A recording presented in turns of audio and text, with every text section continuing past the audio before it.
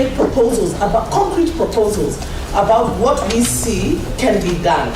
But we're also looking for partners. Why? Because we are also new in this space. What's her name? Winnie just did a quick survey of how many of us are in the tech space. Very few of us are in that space. You know, Mabea is very passionate about ICT, women and ICT, women and girls and ICT. And she's been badgering me for close to 4 years. And she's like, this is an area we must focus on. And she was like, Daisy, please, we must focus on this. And more, when you travel the world and you see how things are moving, you realize that the potential of being left behind is huge. But the opportunities are there. NSERV, working with women and girls to build those capacities to code. I discovered coding is a language, is a new language. I met a lady who was telling me we must stop seeing uneducated women as useless, because she herself was an uneducated woman. She had never set foot in a classroom. And so she was from rural Senegal. And she went to the UK to work as a maid, to clean houses. And then somebody introduced her to coding. And it opened up a whole new world for her. Today she runs the I Am Code organization, where she trains women and girls on coding.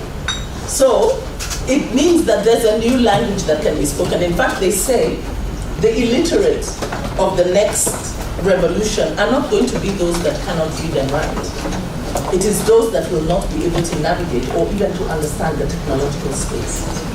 And it is moving at a breakneck speed. I think that there's technology we haven't even heard about that's out there, you know?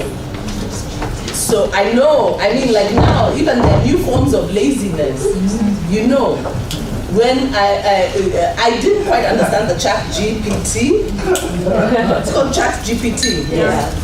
Yani, now we've got things that can think for you. Yeah. You know, it's like making people obsolete, you know. There's somebody else who's doing this thing. There's a Kenyan who is making a virtual lawyer. Lawyers in the house, you're about to become obsolete. Where any information that you want regarding the law, it's going to be in there. But there are so many other things that can be done with it. I think new opportunities. And so we want to be able, today, we will talk about, we want to hear, first of all, what those recommendations are, because the International Day of Girls in ICT comes up on the 25th of April. And we plan on partnering with some of you and the government. As in, we've decided this is part of women's empowerment. As in, you know, we tend to think of women's empowerment as just saying, especially these days, when we've often talked about women's empowerment, it's always like women in leadership, you know? And not just leadership, women in political leadership. But there are so many forms of empowerment. And I think the tech space affords huge, huge opportunities, you know? Opportunities for economic empowerment, for innovation, and for transformation, and for growth. And given that this is a space, it's a new space, so it's a space that we can build. Especially given that, number one, when we look at the infrastructure, I heard Winnie talking about our YouTube channel, and I was saying that I was saying, you know, many of these platforms that we use are not ours. They are owned platforms. The day you say the wrong thing is the day you will know it is not your platform, because you will be shut down. You know, with the cancel culture and everything. But what are we doing? Kenya led in the innovation with M-Pesa. How about we start looking at how do we build our own infrastructure? Our own infrastructure that we ourselves can control, our own infrastructure that can support the work that we need done. You know, the opportunities are huge, you know? So I want us to explore. I want us to enter into this conversation with a lot of confidence and open minds, so that we are able to learn from the experts in the room, and we do have experts, and also to bring our perspectives, because at least we know what marginalization looks like, we know what exclusion looks like, and so we want to ensure that that tech space does not exclude others. We talked about education, you know, the science, maths, it's called what? STEM. And it's true. For the most part, women and girls have not been encouraged to take up STEM. You know, you were always ushered in a different direction, you know, and there's absolutely nothing wrong with being a wife and a mother, but you can be a tech wife and a mother. You can be at the top of the tech game, and one of the things that COVID showed us is that remote working is also work, you know? So we don't need to have to make the choices. We just need to look at how do we walk together in this journey and bring as many women. Perhaps we'll find that more women than men are more adept at the technological, you know, and we create a new ecosystem that will support them to thrive within that space. So with those many words, and I can see Winnie has left, so let me see who I'm calling next. Steve. So where is Steve? He's also not in the room. Oh, he is there, okay. So let me invite our Stephen Itiakorit to talk about, to share with us his presentation on the outcomes from CSW 67, that's 67, that's the previous one, not this year. And also the highlights from the Women's Economic Forum of 2024, looking at women and technology, because you remember last year, CSW, International Women's Day, was about digital. It was about leaving no one behind in the digital space. And so what were our conversations around that and what we have learned thus far? Stephen, the floor is yours. Thank you so much. There is a round of applause. With your permission, Daisy and colleagues, I think we could take a tea break first because it's coming to 11. And so let's spend the 15 minutes for tea break. And then at 11, I will come and do the presentation. Would you allow that? Yes. So let's do Let tea them break. turn on the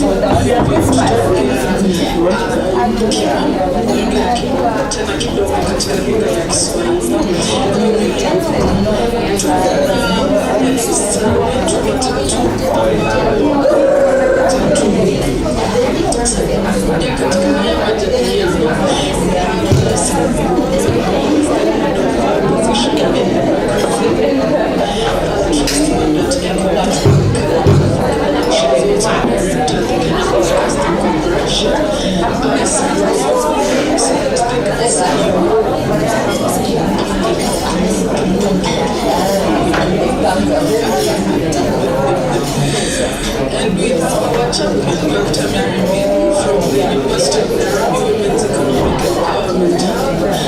Dr. Mary Mead wears many hats, but for today she is a researcher, and she is going to be talking to us as an economist. So she is an economist.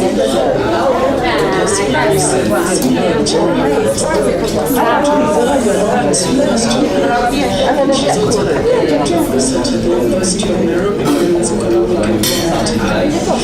And we have Nancy Gitonga, who is the CEO of African Women's Entrepreneurship in Kenya, and the president of the chair of the Association of Professional Women with Disabilities, and I bring to these discussions ways we are going to discuss how persons with disabilities and what strategies and support can be put in place in order to have them take up leadership positions and leadership roles even in our country. And I know leadership cannot be spoken without talking about political participation of women with disabilities.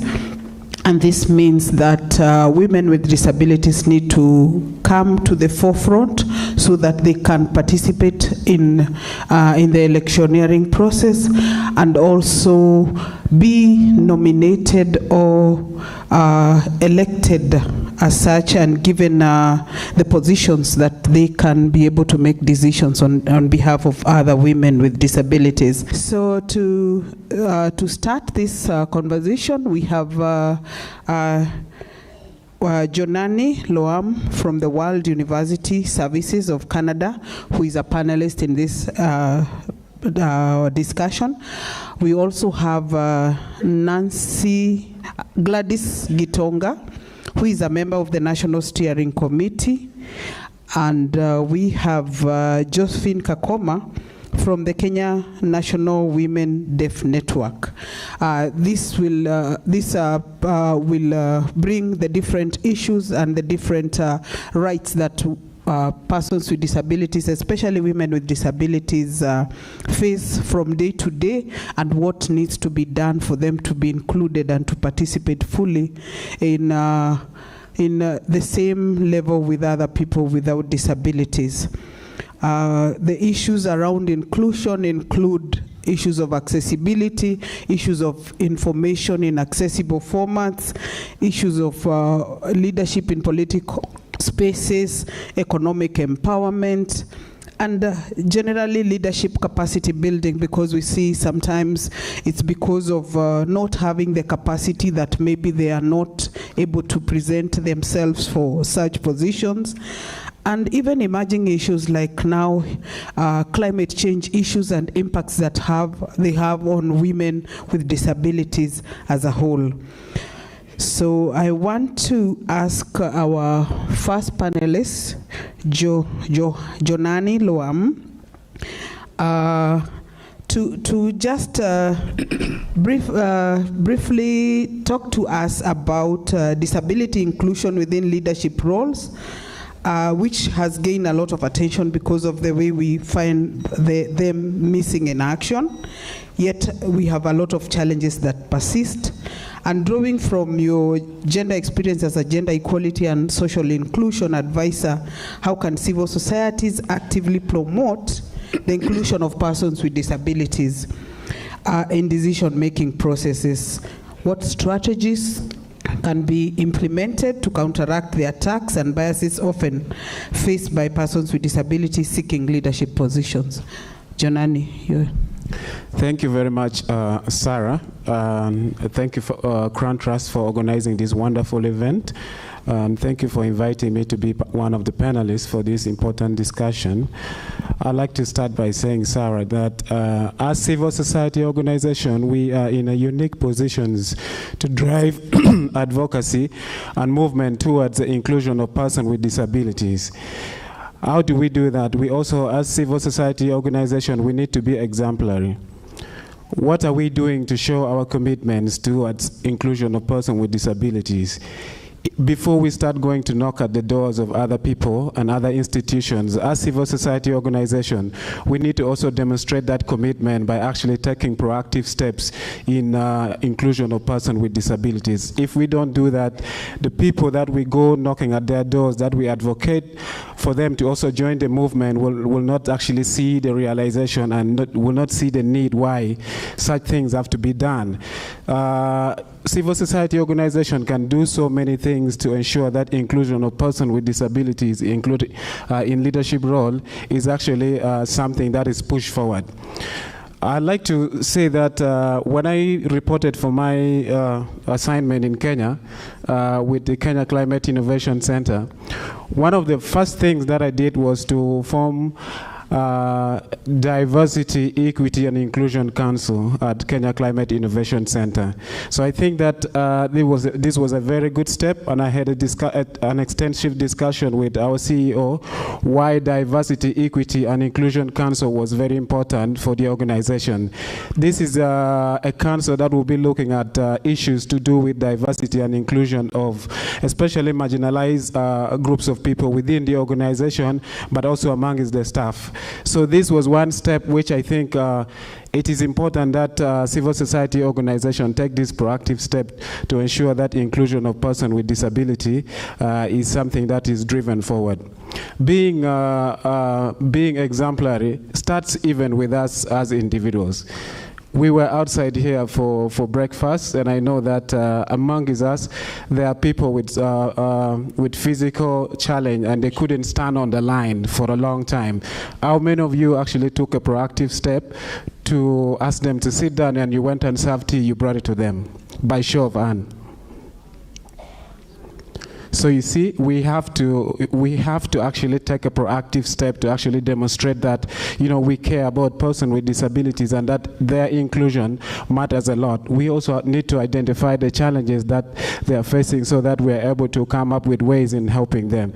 Sarah, I'd like to talk about one of the ways in which we can actually promote the inclusion of persons with disability, especially in leadership, is to develop an inclusive policies. We need to develop an inclusive policies within our organization which demonstrate our commitments toward inclusion of people with disabilities, especially in leadership roles, so that they can also be involved in higher decision making that affects not only them but also other members of the society. We also need to raise awareness, especially civil society. We need to raise awareness and educate our members about the important roles that people with disabilities can actually bring to the society. This kind of awareness is very important so that people start to see them as members of the societies who equally have the ability to contribute towards the development of the society. We also need to build capacities of persons with disabilities so that they are able to acquire necessary skills that will be used, that they can apply those skills in leadership. And we also need to train them in skills like communication skills, negotiation skills, and we also need to be able to empower them so that they understand what their rights are. And once they understand their rights, they will be able to demand for nothing less than their rights. We also need to create partnership. We need to come up with mentorship program and networking. We need to, connect people with disabilities with the mentors within organizations so that they can be given guidance and so that the mentors will work with them so that they gain valuable insights in leadership, but also they gain valuable confidence that they would need to apply it in leadership, but also to take it on decision-making tables. It is also important that we amplify voices of people with disabilities because they are successful people with disabilities who have actually done incredible things, but their voices out there is not being heard. I don't know how many of us know Stephen Hawking. Do we know Stephen Hawking? He is arguably the most famous and most influential scientist, and is a person with disability. And he changed the way people look at person with disability, because what he managed to bring in the science community was incredible. He's a physicist. So we need to actually celebrate and actually amplify voices of persons with disabilities, especially with the successful things that they're doing, so that people can actually see them as people who equally can contribute, and people who must be included on decision-making tables, and people who must be promoted so that they take up leadership roles that benefits not only them, but also the society. While we do this, I think it is important that we always continuously collect data and monitor implementations of existing policies. Collecting data is about the disability, collecting disability disaggregated data will help us to drive meaningful advocacy, which is based on evidence about the underrepresentations that is currently facing persons with disabilities. Sarah, you also asked me about what other strategies we can actually employ to ensure that we counteract the biases that is directed at persons with disabilities. I think we need to empower them so that they are able to respond to this attack and biases that is directed to them. Not in a confrontational way, but so that they are able to articulate what they can bring to the table and their contribution. We also need to come up with policies like zero-tolerant policies to discriminations, especially in organizations that demonstrate our commitment, and then punishment, sanctions that are actually directed towards people who discriminate, people with disability, or any other person within the organization. I think that is very important. Thank you for that very elaborate ways on how we can include and make sure persons with disabilities are not left behind. I would like to call upon now Josephine from the Kenya National Women from the Deaf to also tell us about the challenges that women who have hearing impairment, how they face challenges when it comes to trying to seek these leadership positions, and how these barriers that they face can also be overcome so that they can also find themselves in those tables where people are making decisions at. Josephine.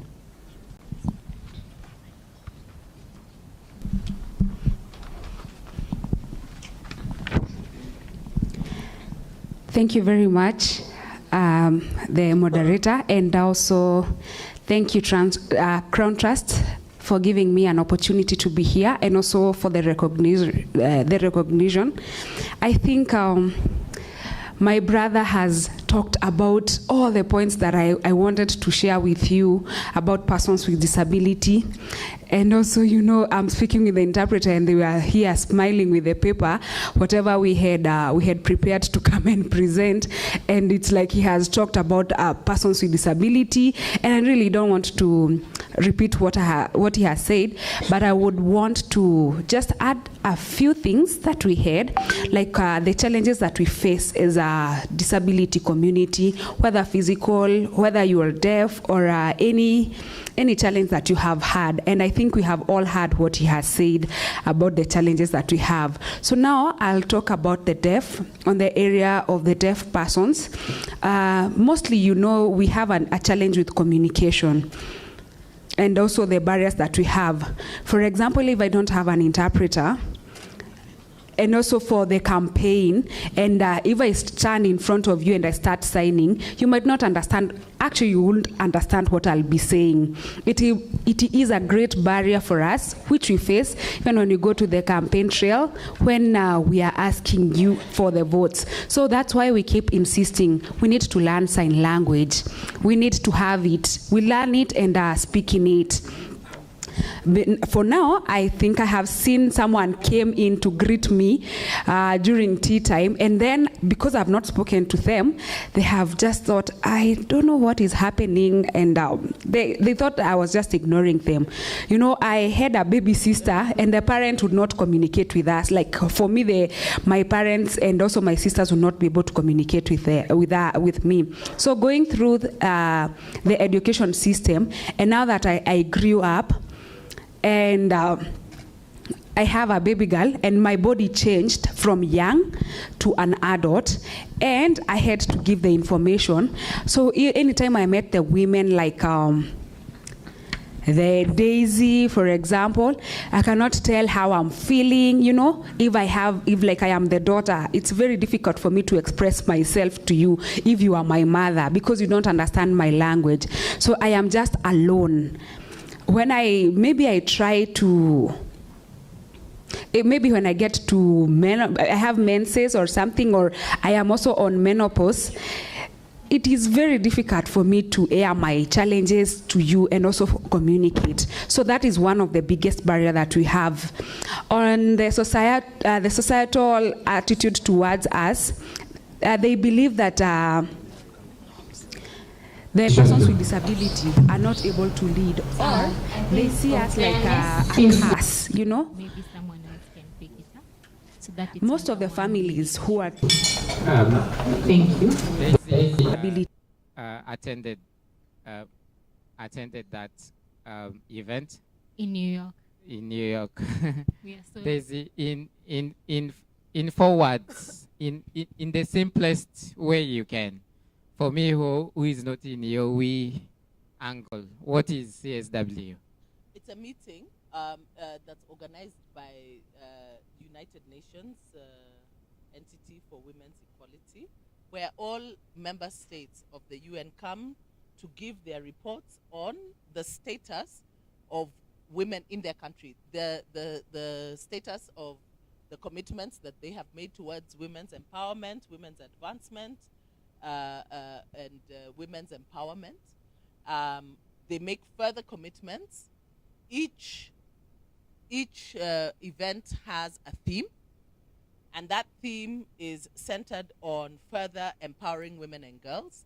And then you get to look at the different aspects of empowerment and then make commitments towards now that theme. Then you come and report the following year. So really it's about advancing the cause of women and a platform for networking and building alliances towards, it's an international platform because literally the whole world is there.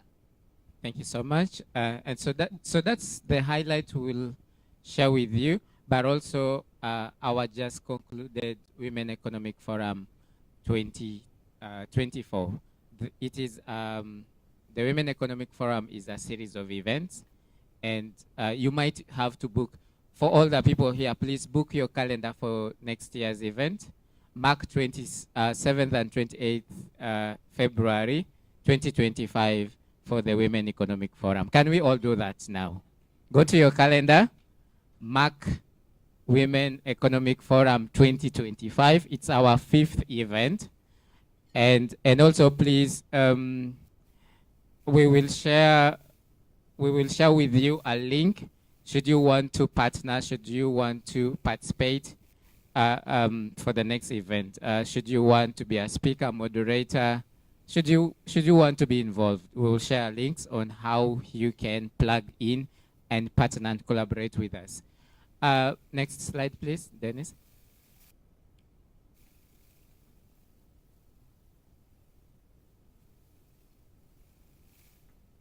Next.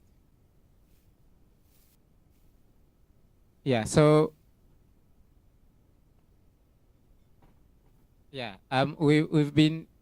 that is who we are. We are catalysts for change as Crawn Trust, and of course, overall, our work is around providing tools, voice, and agency for African women and girls for effecting change at individual. That's why I'm asking you to do your calendar now, because we want you to be the pillar of change, and we want you to participate in the Women Economic Forum, but also at family level and at community levels.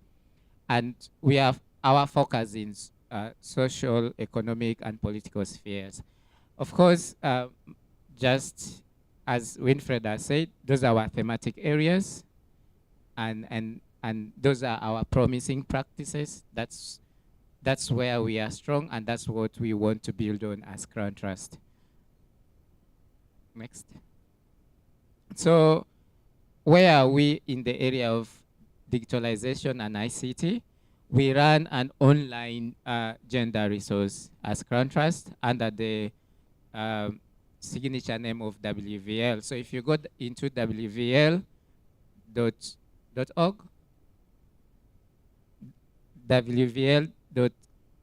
WVLkenya.org, that's what we call the Gender Resource Center.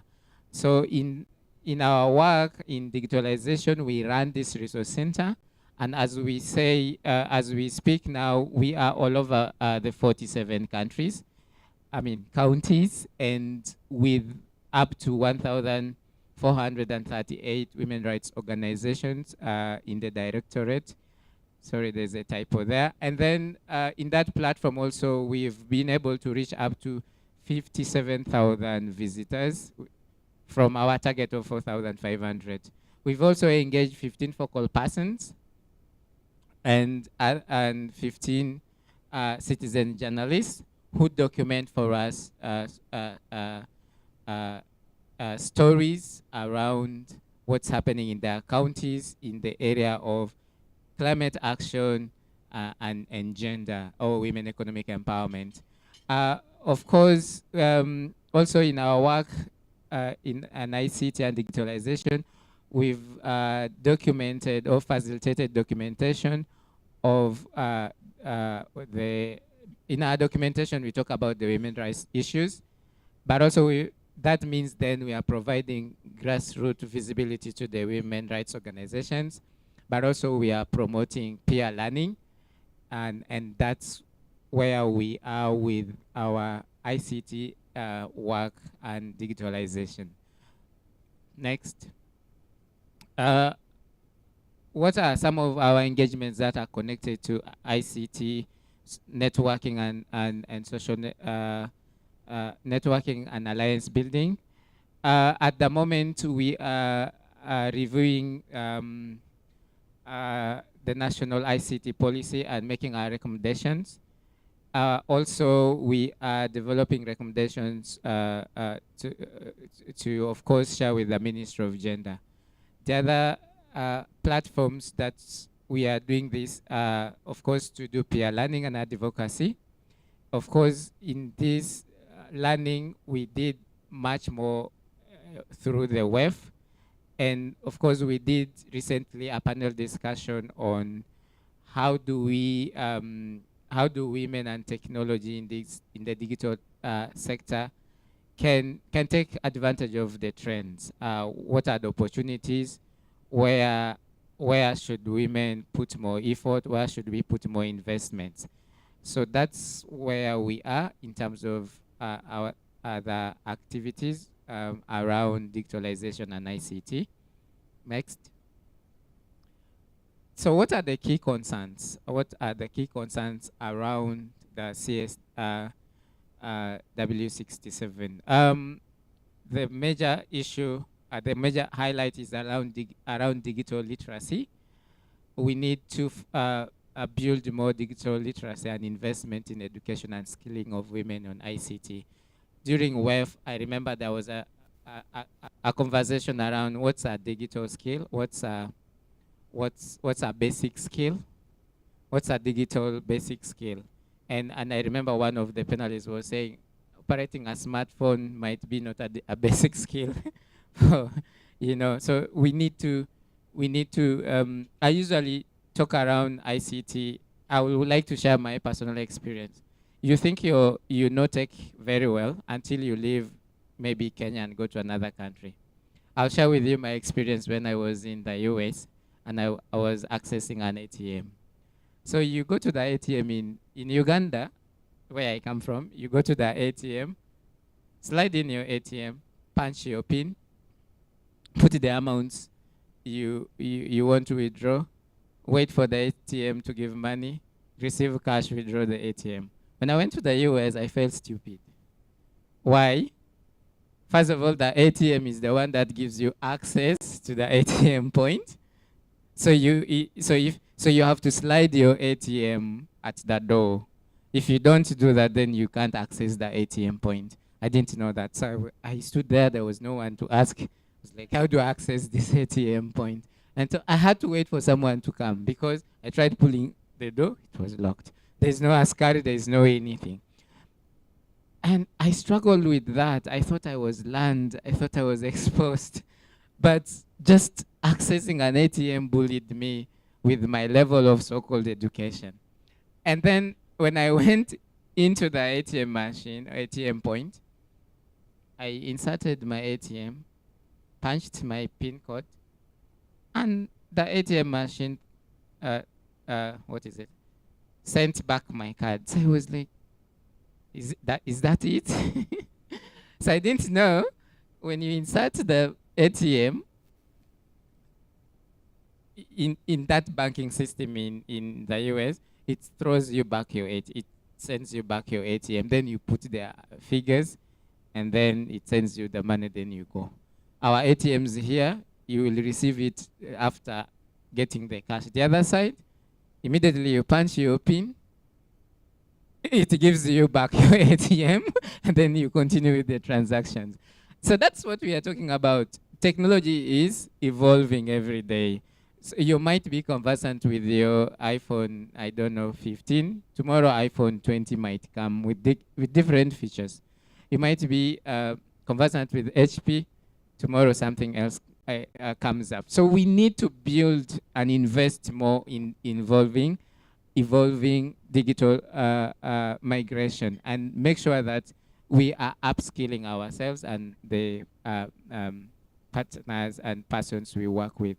Of course, the other highlight is that we need to think around data protection. Especially, right now in Kenya, the issue around migrating of services to the digital platforms. So there are concerns around that. Of course, the other issue is, so how do we then make sure that there is, access of this information? Of course, the other issue is that if government is migrating its services to a digital platform, how does this affect the opportunities for women? How does this affect the rural women and the wider community? So those are the concerns.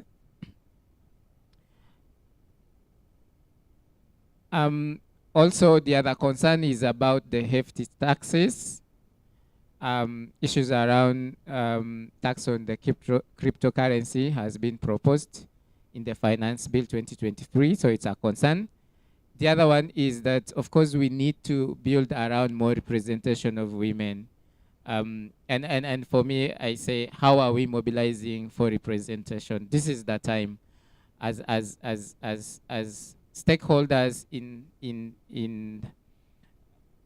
participation, in women political participation. How are we mobilizing women now to take spaces? Because quite often we look at participation from a leadership angle. We look at making women maybe show up for those positions. But are we mobilizing around the election circle, or we are waiting for the elections then start mobilizing? So part of our work be how are we addressing more representation and meaningful representation. Of course, issues around, there's a concern that somehow the digital migration, the election technology somehow is influencing elections. So that's one of the concerns. And of course, other concerns around online security for women and girls and children, issues around violence and harassment for women with, of course, is rising. And of course, the risk around the use of artificial intelligence. I'm told the next election will have a component of AI. What does that then mean for women? And what does that mean for children? What does that mean for girls? What does that mean for participation? The other one is that the issues around the national the ICT policy and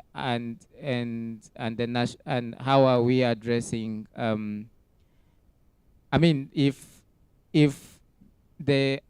if the issues around AI and issues around violence, how is it endangering the national ICT policy, and how are we addressing those issues?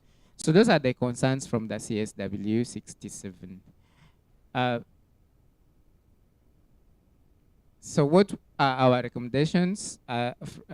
We suggest that the government, we pray that the government of Kenya should amend the ICT policy to include specifications for women, their perspectives, skill sets, and required support under the sections of 4.1, mobile first, 4.2, market, 4.3, skills and innovation, and 5.1, ICT.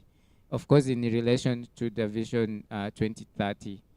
The other recommendation is that we pray that the government of Kenya does more budget allocations in, of course, supporting the tailored literacy programs for women, needs, and youth. Of course, those areas could be around trained teachers, school supplies, counselors, investment in the infrastructure. For us to adequately move towards digital age, then we need to build, to be more intentional around how are we budgeting towards that. Those are our recommendations. So let's delve into WEF 2024. As I said, we just concluded WEF, and here are the key highlights from the panels that we held around technology, youth inclusion, and opportunities for women.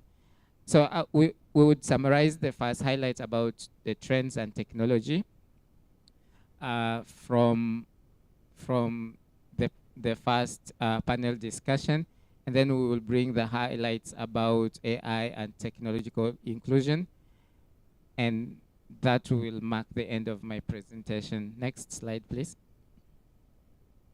So from the panel discussion on examining global trends and economic trends and positioning women,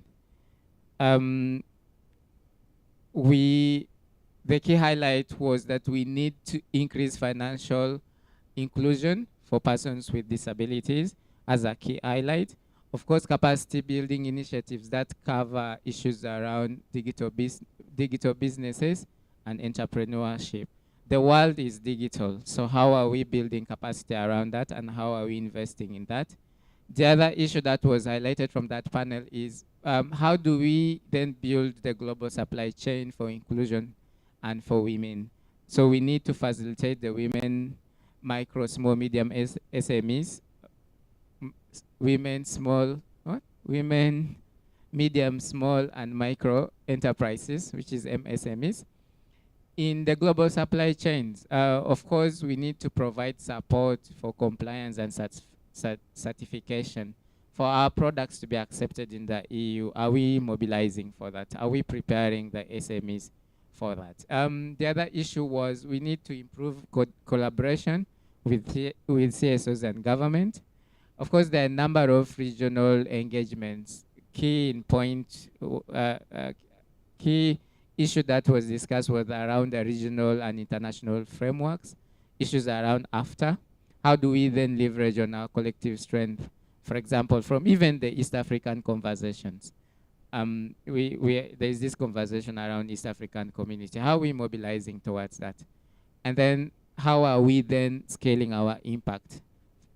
For example, even as Crawn Trust, we should be seen, and we should be thinking around WEF East Africa, WEF Africa. So because there is a concern that we need to share this knowledge, we need to share these skills. But of course, that then will align with the broader development agendas, especially the African Union Agenda 2063, but also the UN's 2030. The other highlight, of course, that we need to think of involving the religious, especially in we conversations, so that we build a wider impact towards women economic empowerment. Next. So in the panel, in the break business class, actually it was a business clinic. From the business clinic around artificial intelligence and digitization for women businesses, the e-commerce of things, the key highlights that were that we need to enhance efficiency and so the AI helps us to enhance this. So women SMEs need to think of how they can be efficient using AI, because then it helps them expand their market. So instead of you moving door to door, if you build your business around AI, then it will empower your business. It will empower you as an entrepreneur to improve your customer experience, but also to foster your entrepreneurship around efficiency. The other benefit is that when we delve into the use of AI, then it enhances your operational efficiency. So you'll be doing, for example, instead of you, especially for repetitive tasks, so you will automate them, and just the AI tool will help you, for example, do bulk messaging, do reminders. When you stock in, the AI will help you inform your customers, hey, we've received new grant, new stock. So that is the highlight. So if we are to embrace and grow women entrepreneurs, they have to embrace also AI. The other bit is that when we use AI, then it gives personalized customer interactions. Of course, then you will have targeted marketing and tailored product recommendations. So the AI tool will help you analyze your customer behavior, and then you will be able to target them. You see, when you go, for those of you on social media, if you look at my TikTok, maybe what I see on my TikTok might be not what you see because of my behavior. So the AI analyzes that and gives you what you're looking for based on your interest. That's why we might have to think of AI, and so that it also helps you in keeping up abreast of your customer experience, especially also responding to your customer support, and that will then increase satisfaction and loyalty towards your products and towards your maybe acceptance of your products widely. Then the last bit is that with AI, then you're able to gain market insights, and you will be able to make proper decision making. So that's what the business clinic was able to give us on how do we do the e-commerce of things as a part of women economic empowerment. The last panel was talking about the trends, the youth opportunities for inclusion, and that panel discussion was being moderated from a perspective that there is a big digital gender gap that hinders women economic empowerment. And so factors such as access to technology and equal education opportunities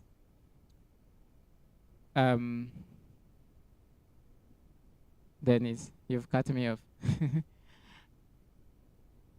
Yeah, so access to limited access to tech, unequal education opportunities, and then the underrepresentation of women in tech sectors contribute to this gap. So what did that panel highlight?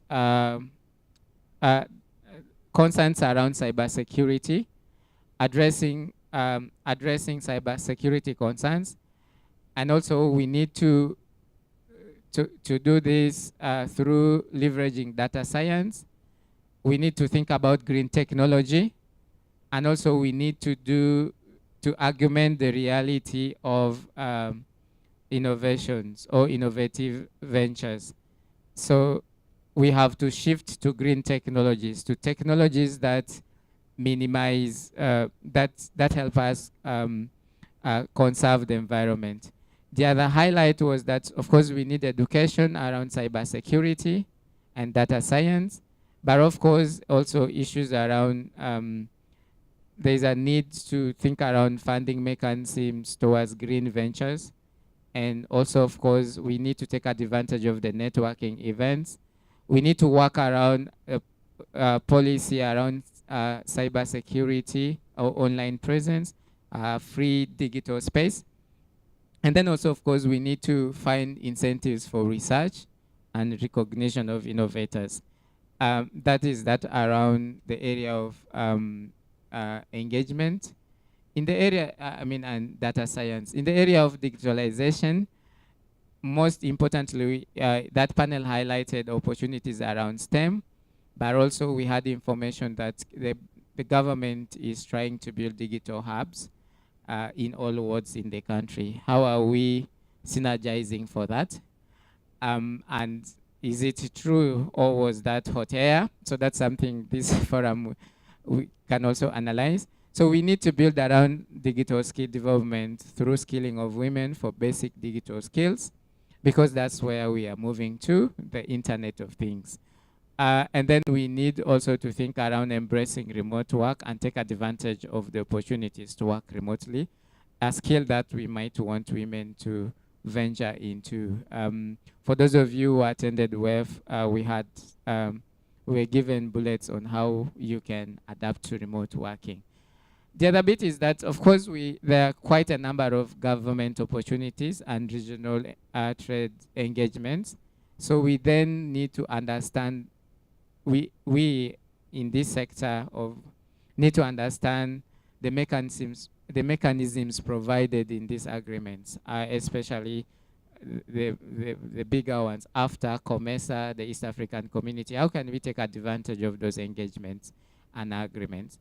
And how can we take advantage of these opportunities that those agreements present?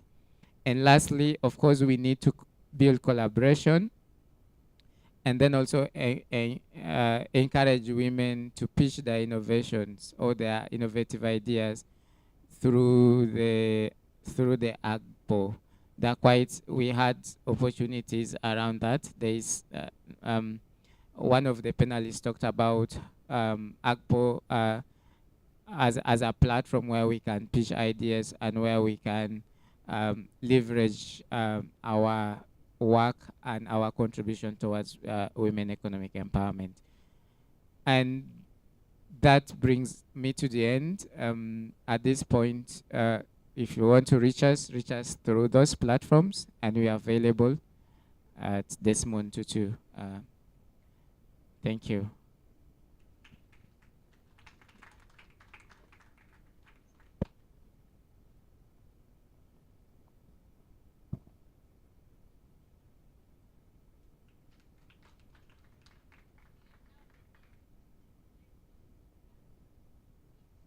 How we can benefit from getting into the digital spaces. And thank you all for cooperating and making the tea break short. So now we'll just cross over to the next speaker, who is Rai Friedman. Karibu Rai. She's our policy advisor at Crawn Trust. And she'll take us through the presentation on the gender digital divide in Kenya. So we only saw we have 2 women who are in the digital space. So ama wameongezeka yeah, in this meeting. So that is one bridge that we want to cross, and she'll tell us which other bridges need to be crossed. I think come here because of YouTube. Asante sana. Asante sana, thank you all so much. It's so good to see you all. Just another round of applause for Steve. He put so much effort into that. Thank you so much. So I think Dennis is just pulling up the slides, but basically today what we're going to be talking about are the digital gender divide that Kenya specifically is facing. And we're analyzing the different frameworks that Kenya has, as well as the international frameworks that Kenya has, like the Sustainable Development Goals. And we're really trying to make an impact here, so we're trying to find the gaps and then provide solutions, or suggestions, actually. We're having tech problems. Yeah. Any plans for Easter? Anyone have any plans for Easter? You, sir, in the green jacket, do you have any plans for Easter? Okay, good.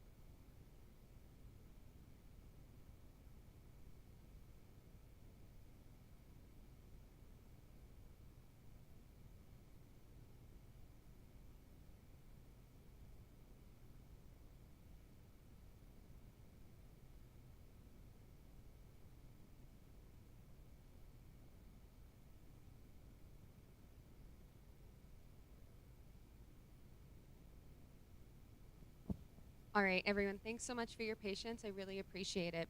So as we were discussing today, I'm going to be talking about gender inclusivity within Kenya's digital economy. We're having ICT problems. So who is Crawn Trust? Of course, we're hosting you today. The Community Advocacy and Awareness Trust is a nonprofit organization which works towards change catalysts, providing African women and girls with the tools, voice, and platforms for them to affect change at individual, family, community, local, regional, national, continental levels. Basically, we're everywhere. We're trying to do everything to give people a voice in the economic, social, and political spheres. Our mandate is to see Kenya where all citizens enjoy their full social, economic, and political rights as enshrined in the Kenyan Constitution and the Universal Declaration of Human Rights. Our mission is to foster a values-led leadership and governance which upholds the democratic values and full enjoyment of social, economic, and political rights as enshrined in the Constitution. And finally, our goal is to build the capacity of men and women, persons with disabilities, and other minority groups to claim and defend their socioeconomic rights and ensure accountability for the delivery, protection, and respect for all human rights in Kenya. So what are our programs? We execute our mandate through the following: leadership and governance, social economic empowerment, including climate action, networking and alliance building, institutional competence and sustainability, and information, education, and communication. So today we're talking about the digital gender divide because we're not too sure how many other organizations in Kenya are doing so. Women in Kenya lack fair and equal access to the digital economy. There are barriers to accessing tech, such as lack of education, literacy rates, digital literacy rates, inherent biases, and sociocultural norms, as well as affordability. The cost of devices can be quite high and are a barrier to many women. On average in Kenya, women make less than men, and in rural areas they make significantly less. There's a lack of access to connectivity, structure, mobile and smartphones, tablets, computers, and technology. Something came up in our last presentation at WFK that people overlooked using this as a digital skill, and in fact it is a digital skill. Just because everyone has one or is using one doesn't mean that it's something we should be taking for granted. So we have to distinguish between a smartphone and a regular mobile phone that Daisy was talking about earlier with the deposit for those huge phones compared to like, this is literally my computer sometimes. There's extreme gender and poverty inequalities, lack of safety and security online for women when they do enter the internet or e-space. And for women who are online, they received heightened exposure to cyberbullying, cyber stalking, doxing, hate speech, and gender disinformation. So what is the digital economy? It's defined as an environment that incorporates an economic activity reliant on or enhanced by the use of digital inputs, including digital technology, infrastructures, services, and data. Information communication and technology, otherwise referred to as ICT, is an essential part of the digital economy. It's the infrastructure and components that enable the modern computing world, such as various technologies, tools, and systems. Our phones, laptops, tablets are all included. It drives productivity, growth, and optimizes economic structure. And finally, ICT accounts for 17% of GDP growth in developing countries. These are some examples of ICT: cloud computing, data centers, databases, applications, social networking, everything can be included. And what is a digital skill? It's defined as the ability to find, evaluate, use, share, and create content using digital devices such as computers and smartphones.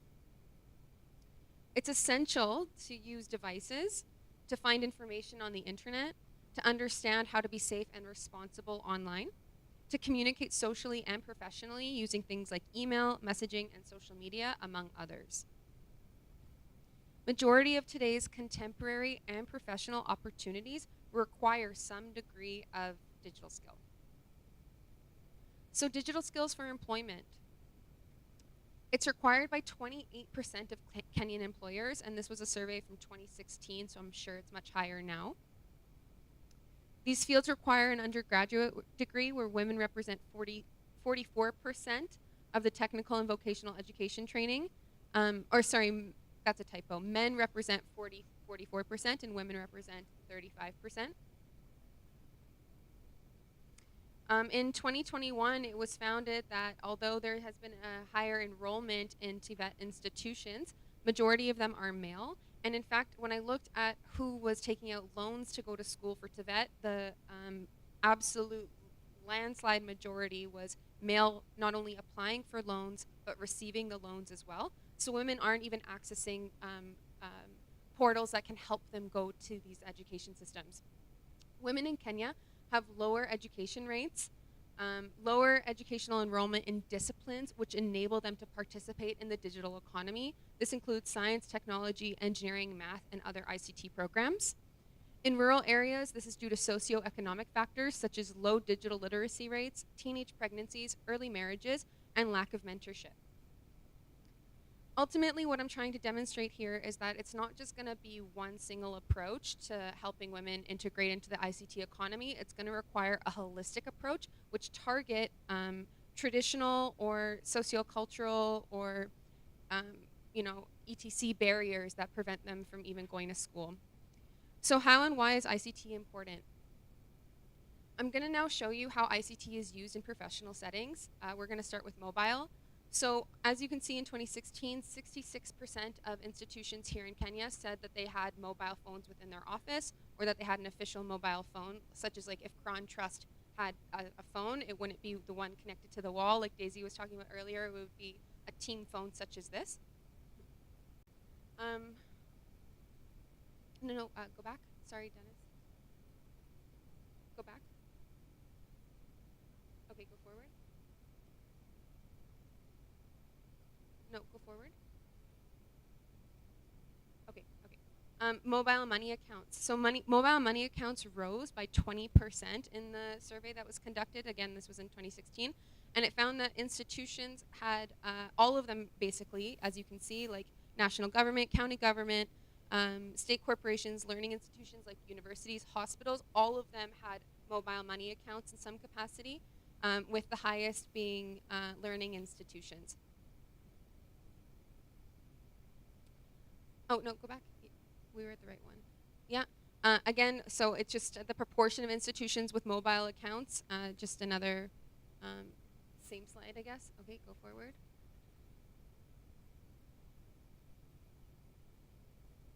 The use of computer and other ICT devices, it found that 75% of employees in the public sector used a computer. Again, majority were male using the computer, where minority were female, or not minority, but it was still less than, as you can see. Okay. The provision of ICT devices for employers enhanced the ability to share documents and to communicate and to work more effectively. But again, when organizations or institutions lent devices to their employees, it was found that more males than females were provided with a mobile phone, whereas things like modems, SIM cards, and some others were provided in an equal proportion. That's something that we have to explore as well. Why were males either trusted with them or in professions which required the mobile phone more so? That's something we also have to consider and think about. The proportion of institutions with internet, they're all here with high use of internet, 78%, 81%, it's pretty high. Internet by activity, so I apologize for the quality of the image. It was taken from a PDF, but you can see like sending or receiving email was the highest. That's what people were using the internet for. Data collection, use of social media, and then of course the list goes on.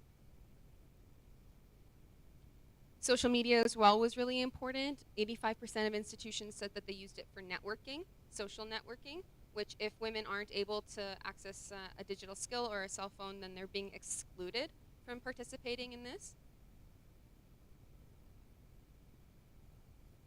So why is this important to know for the economy? The value of the ICT sector actually rose by 6.9% in 2021. So again, it's only getting up, it's only increasing. The number of mobile money subscribers again rose. The total amount of mobile money transfers also rose. The value of money, mobile commerce transactions grew. And a high proportion of public institutions said that they were using internet, and that number was rising as well. So when asked if using the internet or either ICT was beneficial for their services or for their business, a landslide said that they agreed and that they strongly agreed. As you can see, that it has improved their ability to do business in some capacity. And again, this is just saying the same thing. We have a huge agree versus the others. So that brings us to Kenya. That brings us to the policies and the frameworks that are here in Kenya, which need further analysis and recommendations for. We have the ICT policy, we have the digital economy blueprint, we have the digital master plan. The national broadband strategy was previous, and it was taken over by the bottom economic transformation agenda, but it's still important to note because when we're providing recommendations for anything moving forward, we still have to see what people haven't been doing in the past, and so because it's so recent, I decided to include it. We have the Kenya Vision 2030, we have the digital transformation strategy for Africa, we have the UN Sustainable Development Goals, and then we have the two budgets that are funding the ICT here in Kenya. Today, though, I'm really going to analyze only 4 of them, which pertain to Kenya: the ICT policy, the digital economy blueprint, the digital master plan, and the bottom economic transformation agenda. Bottom up, thank you. So the ICT policy of 2019, it's been revised from 2006. It outlines a social, economic, cultural, and political transformation from ICT. It provides key strategies for achieving Kenya's national development targets. It was designed to realize the potential of the digital economy by creating an enabling environment for all citizens and stakeholders. Its main objectives are to provide infrastructure, conditions, and frameworks to enable high-speed wireless internet across the country, to grow the contribution of the ICT economy, to leverage regional and international cooperations and engagements to ensure Kenyans can harness global opportunities, to enhance the skills of general public for future development, and finally to gain recognition for innovation, efficiency, and quality in the public service delivery. Kenya, in the last few years, has really been pushing not only growing its economy, but joining the more global economy as well, especially as it's become a middle-income country. The current government and previous governments seem to really want to ascend to the global economy, and so a lot of their policies talk about strengthening the international, being part of the international space as well. It has 4 key areas: mobile first, the market, skills and innovation, and public service delivery. All of this realizes that people don't have access to enough smartphones or phones in general, that they don't have access to the market economy, that skills need to be developed and harnessed, and that public service delivery isn't as where it needs to be. And so that's why these are the 4 key areas that are outlined. They recognize that there needs to be improvement. The Digital Economy Blueprint, it's a framework to develop digital economies in Kenya. It highlights the importance of investing in the digital economy, demonstrates the value of global investment in mobile service systems within financial markets, e-commerce platforms, among others. It says that Kenya is a world leader in financial solutions such as M-Pesa and other online mobile or payment accounts, and that the adoption of the blueprint of the Digital Economy Blueprint would offer Kenya an opportunity to have a leapfrog economic model and join high-income countries in the global economy. Again, it has 5 pillars, all focusing on ways to improve ICT: digital government, digital business, infrastructure, meaning just because you have a smartphone doesn't mean you can access the internet, and so you need to have like those big telephone wires or whichever to connect you to the internet and to get you Wi-Fi, and so that's what we mean by infrastructure in this capacity. We need innovation-driven entrepreneurship in the ICT space and digital skills and values. The master plan, again, is a proposed framework to leverage and deepen the contribution of ICT specifically for economic growth, and this ties into Kenya's Vision 2030. It builds on the ICT master plan, which was previously established, and the pillars of the blueprint that I just mentioned, and focuses on the trajectory towards a digital economy. Again, it has 4 pillars: digital infrastructure, digital government service, product and data management, digital skills, digital innovation, enterprise, and digital business. So although a lot of this is really repetitive, it's trying to show you that the government really recognizes that there are gaps that need to be addressed, and so they're continuously creating policies and frameworks so that they can find funding and that they can address some of these challenges. Finally, we get to the bottom economic transformation agenda, which is our current, the government's current push towards the digital economy. Again, it's in line with the Vision 2030. It's a key part of the development of Kenya's digital superhighway and creative economy. The superhighway is to ensure that everyone becomes connected, receives a mobile phone, gets the infrastructure needed, etc. To support this, they want to be building things like road, rail, port, energy, and fiber optic infrastructure to enable an environment for economic recovery and inclusive growth. So what's funding these policies and frameworks? Essentially, it's the budget 2023 and 2024, where the government has pledged 15.1 billion Kenya shillings to fund the ICT sector. And again, it just talks about different funding specifically for the ICT sector. In rural areas, Dennis next. In rural areas, we have the Universal Service Fund, which again just has like different purposes for its funding, but it's really just for people that are in unserved or underserved communities so that they can also access ICT. So again, we have like a broad budget, and then we have something really, really specific for rural populations. But the opportunity here for all of these policies and frameworks that we were just talking about is that women and girls haven't really been talked about or included. In all of these, women and girls haven't really been talked about or included. When they are talked about, they have 5 things in common. All of these policies, budgets, frameworks have 5 things in common. They mention all Kenya's citizens, but don't address the challenges of women, girls, or gender. None of the policies, frameworks, or budgets highlight women and girls as their own unique group. Women and girls are always paired with the elderly, persons with disabilities, or other marginalized groups. When they're addressed, they're referencing, women and girls are not addressed when referencing underserved or unserved areas, which is very problematic. And finally, when they do mention solutions or suggestions to make improvements, they might say something like capacity building, but they don't say which capacity or how they would build that capacity. So it's just really vague language. So why is gender inclusivity important for the economy? Women and girls represent over half of Kenya's population. The digital gender divide prevents Kenya from participating in the digital economy and taking advantage of new technologies. Including women in the gender divide will contribute to gender equality and economic empowerment. 84% of Kenyans cited that digital devices made their lives better in some capacity, and so why should women not be included in this? And it's essential to achieve the ambitions as outlined in any of the ICT frameworks that I talked about, as well as the international or other regional frameworks that I spoke on. The gender disparity harms businesses. There is a high demand for people to have some form of digital skill when you're in a business, whether it's working in medicine or agriculture. Today's world needs some type of digital skill, and so not having that actually harms business competitiveness. Kenya is a leader in the digital economy, especially when it comes to financial services, and so women and the youth should absolutely be included in that.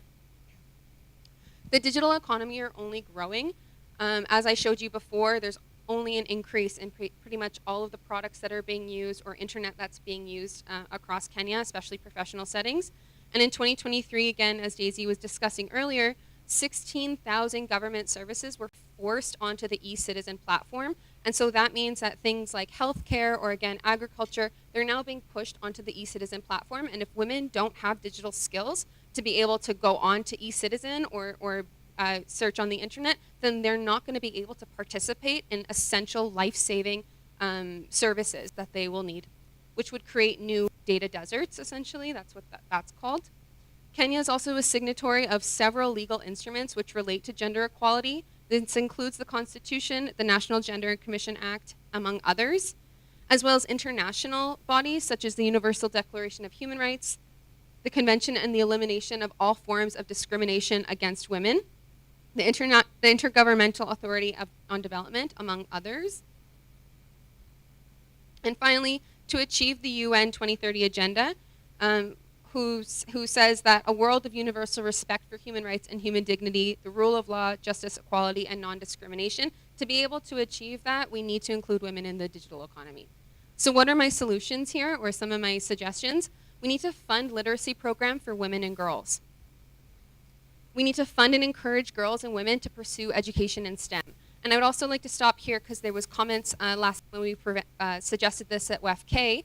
A lot of the schools don't have the capacities or internet connectivity themselves or electricity to be able to do this, but that doesn't mean that this shouldn't be a recommendation. In fact, this must be a recommendation, and we need to talk about how we can make this happen, because if we keep pushing it off, then growing young women won't be able to participate in the economy in the future, and so we need to find interventions that are holistic towards this.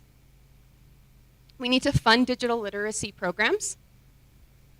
We need to strengthen legal frameworks and regulations that protect the rights of all citizens in the digital space. We need to provide the necessary supports with literacy programs tailored to the learning needs of women and girls, such as trained teachers, school supplies, and counselors in case they're unable to participate. We need to provide access to computer equipment like phones or tablets. This could be done through like a recycling program. The government could fundraise. I'm not exactly sure how we could do this, but there is possibility for this. I've worked with remote populations, unserved populations back where I'm from in Canada, and we did a huge computer drive. We did a huge computer drive, and then we drove out and we donated some computers, and it was really, really successful. We need to create educational campaigns to inform broader audiences of the importance of ICT and reduce the stigma towards those who can't interact with it. So we need to reduce the stigma for women who can't interact with ICT, just as Daisy said. Like, she met somebody who came to the US as a housekeeper, or who was going to do something maybe in the more informal sector. Now she's running a data business, and so we can't underestimate the power of someone willing to learn. We need to have targeted ICT interventions for women and girls in unserved or underserved areas, which address the unique challenges they face when interacting with ICT. The government should produce research which supports the development and implementation of technology program for women and girls. We need to understand why they're being prevented from the ICT space. To do that, we need research. The government needs to be able to do that.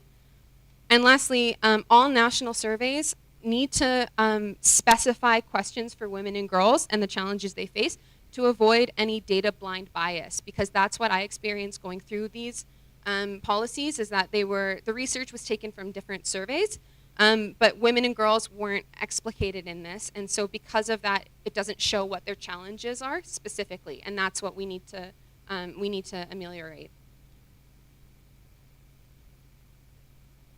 So what's our value proposition here at Crawn Trust? We're going to be creating a policy report for the Cabinet Secretary for Information Communications and Technology.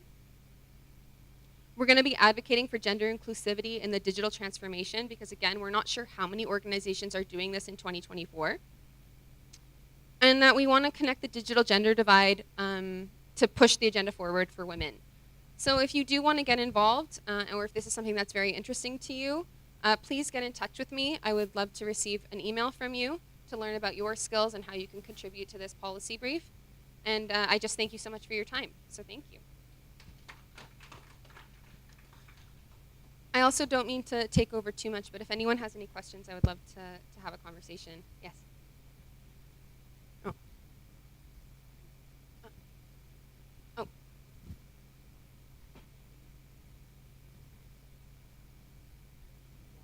Okay, as Daisy said. Anyway, thank you so much then.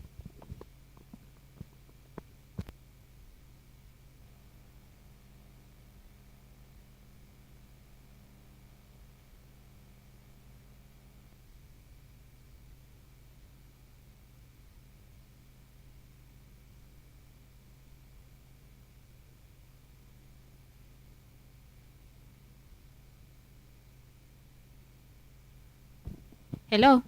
Okay, you can hear me. So we are proposing to have Martin come right away, and then we'll have a joint plenary session. So kindly note down what burning points you have so that you don't forget about them. And as you heard, Martin Irungo is from EMPSERV. EMPSERV is Empower and Serve Kenya, and they support girls and young women with digital skills. So he'll be sharing with us their success story on how this has worked for women's economic empowerment. So we'll have that. So we are requesting, there was Stephen's presentation, which captured the CSW 67 theme, which was digitization and women. I can't remember the exact name, but it was on that. So yeah, 67 last year's. Yeah, it was on digitization and women. So you can note concerns on that. Then this year's theme was financial inclusion. So you can have questions or comments that relate to that.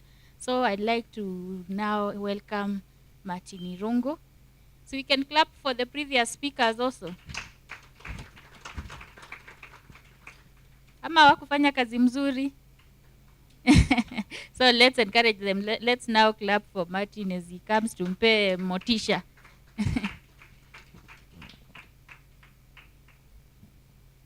And Martin is joined by their communications officer, so watawaguide hizo mambo za kutag na mambo za hashtag, this conversation to reach other people. And thank you to our online audience, those joining on YouTube and Zoom.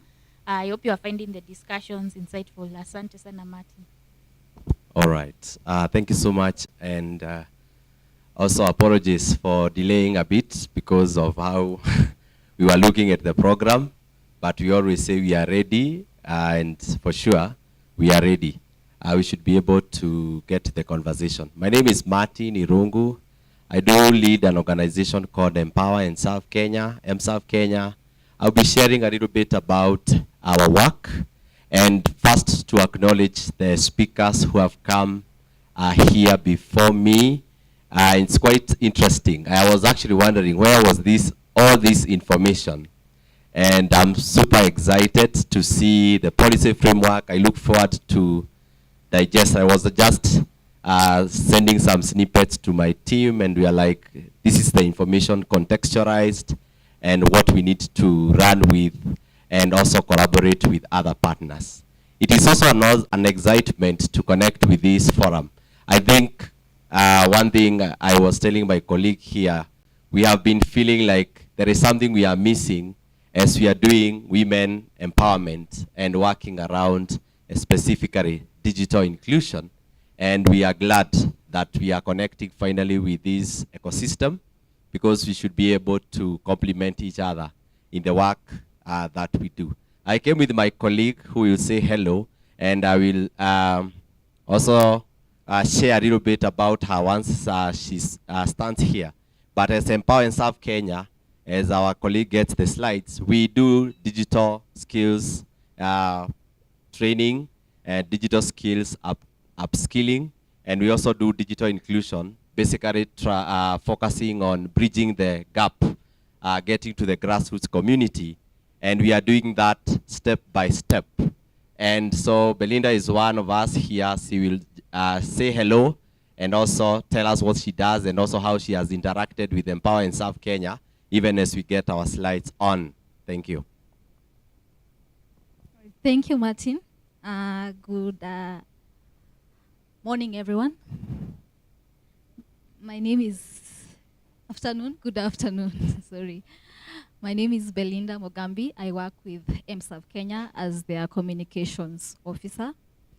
So MServe Kenya is a youth-focused NGO that works to empower the youth in the last mile communities, that is in the rural areas and disadvantaged urban communities, slums in Nairobi and other urban areas with digital skills. I think our speakers here have mentioned a lot about the gender digital divide among the youth. That is more pronounced in the disadvantaged areas, both rural and urban. I think if I can give a brief background about the girls we work with at MServe, we have a social innovation hub in Pangani, where we train girls from the disadvantaged areas around Mathare, Kibera, and those sort of areas with digital skills. The girls that come to our hub, they have no digital skills, both basic and advanced. And I mean skills to even send an email. They don't know what a mouse is. They don't know the basic part of a computer. So when we're talking about digital inclusion, that is the very basic level of it. I think Daisy was asking a bit about the digital skills training in schools. It's very, very mostly not available in Kenya, most of the Kenyan schools. And when you think about that, even for the girls back in the rural areas, you cannot imagine how they will be able to match up with their peers, even just here in Nairobi, leave alone even with their peers in the abroad. So the digital skills, we train basic and advanced digital skills. And what we are realizing much more, as most of the speakers mentioned, there is a problem with literacy. That's the first thing, and access to the equipment. But much more, even after we train them, how are they able to get absorbed into the digital market, into the digital industry? They don't get that access, and that mostly because of bias. So I stand here today not only as the communications officer for MServe, but one of the people who is working in the digital industry, to tell you, all of you, that the work you are advocating for is very important, not only for us, but even for people you've not thought about. These digital skills, once these girls have just the basic digital skills, the Microsoft Word skills to send an email, to write maybe a cover letter, they're able to land jobs that would not be available to them. And you see some of the issues that we're mentioning here, that social issues that you cannot think about when you think about girls. Most of these girls in the rural and urban areas, they are exposed to much more difficult conditions than us. They are sustaining their livelihoods for their families. They are the people that they are being dependent on. So just getting a job, even as a salesperson, goes a long way to sustain their families. So it's an honor to be among you guys and to be able to understand much more about this problem. And I look forward to learning more and being able to engage with you. So Martin, I can hand over to you. Yeah, thank you so much. We totally appreciate, and again, sorry for the technical hitch. We'll dive into first of all appreciating the Crawn Trust as an organization. We have been following your work, and of course, as Mabea said, it is been of interest also to get people now speaking about the digital inclusion locally. There is a global movement, anyone who follows, especially equals, the ITU, there is a big conversation around inclusion. I know they also attended the conference that you just presented here, but the conversation has not been localized. I think that's why we are here, to be able to bring that conversation local. So thank you so much. I just highlight, I'm here just to speak in the few minutes of how we have transitioned as a youth organizations, and also actually having a bias on supporting young women, especially on digital skills, and also propagating digital inclusion in our country. We started Empower and Serve Kenya. You can plug into our slide just to get the context. We started the organization in 2016. We started in 2015, basically after I graduated. And my background, I have come from a community that was considered advanced, but was quite isolated. It is isolated because by the time I was doing my Form 4, I had not interacted with a computer. And so, by God's grace, I am happened to get a grade to go to a university. And so, my mom told me, you know what, I hear in the university, there are no people who had gone to university so much in my community. And so my mom told me, I need you to go to the university, but then I hear people use computers, so I need you to go and learn. The reason why we were quite disconnected because we didn't have power in our village. So that simply, we were not able to have computers around. So what happened is I came somewhere around Thika. I did digital skills training for around 3 months, and that prepared me for the work that was to come. I didn't know how important that was. Just fast forward, when, again, that time you used to stay for like 2 years before you go to campus. So I reflected and I was like, so what should I be doing? Then luckily at that very particular time, it was 2007, and don't count my years, we got connected. I heard there is a power grid that season, and there was funding that really connected communities. And our village was connected. So look at this young man here who has digital skills, going to a university, and now started thinking about my people. So we went back that time. We did some fundraiser with a few of my friends. We bought some computers, and we started teaching, training the community members on digital skills. And that was a great connection. So we taught our teachers. I remember my primary, secondary school teachers, our coffee factories. We installed programs there. And everyone will think I am in ICT. By the way, I am not an ICT person, but I'm a practitioner in the ITCT space. So that is how the background comes. Even when I went to campus and when we were graduating, my desire to build an organization where youth would actually lead change in their communities was growing in me. And the formation of Empower and Serve Kenya was driven on that drive. But then ICT, having connected the village boy to the world, then I knew this is the game changer. Now, why then women? Because I was a village boy. So we are here, we are running a digital program. We run exchange program with the Erasmus program, countries in Europe. And then we are running a challenge here in Kenya. And so we ask people to apply, then we are getting the best applications, and we need to have the best going to represent us in Macedonia. And so, amongst the applications that we receive, around 90% are from Nairobi. And out of them, only one application is actually women-led. And so we see there is a problem here. So we talk with this partner here, the Global Philanthropy Alliance. We say there is a problem, and we try to figure out how to fix it. So we come up with a program we call the DigiLab. We model a program where we can come to a community, partner with a community-based organization, set up a digital lab center, do digital skills training, but then we incorporate ICT. And so that is how we modeled our program in terms of connecting communities, building digital hubs that are able to connect communities, but in a very, very simple way. We got an award in 2019 from the UN as the UN ambassador, SDG ambassador, to be able for creating that movement of a DigiLab.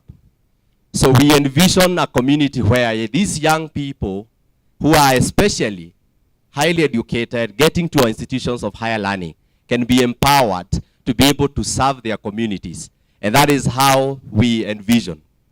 We will also work around digital skilling, digital upskilling, being able to utilize the skills. That's why the fact-finding and policies are very, very interesting for us. We are not so much in policy, but then such an organization becomes a very good partner to us because we have people who can voice what we are not able to voice as we do the job. I think digital inclusion is about economic empowerment. It is not only power or a voice. It's about getting that dollar from the laptop into the pocket. So we have a key focus on bridging the gender divide because we understand, as you have already seen from the presentation herein, there is a very big gap on gender inclusion, especially within the digital space. So how can we build more opportunities? How can we enhance the learning? And how can we take it even closer to the community? So what have we managed to do in the past few days? So we have some partners. The Women World Wide Web are one of the partners that we work with. We have a digital incubation hub in Pangani. That is where we meet with Mathare Canada Trust, Education Trust. And that is where we met with Winfred. And we also have a few other partners, including Equus, who we are currently running a STEM program, rolling out, sensitizing, especially women, to participate in STEM education. So we ask ourselves, maybe as part of problem statement, how can we leverage on digital technologies? How can we leverage on digital training and inclusion to build livelihoods and sustainable livelihoods for youths? So what is our model, especially on this program? So we train young women. We focus on specific basic literacy program. We have worked on a curriculum that can reach as any level of literacy. And I think that's, of course, we already said literacy changes over time. Some years to come, we'll be having the people who will be literate. I think that's what we are talking here with Daisy, are the ones who will not be able to use the technology language. Those are the ones who will be termed to be illiterate. But then you understand technology can be simplified as much as we are able to simplify it to get to the grassroots and the most remote communities. So we do skilling on basic literacy. We also have packages that advance beyond the very basic literacy, all dependent on the passions and capabilities of the young people that we work with. We also work on job placement. One of the biggest challenges that we have noted in the last few years, especially when even the government has been implementing the Ajira and other programs, is that skilling is not sufficient if it does not transform to livelihoods. So our programming, we recently launched what we call an Empower Hub, which focuses on transitioning the skills we earn to earning. You convert the skills. So the bigger model, what we say is, when we say you have the literacy, you have the digital skills, is that sufficient to make you an empowered person? So our model is, can we transform these skills to for these young people to be able to earn? So we focus on more of an incubation program for people who have earned skills, for the young women who have earned skills. I will sample up Belinda, who has gone to a school, be able to acquire some skills, on communication, but then has not been able to figure out how do I use these skills to be able to earn. So Belinda comes into our programs, goes through our project, our training program, but then she figures out, I have been trained as a communication person, then I can be able to use the skills that I have to be able to earn without necessarily depending on somebody who is going to call me for a job. So what can I do? I can leverage on digital marketing, and now she's running a digital marketing agency supporting a multi agencies, and that is exactly what we talk about, converting skills to be able to earn, and that is the journey. So then our concentration has been on how are we able to transition the women we train into different pathways. And one of the pathway that we have also emphasized as we talk about impacting communities is about building digital-enabled or digital-led social enterprises. One of the elements that we don't also want to leave behind is, as much as you have a bunch of 20 women, it is not all of them that will stream into the same thing. All of them will not stream into the digital job. We are creating pathways. We want to diversify the pathways, and then we build capacities based on the interest and the passion of individual ladies. So we have a social enterprise development model where, for example, in Kajiado, you find young women passionate about beadwork. But then, how can they use technology? How can they leverage on technology to be able to access market, adding value to what they are able to produce? And I think that's one of the things we are doing within the Empower Hub, because we are creating a digital marketing platform. I had some people who sell their products abroad. We need to talk so that we know how can we leverage on your network to build a market for some of the people that we support to produce these products. That is the social enterprise. We also talk about the digital economy. The data now is emphasizing on digital jobs. This is an emphasis globally on digital jobs and decent livelihoods. Again, we must not concentrate on the microtasks. Today we were talking about the AI. And AI is a big transforming a revolution. But what is happening in Africa, in Kenya to be precise, we have been used to provide information to AI. And then we wait for the information to be processed and then it comes back. So, there is a mention about infrastructure. The young people who, for example, are using AI to build a legal chat box that you are able to ask questions, that is the direction we want to take. We want young women to be able to create solutions based on the AI framework to be able to solve issues around here. I saw a post recently. When you go online and you search for, you tell AI, generate for me this, it will generate based on the mindset of the person who did the command.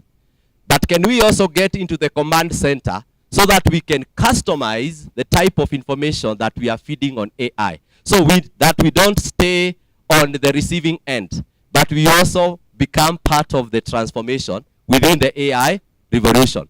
So the question is not about just sitting on doing the micro task where you are asked, just tell AI, maybe for anyone who doesn't know what we do. So for example, if you come to the hub, you will find maybe some assignments that we are given on AI. Maybe you take pictures of cups in different positions, okay? Then you feed it. You know, you are feeding the AI so that they know, is it moving? So one question will be, can you place the cup moving? The other ones don't move. So those are commands that are instructing the AI to be able to feed Gemini, ChatGPT, and all these AI platforms. So how can we leverage on AI to build a local revolution in terms of information that we share? So again, we also champion for STEM, because that is the only way that young people will get deep into the factory. We get to the China way, where we also create our own community that actually we will be having negotiation with technology. Sio ati tukisimamishiwa an online payment method, sisi wote tunakwama. You know, we don't want to get to that direction, but we want to get into the negotiation table. So how can we empower young people? How can we empower specifically women to be able to leverage on the revolution of AI, machine learning, and all other emerging technologies to be able to be part of the change? So that is our story. I want to share just quick output of what we have managed to do in the last few years that we have been existing. So largely, we have been doing our training, and we have trained over 5,000, and 70% of the trainees in our hubs are women. And that is a focus on improving literacy and making sure that women can also try to catch up with me, and noting that they face more challenges than me, young boy from my village. So today, I can still say the girls that we were in the same class, most of them did not even catch up with technology. They are not on Facebook. So I'm trying to look at who are my classmates. They are not on Facebook. They are not on Instagram. Why? Because they were left behind. What else? My community is considered to be the source of the biggest billionaires here in the country. Now think of other counties, and that's why you will see our focus, even as we roll out, our focus is getting the big innovation ecosystem closer to the communities that we serve. And I have seen some representative online of some counties that we are coming soon. So we have also been able to do upskilling on advanced training. And I think this is also interesting for us because we believe not only on basic, but getting better. And where we are not able to take you then, you can take a course. We are actually opening up to be able to have as many young people also taking up scholarships to be able to advance in STEM so that we can also be competitive in the space. We have also run social enterprises within our hubs, and this is not, our social enterprise model is not as magical or as mysterious. You know, the social enterprise concept in Kenya sometimes has been drawn to be totally mysterious. How can you use the skill? For example, I'll just use one of few examples. We have one young entrepreneur at our hub who actually does soap making. And then she has come to the hub. She's now in the soap making industry. First, she will work with the likes of Belinda in terms of branding and using technology to be able to do an outreach. But then, how does this also grow to be a big social enterprise? How do you empower more young women? You have learned how to negotiate. You are able to go and actually get a very big order for such kind of a product, and you work with local women to be able to distribute that. One other lady who is actually work, and you are using technology to be able to do, like for example, you can actually do a negotiation. You can do an AGPO. You can get more of these opportunities because you have gone through a training. Another lady actually gets fish from the lake, and she is able to distribute within Mathare and use a model where even if you didn't have money as a woman, you come, you get the first bunch, but then she uses technology. All of them, she has placed them in a WhatsApp group. So she's trying to make sure that they can also get empowered. So social entrepreneurship can also be as basic and as complicated as we would like it to be. And that's, again, now our biggest focus now is making sure that as many young people we are working with, we are getting partnership. Even for you who are here, you need some digital skill support in your organization. We must not only rely on jobs that have been sent to us from specific countries. We also have jobs here. This is a time where every one of us has a small business. You need a website to be live. You need a digital marketer. You need someone to do an app development. You need somebody. We are also picking up those jobs through the Empower Hub to be able to provide opportunities for women that we are supporting within our work. I want to get to the edge of the conversation on what dream do we have and what provisions are we having and what call do we have for this community on economic empowerment for women. And that takes me to the next slide.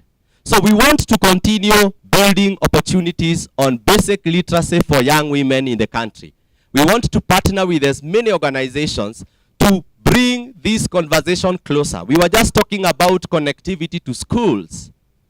And it's unfortunate because we are in the grassroots communities.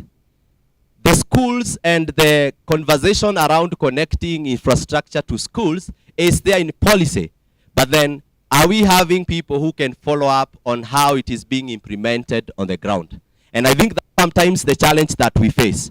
But then, we don't complain. We ask ourselves, what can we do as non-state agents? What can we do as the community on women and empowerment? We can collaborate and supplement the government. Currently, the government is actually intending, even for these digital hubs, to be able to be run by non-state agents because they are more sustainable than when they are left with politicians who will just launch it.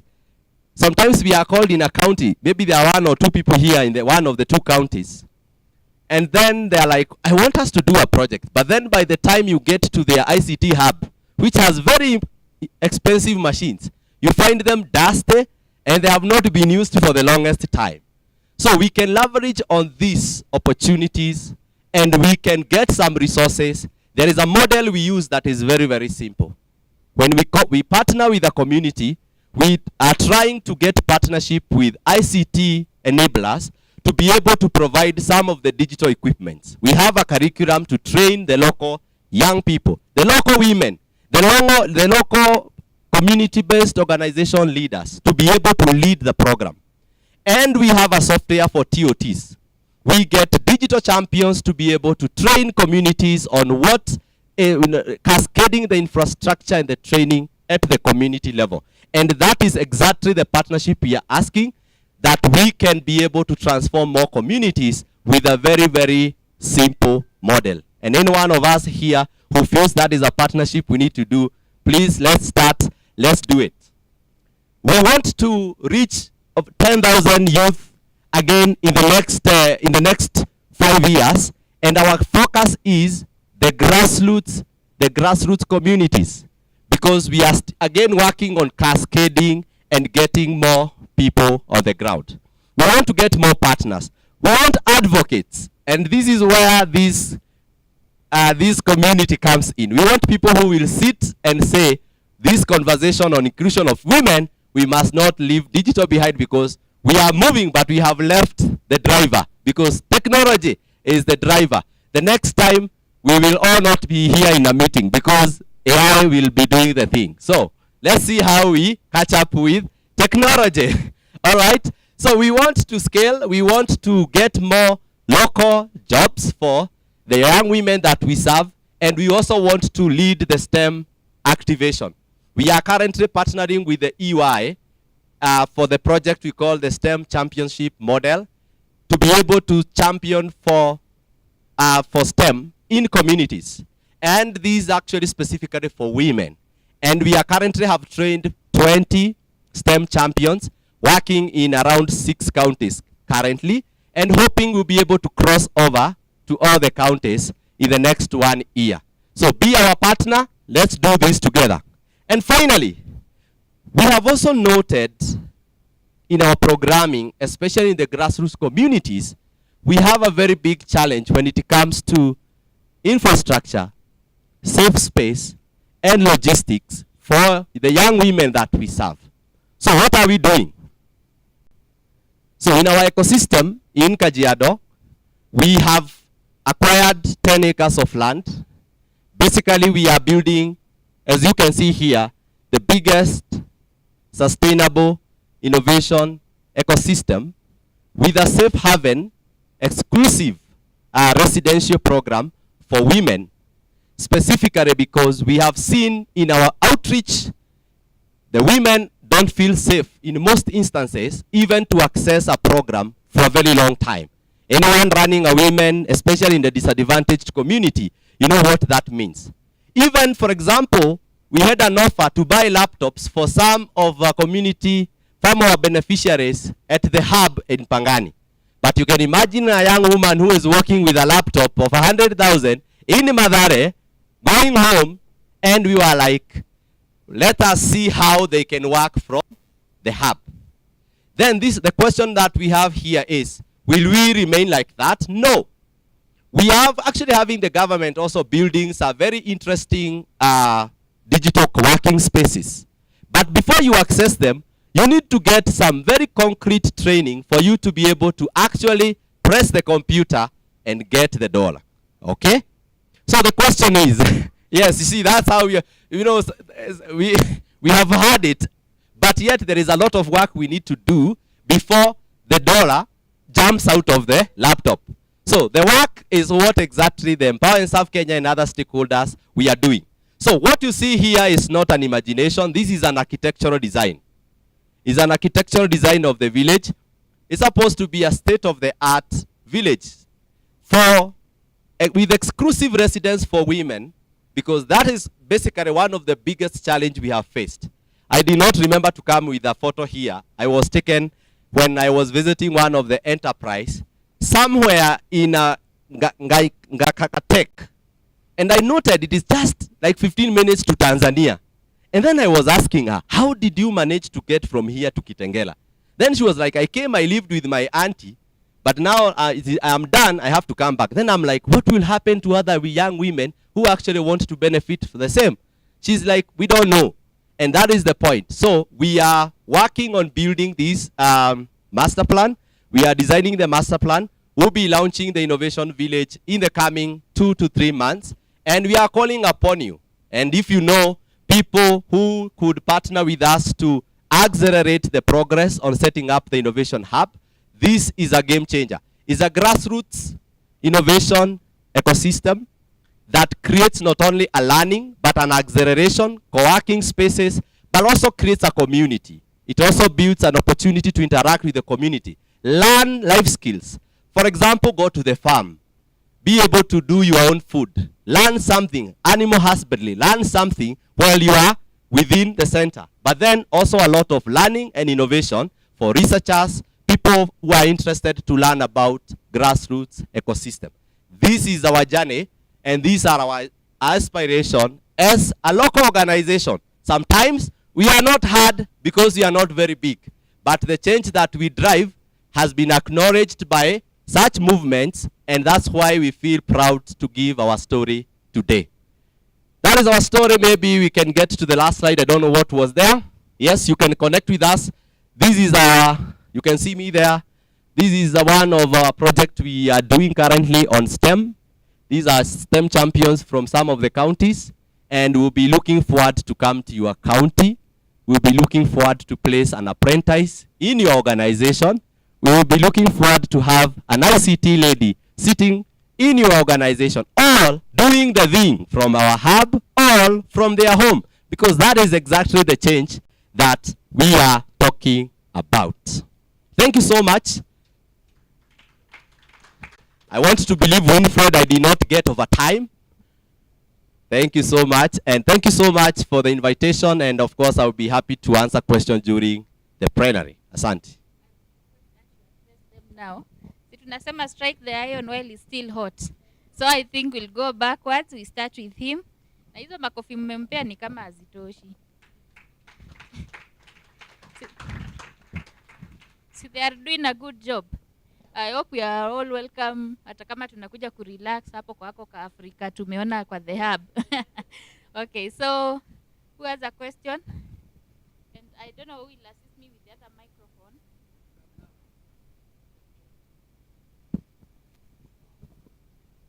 Just a little, explain to me, what is STEM? What does it entail? Oh, okay. What does it mean? Thank you. Sorry. Before I ask anything. The people in NGO sometimes use every abbreviation under the sun. Science, technology, mathematics. Basically, it's about, it's just that subject of science inafanyiwa inakuwa STEM. I heard they are mutilating it to STEAM. They are adding art. And then I asked them, why are you then, because you are now missing the point. If you change it from STEM to STEAM, then you have included everything. But basically it's the science, engineering, science, medical, ICT, all those kind of subjects that sometimes are considered to be more manly. And that's why the line is around advocacy on uptake for women is there. And we are actually looking for opportunities to partner with people, especially on STEM activation events at the community level. Okay, Martin? Yes. I don't know if you'll be able to do this in a few words. Machine learning, but I think you need to add something on machine learning in your presentation, because that is becoming a major thing for organizations. On connectivity of schools, what happened to the Google balloons? I thought they were putting them up. And then on women, I know you're trying to digitize young women, but even at Crawn Trust, we have a lot of women who probably need your services, who are much older, and some who need refreshers. And on partnerships, please make sure you speak to Daisy that now you must have a stand at all our functions, WEF, Women's Rights Convention, so that you can get more and more women to advance digitally. Thank you. All right. Can I respond to that? I noted I did not manage to pick my notes. So thanks so much. First of all, I am not the guru. We have our innovation lead at the center who actually teaches me these things about machine learning. But basically, in a layman's language, it's about teaching the machine so that it can respond to instructions. So then, you see, like people who do robotics, they train it, they teach it, and it can actually respond to instructions. But of course, as I say, I am not the lead expert. We have an innovation lead at our center. And actually one of the things that we're also doing is to do custom training modules.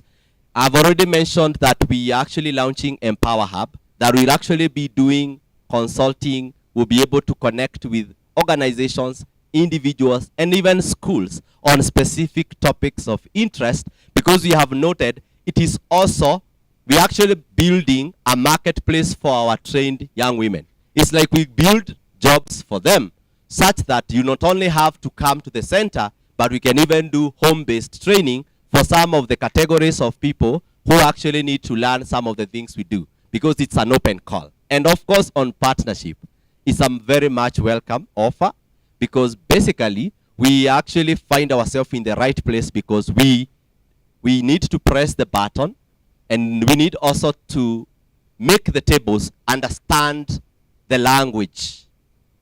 And you, the Crawn Trust, the partners seated here, we understand the issues, and now we know that the language that we must not leave behind is digital. It is ICT.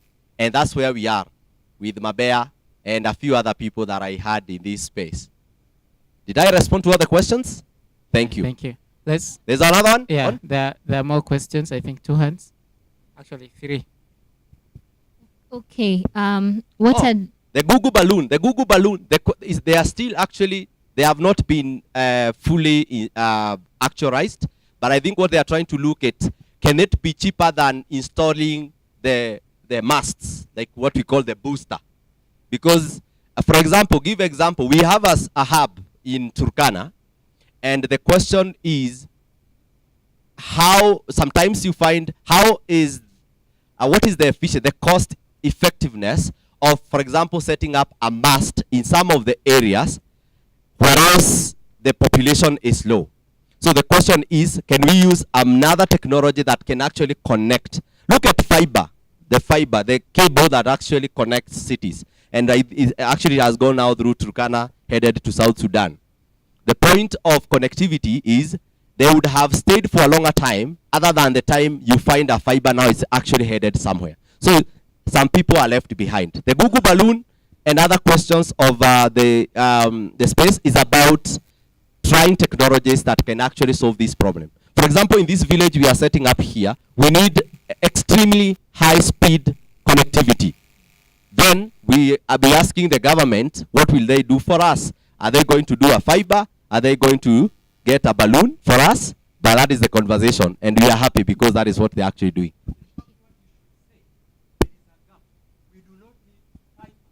Yes. We need satellite. In fact, satellite is not the answer. There's micro. So we have not understood. He's making it even more difficult. No, the point is, we are just so behind. Yes. What we are embracing today, we think it is the best technology when it is not. That's the point.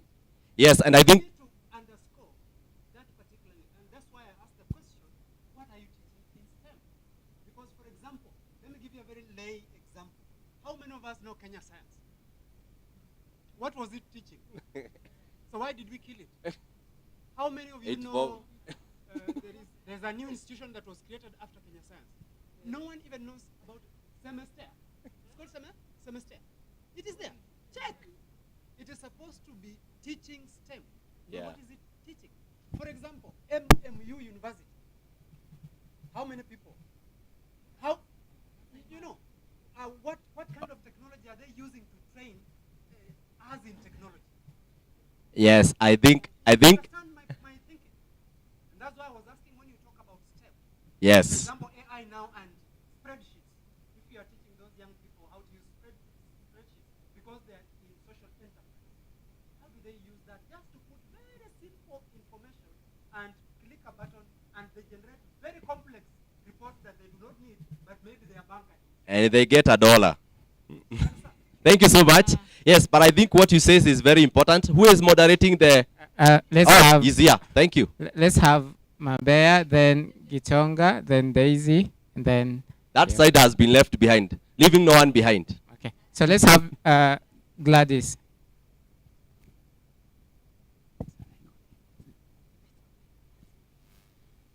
My question is about the training. Have you considered girls with disabilities in your programs or in your training?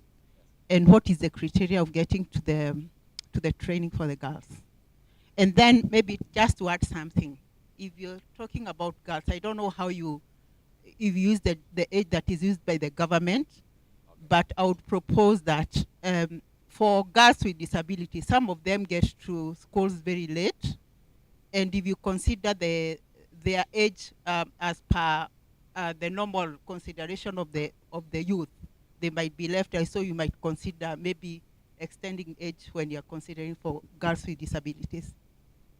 Thank you so much. I would actually be sincere to say, though we have had one or two persons with specific needs, our intentions actually are to mainstream a little bit more, to be able to do, be more inclusive, to have, I think recently we have actually started working with refugees, displaced population, and we'll actually be happy to partner with an organization that specifically work with PSN.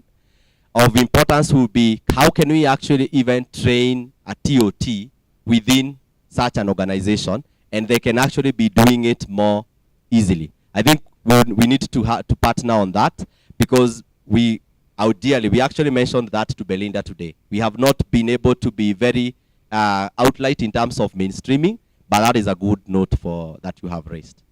There are quite a number of hands, so let's keep our concerns or questions short. So we'll have Daisy, and then your name? Yeah, the line is quite long, so let's keep them short. But I've noted all the people who want to ask. Thank you, Stephen. Okay, so my question is premised on a comment you made.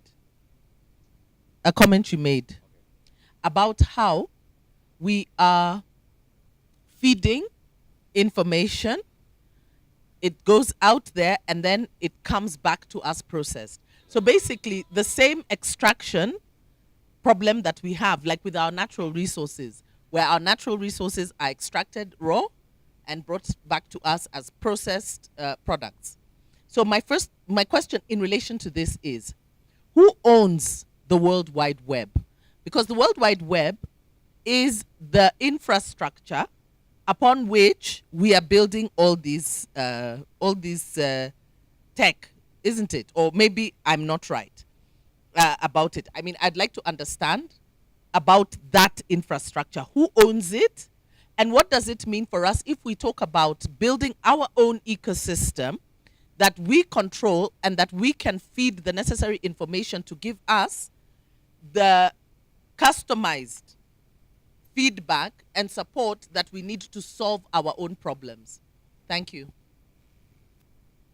Yeah, maybe we can pick up the other question so that I just finish the response and give the other person.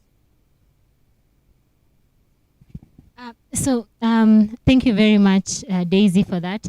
So for me, Martin, first I'd like to say thank you very much for that comprehensive presentation that you've given. Personally, I am a beneficiary of the work that Martin is doing. MSAV has actually funded my organization, and I can tell you Martin is just being very modest and very, very muted. But he's really, the work that they do, he's heavily supported by the UN, the ITU, in the International Telecommunications Union. This is the branch that actually runs Girls in ICT. They are the UN institution that mandated the International Girls' Day in ICT, which Daisy mentioned in her opening remarks, which is on the 25th of April next month. So I know for a fact, once the previous slide, Martin, maybe if you would kindly go back to it, that shows the partners. I just want to speak on the partners that you are working with, because I know them, and please have a check out on them. GSMA equals Global Partnership for Women. Where is it, Martin? Would you kindly go back to your presentation? On that slide, and this is just to respond in a very respectful way to the question that was being asked about the quality of the programs and how tech futuristic they are. I can tell you for a fact, if you look at the donors and the downstream partners of this specific project and program, even the building of the entire ecosystem, it's really fast, up to date. And if you look through the beneficiaries of the girls who've taken through this program, we have very young girls. Martin, speak about the teenagers who've taken this program, So I feel like you're very, very muted in I think maybe it's just your humility thing, but I think it's important when you're speaking about factual things to actually give the situation on the ground that reflects the work that has been done in bridging the digital divide and further towards getting to now the skills gap. Like it's levels of gaps. First, we can start with the access gap, then you get to the skills gap, then you get to now the usage gap and the adoption gap. So it's levels of penetration of ICTs all the way before you get a girl or a woman to be technologically empowered at whatever level. So I would really request that you do that. Thank you. Sorry. Thank you so much, Martin, for what you're doing. I really like your approach, and that just getting to know you these days is quite an embarrassment, because we thought we were in this space. Yeah? Thought is the word, clearly. Yeah. So anyway, my point goes to, I really like that we are teaching young girls about coding and stuff. But then we also need to look at it from the other coin of, in terms of IT investment, really, even the appetite for business people with business acumen to invest in IT infrastructure from Africa, so that we stop importing and stop exporting our knowledge, because when you go to how, for instance, Google is structured, the lexicons, the algorithms, they come to us and get this information from us. But really, why can they not invest in us so that we can also take a big share of the pie? Yeah? So for me, the biggest question, the way we say we are calling investors to come to our country to invest physically, after we have capacity built, these ladies, the young men, women, the youth, basically the vulnerable in the society, they have these skills, but then they end up being manipulated because they still need the shillings, the coin at the end of the day. And we find quite a number of us selling very nice algorithms to big tech, just because the infrastructure cannot be easily accessible, even within our policies in the country. and even investors in the country do not even have an understanding of that what means. Yeah, that is the first angle. The other angle is in terms of policy making. Quite a number of what I have just said goes back now into our representation in big tech spaces. Do we have representation in terms of policy? Do our policy makers understand what it means to even talk about such infrastructure and how can I call it, technical it is, and the decisions that are made at the big tech level, how they affect us? Because some of those are part of the answers that we are lacking. We lack representation. We lack the know-how within our policy makers, yet we have the skills that we are still importing. Is it exporting and importing? Sorry, those two words confuse me. But yes, basically that's my point.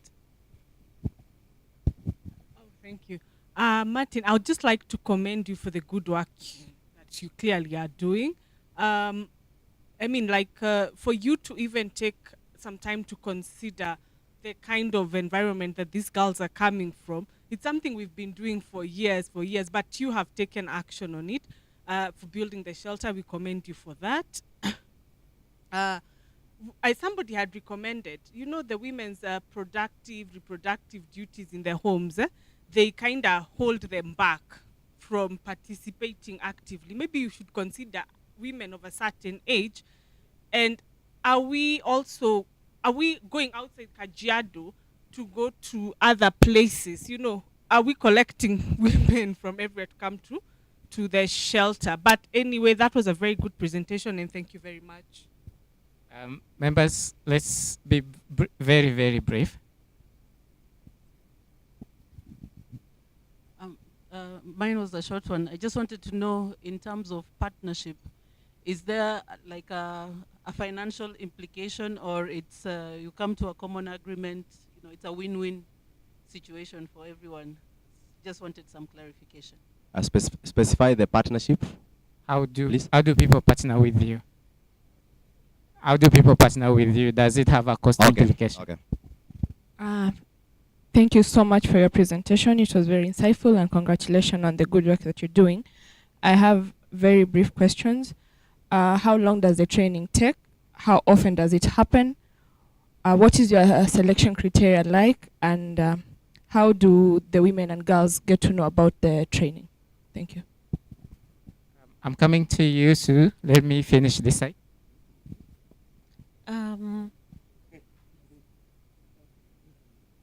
Yeah, so my question would be, I heard you mention about remote work, and so far what I know is most women and girls have been working as secretaries, and even now over to virtual assistant work. Of course, even men have started getting into that space, but I'd be interested to know how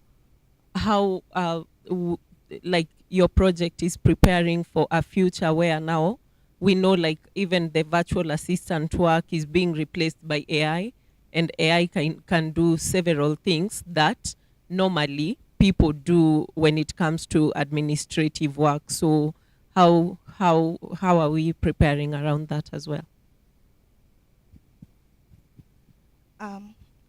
My name is Yasmin Mohammed, and I'm keen to understand, apart from the trainings that you offer, are you also like keen on ensuring that women and girls from marginalized communities have access to resources that at one point limit their participation into digital spaces?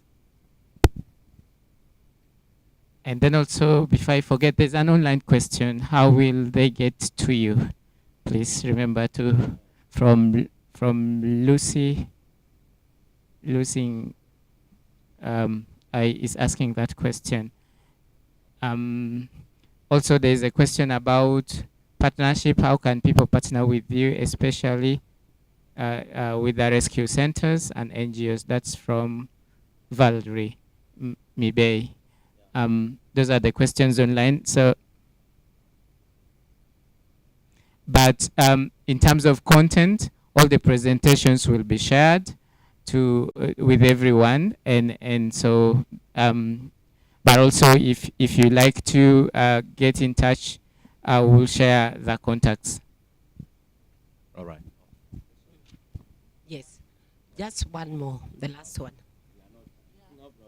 Oh, it's working. Okay. Now, I just wanted to, first and foremost, well done. Trying to reach those like sort of forgotten minorities is hard work. So well done for that. Now, I was just thinking about your age range. What did you say? Young girls, 18 to 29. Why are you discriminating? Because we are talking about our generation. I think I can speak for myself, where we actually need constant upgrading of our skills, yeah? And also, I'm just thinking of more of an intergenerational project. I mean, my daughters show me about the Instagram and things like social media, basically. So if you can utilize the group of younger girls to actually help the older ones, you'd be really hitting two birds with one stone. So that's very, very important. Then the barriers.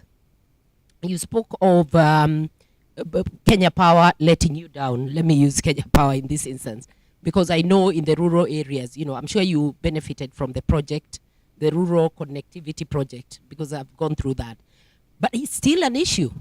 I think that's a very big issue that we need to actually, I don't know how we can go about this as Crawn Trust or other partners, because even though you'll have that wonderful, wonderful hub, are you going to, for instance, have backup generators, which is very expensive, or are you going to have solar and things like that?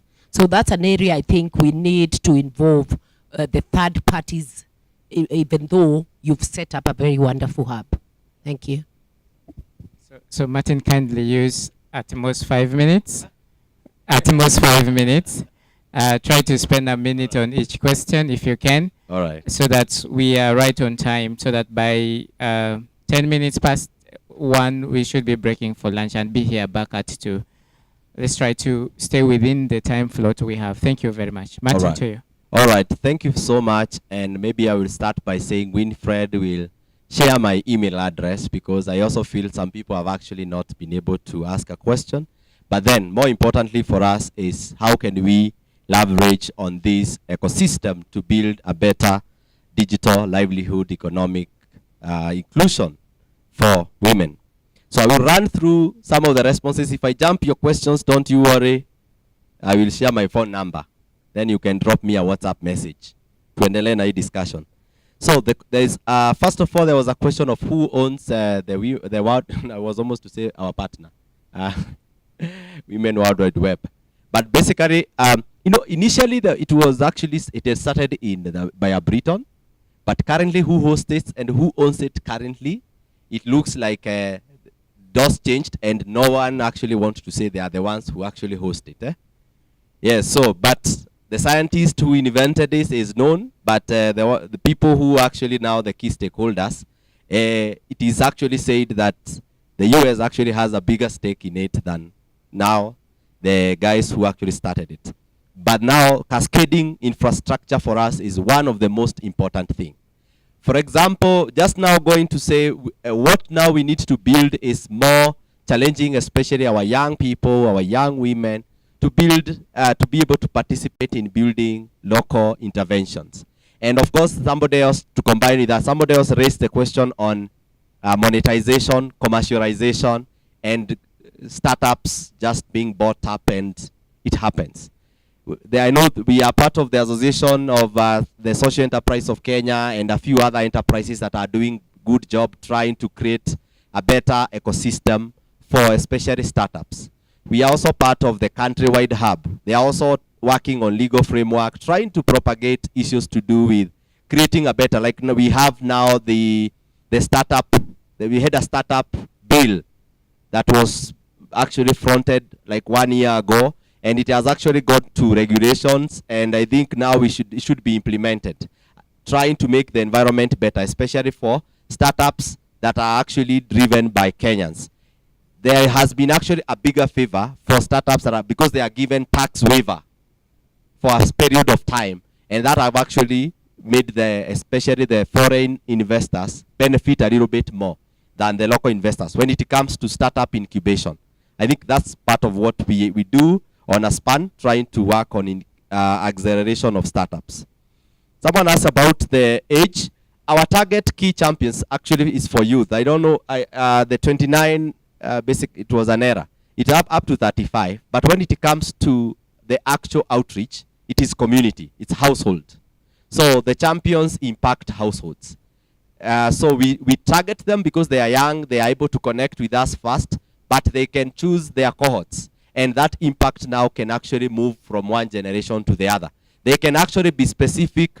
For example, in Kajiado, we have worked with specific rescue centers in Narok, specific rescue centers. And basically, we train a champion, and a champion will actually work with younger people. Some of actually younger, up to maybe 7 years, who actually start getting into that training. So then, the youth bracket is basically to target and become a model of a champion in the community. Another challenge that we are experiencing, the connectivity, the infrastructure, the basic access. Somebody talked about a mobile phone, a tablet. Like, for example, now we are doing the STEM championship model. So many organizations actually want to partner with us, but we can lobby also to be able to get these digital tools, tablets, laptops. Organizations have those laptops. If you have them in your organization, please call us. We need those. We need those computers because they can actually be a livelihood to a young woman at a community level. We also talk about the investor readiness, where we are also talking about putting the startups, the ideas for the young people that you are working on, not only on investor readiness for an external investor, but even your parent can actually invest in your idea. We need to take fundraising from charity, from mourning, when people are mourning, to fundraising for people to start such kind of interesting. I know we know what happened with the Chira, but if Chira had an idea, they will not fund it. If he had an idea, they will not raise that amount of money. All right, so there is a policy gap. We used to run, before COVID, we used to run a grassroots entrepreneurship summit. I'm hoping we can also partner in this, because this discussion haijaisha. The grassroots entrepreneurship summit was a discourse bringing the entrepreneurs into the ecosystem, the startups, the people we are supporting in various ecosystems, to be able to discuss policy gaps and some of these challenges that we are talking about here. Then, of course, our training criteria, basically we do cohorts, we run cohorts in the areas that we are working on, but then we also partner with people, even individually. There's somebody who asked about cost implication. If you have 2 desktops somewhere, you can partner with us. We have a curriculum. We can train 2 of your champions in your center, and they can actually run that program, connecting now with our bigger hub. The idea is to take the big innovation ecosystem, but cascade it to the community level in a very simple way, without very big financial need. And I think that's how we are trying to say, the people, the private companies here, we know them. The big companies, they can give us 1,000 tablets, and we can do a good job. When it comes to other companies who you are having 20 laptops in your office, please bring them our way. We need them to be able to support 2 hubs with the 5-5, and we cascade this training. Then I will not be able to respond on the remote work. I think there is a very big conversation about the type of jobs that we are doing, and I can see my guy is on my neck. So I can just try to say we are open to be able to partner. We are open to figure out. We are able to participate in more of these forums. And for us who have the microphone on their hands, I mean, we have been given opportunity to speak. Let's speak of how to make our innovation ecosystem better, and how to make the digital inclusion conversation more practical, and how also to influence the policies around digital inclusion, and how to also take it closer home in a very simple language. And that is exactly what the journey we are in as Empower and Serve Kenya. Thank you so much. Thank you. There's a question around disability online. And then I think you've not responded. We are very, very interested and invested on questions around inclusion. So kindly respond. How do we? There's someone, Titus. Yes, there. He says, I come from the indigenous, Endoris. Let Winfred read. Endorois. I come from indigenous Endorois community, Lake Bogoria. Says, I come from the indigenous Endorois community of Lake Bongoria. Please pardon me, my pronunciations might be bad. How can persons with disability be incorporated in this, considering that we have young women from these villages who are disabled and have no access to these technologies? Kindly respond in Let me respond to seconds. that. We will do a formal partnership with the organizations representing persons with disability. That will be a very good step. We have already done memorandum with 1 or 2 organizations working with refugees and other displaced population. And I think that should be a good step. But for the person in Bogoria, we only need to get some infrastructure in your community. You join our TOT's training and you are able to tap into the bigger ecosystem. So for anyone who would be interested in that spot, the DigiLab model has been tried and tested, actually awarded by the UNDP because of being simple and bridging that gap. We can partner with you.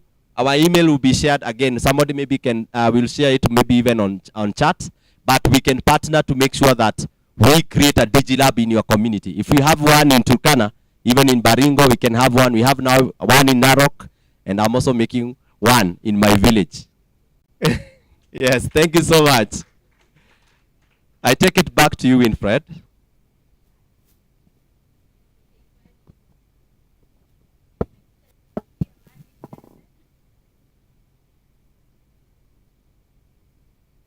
Thank you so much, Martin. Makofi ingine. You know, when I was talking to Martin, I was just inviting him as a participant. Then he volunteered. He asked me, is there a chance for us to engage actively? And I think he has engaged more than actively. If there was another word beyond actively, he has done so. Venye wanapenda kusema, he didn't have to do it, but he did. So, makofi ingine kwake. So for those wanting to reach out to him, you'll be reaching out to us and then we'll connect you with him. And they are doing a good job, a really good job. I remember, as he mentioned, when we met at CME Trust's launch of their Wezesha Kike, they have a program called Wezesha Kike. So you can see there are many initiatives empowering the girl child. Leo tutaingia kwa ile debate ya girl child is over empowered. Because I always ask in the room, which girl child or woman here feels over empowered? Kuna mmoja? And to the gents, mkituangalia hivi ni nani anakaa over empowered?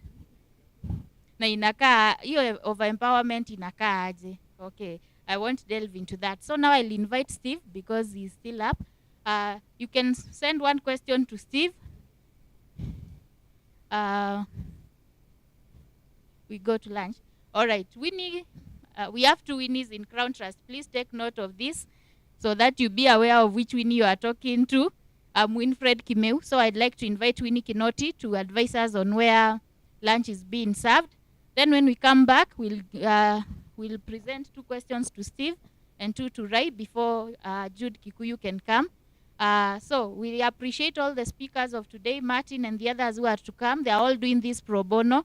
We don't take it for granted. Winnie, na unaweza tuombea pia. I believe everyone has received a meal card and they've registered on the hotel list and on our list. So if you haven't, you'll do that when you are coming back. Winnie, kuja kwanza utueleze, you have noted. Who doesn't have a meal card? Only him. Okay, boy child ako under empowered. Under siege. Good afternoon. So on your way out, there's an extra one over there. So we are going to, there are some people who have been together since the meeting started, so you follow them. Then when you reach the tables, make sure the table is reserved for Crawn Trust. Don't use the other tables that are not reserved for us. So can we bow our heads and pray for lunch? Father, we thank you for the meal we are about to take. May it be good for our bodies. And thank you for the meeting that we've already had. And when we come back, may it be more intentional and more helpful. For this we pray, trusting and believing. Have an amazing lunch hour. And keep time kindly. At 2, please be on time. We are also make sure you tweet, Instagram, take pictures, take selfies, and use the hashtags. And then, yes, make sure you tag. And whoever has the most, we have a gift for you. So kindly, make sure you're the winner. Yes? We'll ask someone to block them. Yes, like yesterday, very sure.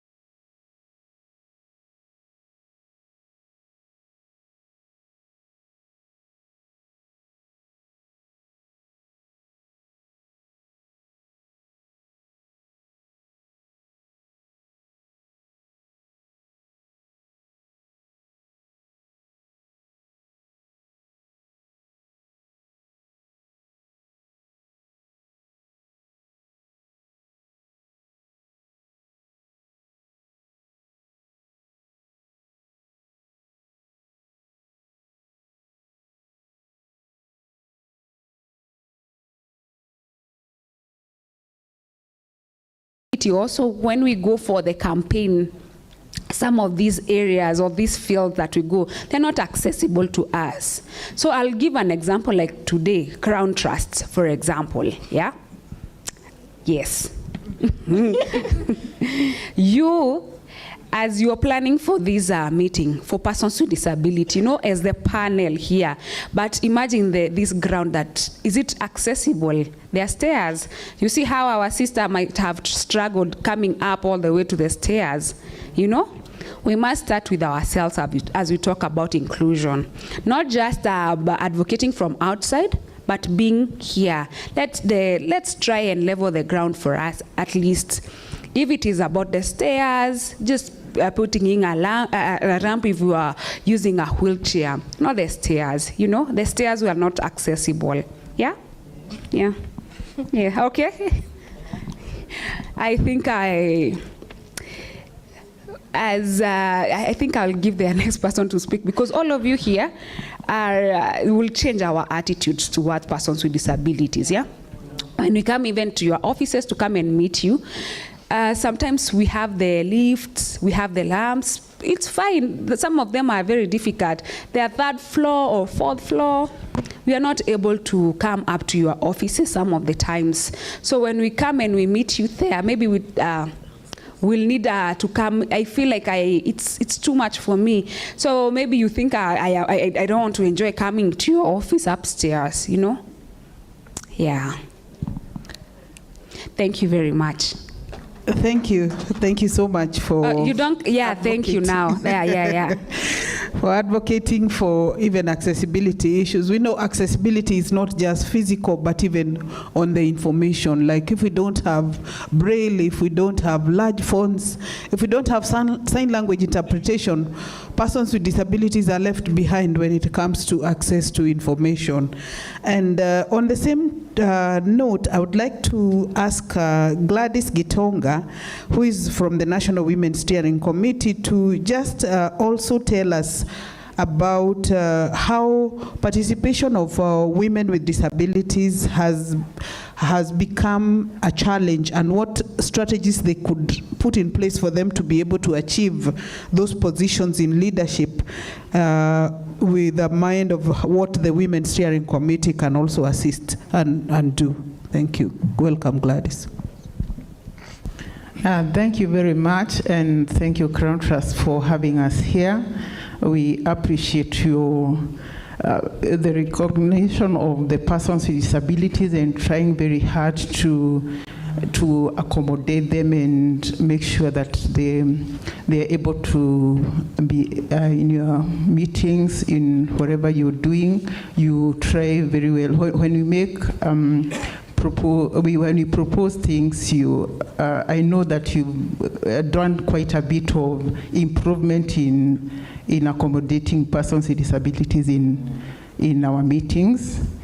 And it's a continuous process. You can't learn everything at the same time, because I'm sure when they were considering this, there is so much that you can see there is effort, that they were able to get a place where we can move around, where we can have access to washrooms that a person with a wheelchair can access.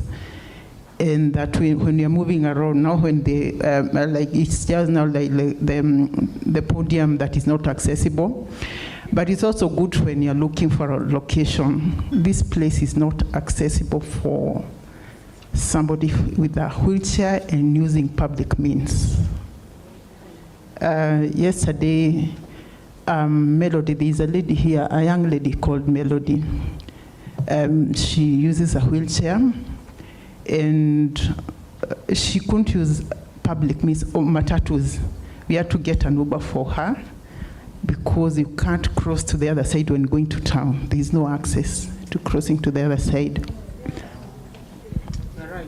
Yeah. So maybe for even when you're looking at the location, it's the way yesterday Daisy was saying that when you're not in a certain position, you don't remember certain details, because if you're using a car, you're okay. But for someone who is using a matatu, it's a different case. Yeah, and that is how people get left out in things or maybe unable to participate. And even as we hear, I think that the thing that we would start thinking about, there's something that Jana has spoken about. Most of the time we wait for what the government is doing, but you as an organization or you as a person, how do you handle persons with disabilities? What do you do for persons with disabilities in your organization? Because that's where leadership starts. Because when we're here on this podium, maybe people are expecting us to talk about getting to political leadership positions. But if you want to build a leader, you start from where you are. And where you are is you as a person, you as an organization. Like the government has made effort to make sure that they have reserved places. Maybe it has not worked very well, they have not achieved, but there is effort. What about in the organization? Do you have persons with disabilities working for you? Are your premises and your information that you have, is it accessible?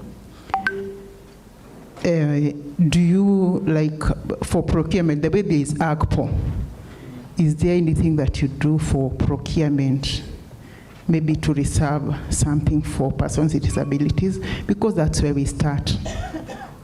Because if you want to make a leader, you start where you are, and you also start small. Like in our CBC curriculum for the deaf, that's where we started from the child, the CBC curriculum for the one that the new curriculum. There's nothing, they haven't developed materials. I was talking to she's here, a lady who is a teacher for children who are deaf, and they don't have materials. They have to know how to convert whatever materials the government has given so that the children can be incorporated in the new curriculum. As an organization here, can you think of adapting one of the deaf schools because they need the materials? If they are approved by the government, and they can go and recommend, and because they are the ones who are teaching, if they make a recommendation, that can be used as materials to teach the deaf children. For the children who, like, there's a school in Italy that has a section for children with autism. The teacher is the one who is doing caregiving. The teacher is the one who is supposed to teach. If the parent doesn't come for their child from school, she's the one who is supposed to take them back to school. So what can we do? Can we try and do advocacy for children the way the schools provide for, like these days they have to be a counselor in schools. Why don't we have like caregivers in schools? Why don't we have physiotherapists in schools? Because the children with cerebral palsy and the autistic ones, they need therapy. Why don't we have the physiotherapists in schools as part of the requirements?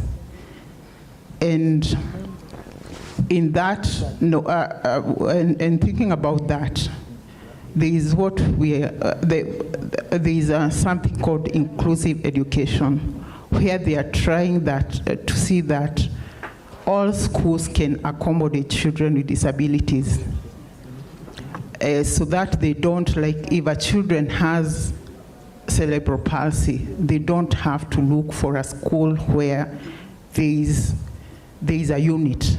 Because these children, as they grow, they won't grow in their own world. They are going to grow in a world that is where there is everybody. And that is where we should start even with our children. What do you tell them about persons with disabilities? How do you stare when somebody comes in with a wheelchair or a child with a disability? Are you the part of the people who stare and don't know how to react?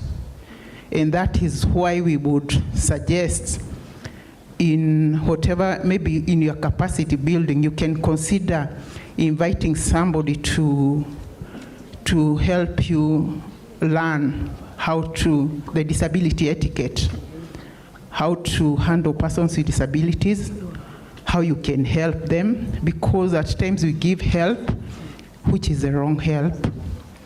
Like, you don't ask if you find somebody maybe is on a wheelchair, you don't ask first how they want to be helped. So you assume they want to be pushed forward without asking first. If, like Josephine here is with a sign language interpreter, you want, or a blind person, the guide, you want the guide to give the answers, and you're not addressing the person with the disability, but you're addressing the guide or the person who is the sign language interpreter. Those are the small things that we need to learn about, which we can learn. We can start learning at our own levels. Not wait for the government to make an announcement that we are now going to start doing disability mainstreaming and trainings. You can do that in the organizations. And it's going to be so easy to create leaders, because when you learn what you're supposed to do, it will be so easy to move forward. And then for persons with disabilities, the mindset, when you're born with a disability, there is already a perception from the society.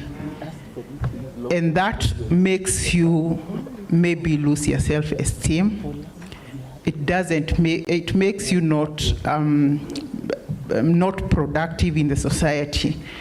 But if we have mentorship for persons with disabilities from a very young age, from the time they are teenage and as they grow, so that their self-esteem is still becomes, they are able to express themselves and accept who they are, I think we would have great leaders, and it will be easy for us to work as a society, not as persons with disabilities and people without disabilities. And I think working together, changing mindsets will be the beginning of making leaders who have disabilities. Thank you, Gladys. I know disability issues sometimes seem very small, but it is that small step that we take that is going to cumulatively make those who have different barriers be able to access services and goods on an equal level with others without disabilities, and also play a become fully engaged and participate in society like anybody without disabilities. And we know we have moving upwards a constitution that has put those benefits for persons with disabilities. If you look at Article 54, where elective and appointive positions, 5% of them are supposed to be for persons with disabilities. But to date, we cannot even account for 1%. It is not there. So what are these regulations that are in place that we think we need to do something about, to push? Sometimes we are told we have rights, yes, but unless you fight for your rights, sometimes you don't get them. So we have this constitution, we have other regulations and laws, the Act, the Disability Act, that allows persons with disabilities to access a lot of rights, which unless they fight for, it's not just given to them on a silver platter. I would like to engage Jonani from World University of Services to just tell us shortly Kenya's institutional framework that plays a critical role in ensuring disability inclusion. How can existing laws and policies be further strengthened to create an environment that fosters equal participation and representation for disabled people in various spheres in society, including politics? And are there specific amendments that you believe are necessary to address the barriers that persons with disability face as far as the laws are concerned? Just shortly. Thank you very much, Sarah. Before I respond to that question, I'd like to acknowledge and thank the government of Kenya for some of the proactive steps they have taken towards recognitions and driving a movement towards the inclusion of persons with disabilities, even in leadership. You spoke about Article 54 of the Constitution of Kenya. Article 54, Section 1 up to E, speaks about various requirements that has to be given to persons with disabilities. Section 1A speaks about respectful treatment that should be given to persons with disabilities and referring to them in a respectful way, not in a demeaning way. The same article also speaks about right to access to institutions of educations. And then the same article also speaks about right to access accessibility of all places, including public places and transportations. Also, the same section talks about support to persons with disabilities to be able to communicate effectively. There is a particular article, Article 7 of the Constitution, which speaks about, complements Article 58 by saying that, by requiring that the Kenyan government promote the use of sign language and other indigenous language. If I remember correctly with what I read, is that there's been a sign language bill that was presented, and Senate already passed that. The sign language bill was presented and is waiting approval of Parliament. So sign language could potentially be the third official language of Kenya if that is approved. And that would be a very big move towards inclusion of persons with disabilities, especially in leadership positions and decision-making platforms. To respond directly now to your question, I think it is important that we need to form more collaborations and partnership with the organizations that are working towards inclusion of persons with disability and disability-focused network. Collaboration will ensure that the efforts and expertise of the members of the partners are tapped so that we can create synergy while we work towards inclusion of persons with disabilities. We also need to have, I think it is important also to actively involve persons with disabilities in decision making. We need to invite them in, at policy tables.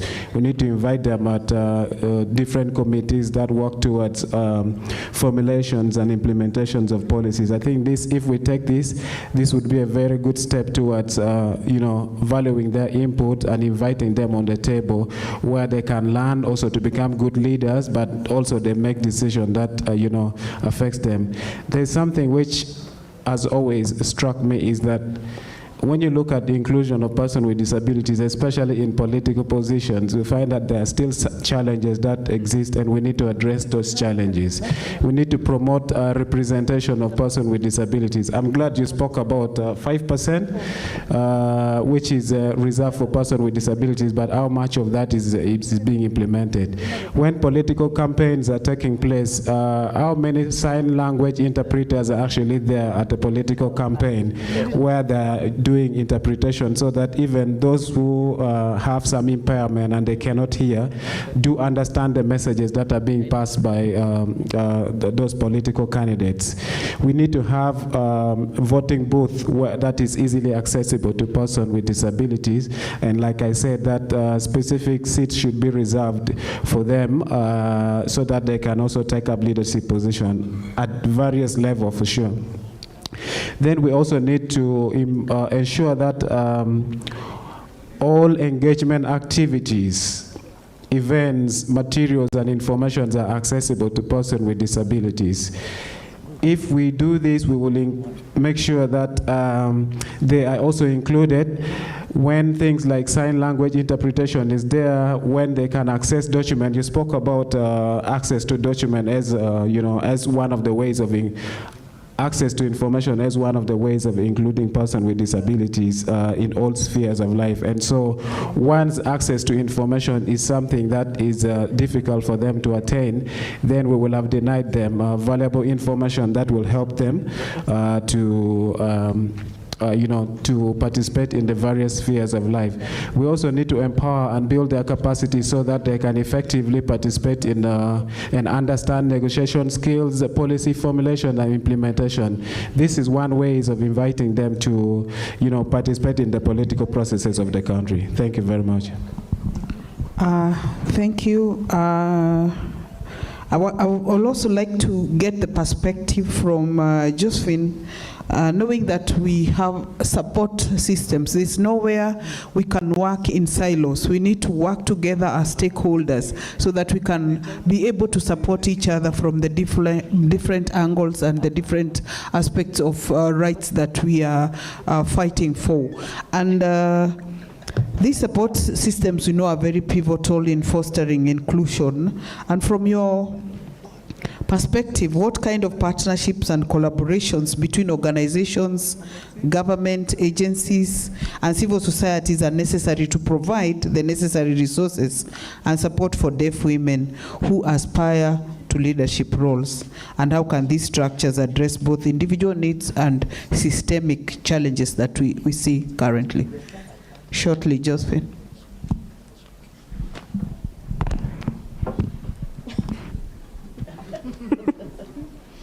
Thank you very much. What the support that we need right now, number one, will be breaking the communication barrier. That's the first and the most essential thing that we'd want. Everything else will flow if we have the communication barrier broken. We need to have support from government, the NGOs, so that we can strengthen our capacity. Also the mentorship issue. We have some of the deaf women who are really inspired and aspiring to vie for different places.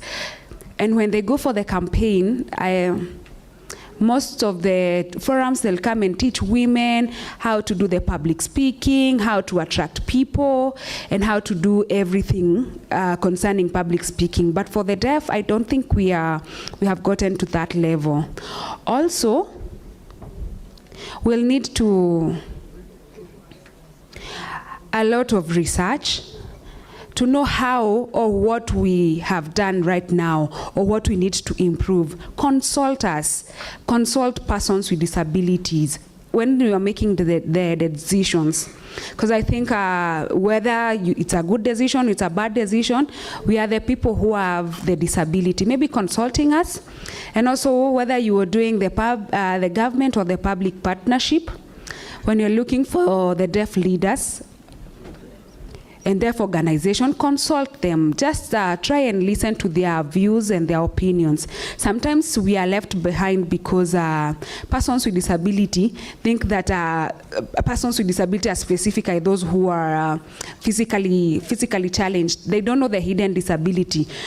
Like there's the deaf, there are persons who are visually impaired, there's the mental disability, they're all there and they have the hidden disability. So a lot of them are left behind, making everything accessible to all of us.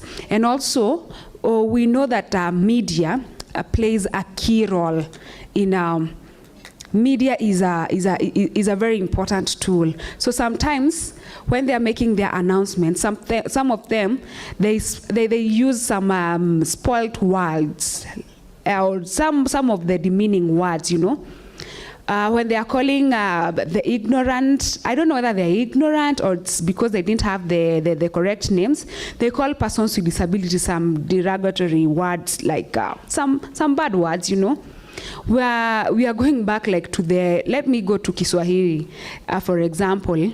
I just know a few Kiswahili words, though I don't know Kiswahili as a deaf person. There's one person who would call us kiziwi, and then I will call kipofu. kiwete, you know. I think the facilitators who are learned here is in the class of Gelila V2. You know, you are seeing us as objects. We are like objects, you know, like a kiti, kikombe, you know. We are living things. We are breathing. So when you put us in that category or that Gelia V2, it sounds so bad for us. So for me, I am not able to hear, remember, but maybe I might not even be able to know which word that you are using. And then there's that word that you use, deaf and dumb. Who can tell me the meaning of the word dumb? I don't know if you have anybody who has a meaning for that word, dumb. Oh, all right. If you don't know, let me just tell you, dumb means somebody who's stupid, you know, or somebody who lacks intelligence or is not intelligent. So now, if you look at me, do I look like I'm not intelligent? And then why do you call me deaf and dumb? So why would you say Josephine is deaf and dumb, you know? Or you just say deaf and mute, you know? Mute or something that does not speak, you know, or has no sound, has nothing. But I do have a language. I have a language. I am able to express myself using sign language, and I have the interpreter there who will be there to help me. So anytime I'm presenting, I can present, I can preach. I know the Bible, you know. So God maybe chose me because to become a leader. Like Moses, who was speaking through the brother, you know, Moses was a stammerer. So he was not able to speak well. So what I need to say, all of us leaders, my interpreters are my voice, you know. Those are my voices. So anytime I think you think I am quiet, does that mean that I am dumb or I'm just boo-boo? No, I am not. I know some of the words that you would use like boo-boo, or it's okay, but I would appreciate the Constitution because it has recognized us, and there are different names that I use. The Constitution have the words that we'll use. So if you use the wrong word, maybe I can go and report you and you'll need to pay me. Maybe out there, the media needs to be sensitized on what they are speaking and how they are calling us, and also empowering us and not oppressing us on other bases. For example, we know one professor, someone who is well educated, very educated, and the brother, when the brother came to support the person on a wheelchair, they'll go out and call, my brother cannot, hawezi, my brother hawezi. So we need to be supported. You support your children to pay the fee, the clothes. You have been doing that, and then somebody just goes and disgrace you and say that you are not able. Haujiwezi. You know, when you talk about haujiwezi, it's not like hatujiwezi. We are able. Thank you. Thank you so much. One thing I forgot to also ask for as persons with disability, because of interpretation, the time taken for that panel should be longer than the normal panel, because more time for interpretation cannot be compared to what anybody else who's just talking directly does. So I think I forgot to ask that, but for the interest of the issues that are at hand, it's a time for us to do some panel discussions. We have questions, maybe to the panelists from the participants, but I would appreciate if you give me some extra, maybe 5 minutes for that, please. For the questions, for the plenary. Yeah, for the plenary, okay, please. Yeah, we know they have spoken a lot about disability inclusion, and without collaboration and partnership, linkages and networks with other stakeholders around, we may not be able to make it and to get our rights achieved as we would like. So let's hear what the questions that you have, please. questions. Maybe I can start because she spoke about the media. So what then would not be derogatory? Did you get the question? Because she said if we use kiwete, kipofu, it's like we're objectifying because of the ngeli. So what then how should we, what's the preferred terminology? Okay, that was from me. There's a lady here with her hand up.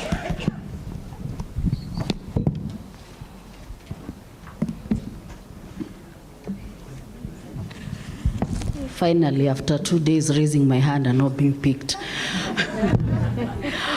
Good afternoon, beautiful ladies. My name is Evelyn Wanjiko. I'm the head of programs at Freer Girls World Network. Kudos to the panelists. That was a very good discussion, and thank you to Crawn for putting this conversation and also including somebody from the disability. You know, we cannot be talking about disability and then you do not put somebody there at the panel to discuss these issues. Our organization basically does deal with women and girls empowerment, specifically the deaf. So I'm very passionate about this. So mine is not really a question, it's just a comment to what was being discussed by the panel. Few things that I've picked, a lot of advocacy is needed in our organizations. Even us as individuals, we have a role to play. You cannot say only the government, but you in your small capacity in your organizations. As Janani said, what are you doing in your organizations? Do you have somebody with a disability in your organization? What are you doing in your organizations? So that is a challenge to all of us who are here. The issue of political inclusion with persons with disabilities, and I'll share an experience. Our CEO, Ashura Michael, took a risk to vie for a position as senator in this beautiful county of Nairobi. Unfortunately, a lot of things happen, but I wish the leaders who are here and even the ones who are not here, it's good for you to also do mentorship to these young women who are willing to vie for these positions. They're already women, so it's already a challenge. But now imagine a woman vying for a position with a disability. You see, everybody is against that person. But if you decide, just pick 5 women who are interested, mentor them to be great like you. So we'll be building a generation of young women who are vying for political seats. So more advocacy is still needed in our offices. Provision of sign language interpreters in banks, in schools, in hospitals. We experienced a challenge at Nyayo House when we went to renew our CBO certificate. And apart from the basic sign language that I know, and I was taught in fact by one of the interpreters here in Mine, it was a challenge communicating to the office. And it's a government institution, so more advocacy is really, really needed. But kudos to Crawn for this opportunity, and for the team, continue fighting for the champion for the unspoken. Thank you. All right, makofi ya Crawn. All right, Mweni and Ms. Rehab, I'll come to you. But Mweni had a question here. There's the lady with the glasses. Here, I see the other 2 hands, and you. Okay, thank you.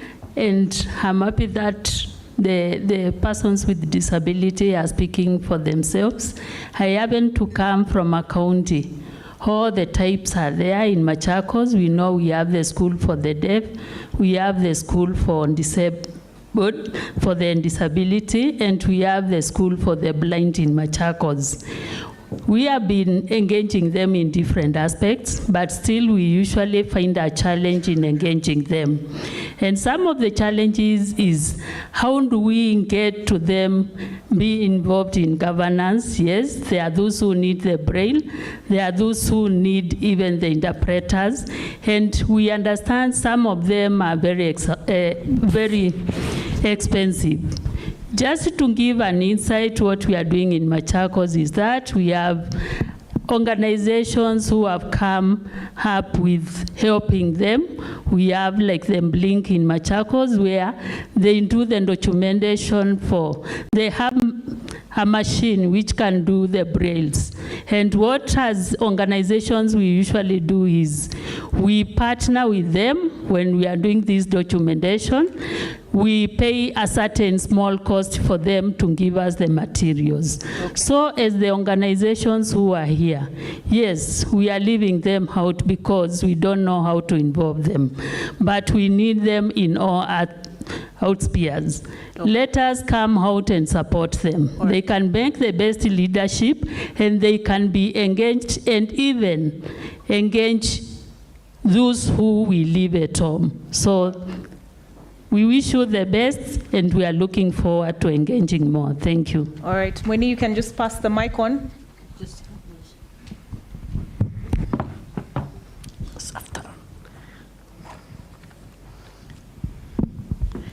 Good afternoon. And I'll ask you, please, if you can keep your comments brief, so we have another panel waiting. My name is Suli. I'm an associate on gender empowerment and social inclusion with the cross-border program in the Kenya, Somalia, and Ethiopia borders. Thank you for the special panel, people who are sitting there. I don't like referring to you as persons with disability, but I like using the word persons with special needs. You're only special, but you are not disabled. So I have maybe 2 questions and 2 comments. Sorry, I have some homework. How far is the sign language bill? Is it still, at what stage is it now? The other thing is about mainstreaming inclusive education for all. Where I come from, Wajir, actually, what she said is true, because we'll see a school, people saying the mentally handicapped school, the deaf school, the blind school, something like that. So I think we need to mainstream, we need to have inclusive education and making sure that all teachers and education stakeholders are trained, the media are trained, and they talk, a good language instead of, stigmatizing people who are already left behind. The other thing is, you see, at the county government, there is the ACPO. I think most of you know the ACPO fund. So when we're talking about ACPO, it is women, youth, and everybody. So even the person they refer to with persons with disability, which I like to refer as people with special needs, are grouped there. So sometimes you see these persons are left out because of, all the, the special needs they have. They might not access the county government office, all that. So I'm asking the policymakers, if you are here, I'm sure some people from the government high ranking were here, or someone will talk to them. I think instead of having the ACPO, the persons, we refer to persons with special needs, I think we need to have a special fund for this group so that they can have their own access and they can be supported like that. Thank you. Thank you very much. I know there are some questions pending on that side. Tunakuja kwenu. But quickly, please, Mudhoni and Ms. Rehab.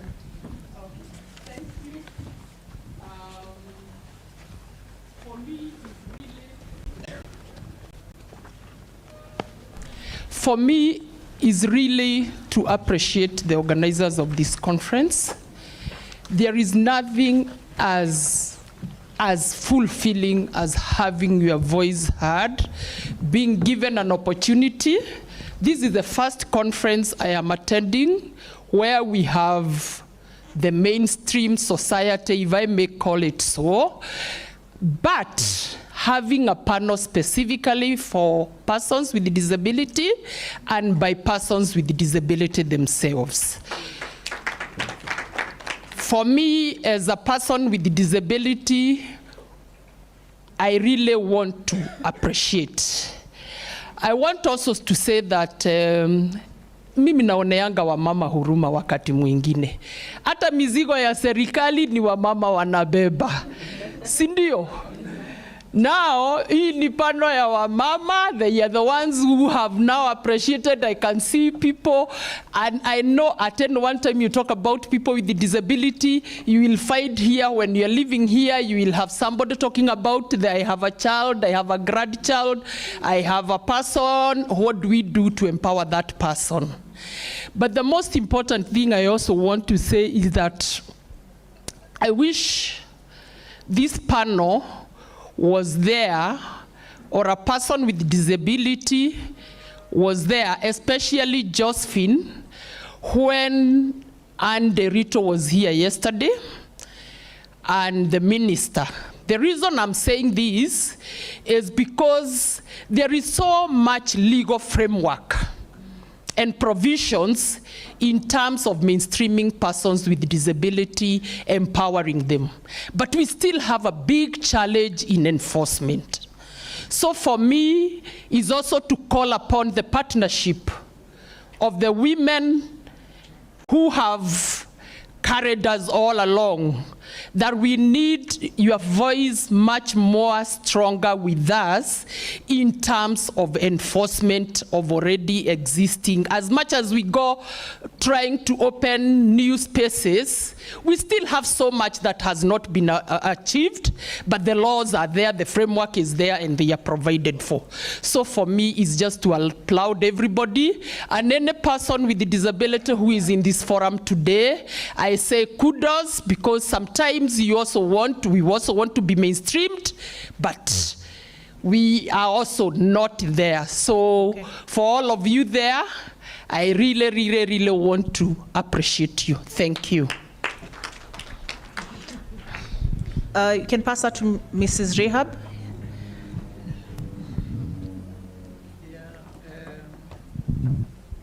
Good morning. Is it good afternoon? Good afternoon, ladies and gentlemen. I want to start by thanking Daisy.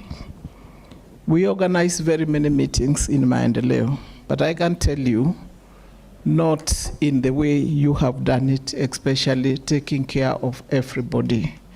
And we sincerely are humbled and thank you for really thinking through this. And that is why we have to be a team. Everybody has what they know different and what they do best. What we are calling disability, there are many people like we are standing today who have been disabled when they are the way we are. Through a road accident, unaanguka kwa nyumba, and you become disabled. It is not something we do not know and we have not lived with. In Maendeleo, Muthoni served as a national vice treasurer, Muthoni here, for close to 8 years. And Muthoni's disability does not limit her in doing very many things. Maybe it's just the running she can't do, but let me tell you, when push comes to shove, she can also run when it is her seat. She is getting, I think I have seen that. We have our national treasurer today, who has been a bank manager, Susan Owino, for many years, Standard Bank, and today she's using clutches. So what do we do when we are traveling? We do that what we need to do. And she's actually been my neighbor over that 5 years. She didn't have a disability. She fell right in her house. So this can find all of us. So what are we saying? We have the governor of Nairobi today. First of all, let's take out self-pity from this situation. Tusijione huruma. God knew at a time like this, you'll be born this way. And I have lived with a nephew who we lost in December for that 9 years. And he was okay at 3 years. He got measles. I was in the US. My sister-in-law called me. And by the time we arrived and go to the doctor, a pediatrician, he said he has lost thinking and all those things. And for 20 years, because my mother was alive, sorry to go there, when you arrived home, he knew you have come. And because I'm a first daughter in that family, I would call him Nawi Nikikamba, Nawi is dad. He would smile and do everything. But along the way, he started losing. So as a family, we decided never to take him to a home. So we nursed him until we lost him in December last year. So this goes with a lot of love. And because Kenyans, we have lost utu, even to all of us who are walking, then the challenges we have had from Josephine here. I think I want you to translate that. We are together after we finish. Even to ourselves, hatuna utu. Even when we are driving, I want to get there before you, and we are on the highway, but my car must pass yours for no given reason. You know, really, there is nowhere we are going. We are just going home. But I must speed to pass you on the highway, and there is no reason. The women seated here with a lot of humility, we are the people to rectify this. We have professors here, we have business people here, we have young girls here, we have all of us here, women leaders. So it is us to sit back and ask ourselves, so truly the stories we have heard, when you meet somebody at the lift, what do you actually do? Don't you just pass them and get in the lift because you are in a hurry? There's nothing like tuingie lift, wewe after you. Hatuna kitu kama hiyo Kenya hii. Hatuna kitu inaitwa sorry, I'm sorry, you don't die, just pass. Hatuna thank you, allow me to put everything, because this forum is very important. We don't have thank you. Yeah, we don't have. We don't say it. When did we say thank you last? When did we say asante sana last? And so these little things are what is making us hear what we are hearing today from Josephine and everybody. All right. So Daisy, allow me to finish. As we do the report, we have Agbo. We have been told how much went to the disabled people. Allow me to finish. How much went to the disabled people in Agbo, Rahab in Maendeleo included. What went to the disabled? You and I spoke about the CBC curriculum, imesemwa. And I said, Professor Munavo, we sit together in the Council of Kaba Elders, and I'll take that to him. So we are trying to get solutions to the problem. So allow me, we look for solutions. So CBC materials and children, that Maendeleo can be tasked through Professor Munavo, who was in charge of this. We also know you import a car duty-free. Our national treasurer was able to get a car duty-free. We facilitated, we helped as an institution. How many of the disabled people know that your car is duty-free and you are also tax-free? Modoni knew that when she was in Maendeleo. So these are the stories, Daisy, we need to take out. Finally, because of the interest of time, I can see my girl here, is to say, if campaigning as a normal Kenyan, you go through what you go through, what do we expect Josephine to tell us she wants to campaign? Can we then lobby for nominated seats on this group of people? Yes. I rest my case. All right, thank you. Nomination, Daisy, advocacy on nominating the candidates. Because if we do nominate people, let's not nominate those ones who are also working. We know they work very hard for the political parties. That's okay. Let them have their slots. But this is where our 2027 advocacy should be very seriously be part of. Thank you. Thank you very much. That gentleman will take it. Daisy, please, next time 3 days, so that we give everybody ample time. But tafadhali, 2 comments fupi mbili kutoka. I think there are some hands on this side. There's a lady in red and, okay, the lady in glasses here.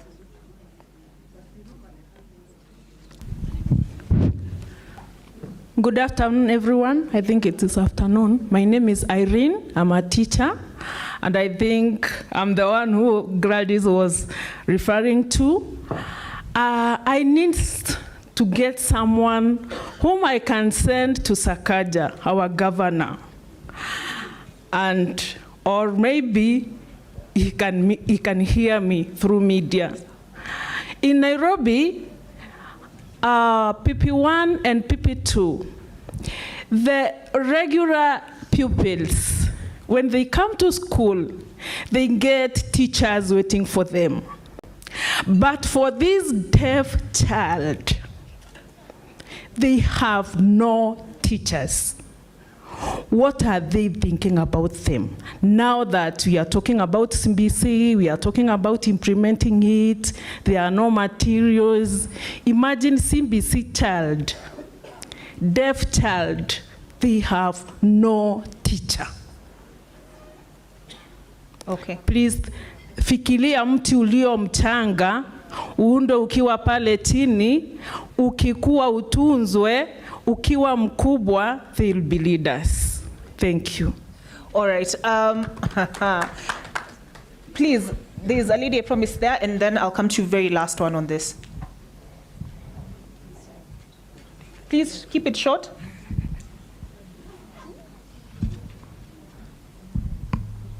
My name is Veronica Kenyanjui from Kangemi Women Empowerment Center.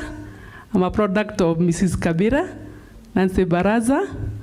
Organization was started after the Beijing conference, and we have been working on women issues. I had 2 questions yesterday. Let me take this opportunity to ask one of the questions about elections for, now that the chair of Maendeleo is here, about the elections of Maendeleo, because I'm the chair in Kangemi. Okay. Hiyo shikilia tu hapo. Kuna open mic inakuja. Okay. Kuna open mic inakuja. Also, I have a question on disability, because quickly, please. I have a challenge. Hata mimi nimejikuta tu vile chair amesema. I'm now using my stick. And I'm just saying, I was seated in the same table with Modoni at tea break, and there were 2 ladies with children who are challenged, and they don't know how even to access, to go for registration and even the funds. So I think we need more empowerment for the disabilities. And what else? I forgot. All right. Ukikumbuka? Yeah, and Velona, fanya hivi. Velona there is one who's putting together the action points. A lot of them have come up. Ukikumbuka, take it to her. She'll write it down. All right, the final comment or question? No. Yeah. Thank you very much. First, I want to thank Daisy and the entire team for this conference. I think we are learning so much. Now, I just want to make a comment, not a question. Okay. And I want also to base this on the previous speaker when she talked about how disability can come at any time. And that is true. And this is, we call it an open chama. You know, every day, yeah, you are welcome, because you never know the next minute what happens. Yeah, but there's one thing. This disconnect, I think, would require us incorporating some special units in our curriculum, right from primary. That way, we would always appreciate disability and know it's just part of life. You incorporate it right from maybe in primary. Second, the special unit would go also to include also issues of traffic. Because I know when we are in the road there, you even cease to be the same person. We are all competing against each other, going to different destinations. Yeah? But I think it's always good for me, Daisy, and our entire committee, let's think of how we can incorporate also issues of traffic, you know, so that we can understand.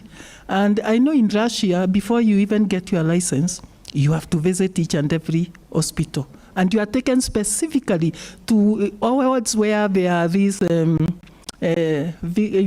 accident. Those who are the patients who have been engaged, who have been, involved in road accidents, and then they talk. You have to engage them. It's an interactive session. They tell you why they ended up there. Some it's out of maybe alcohol and what have you. And that's how now, before you get that license, you appreciate and you take it very, yes, not the way we just get. Some of Kenyans, I know they get licenses right from there. Yeah, you just brought a license in your house. You've never been to the road, and then you can imagine. Anyway, thank you. I just wanted to bring that into them. Thank you very much. I know there's a young lady in a wheelchair who had wanted to say something there. No. Okay, good afternoon, people. Okay, my name is Melody Mora. A student at Tika Technical. Mine is just to encourage those mothers, those parents who have children with disability. I would like to tell you that charity begins at home.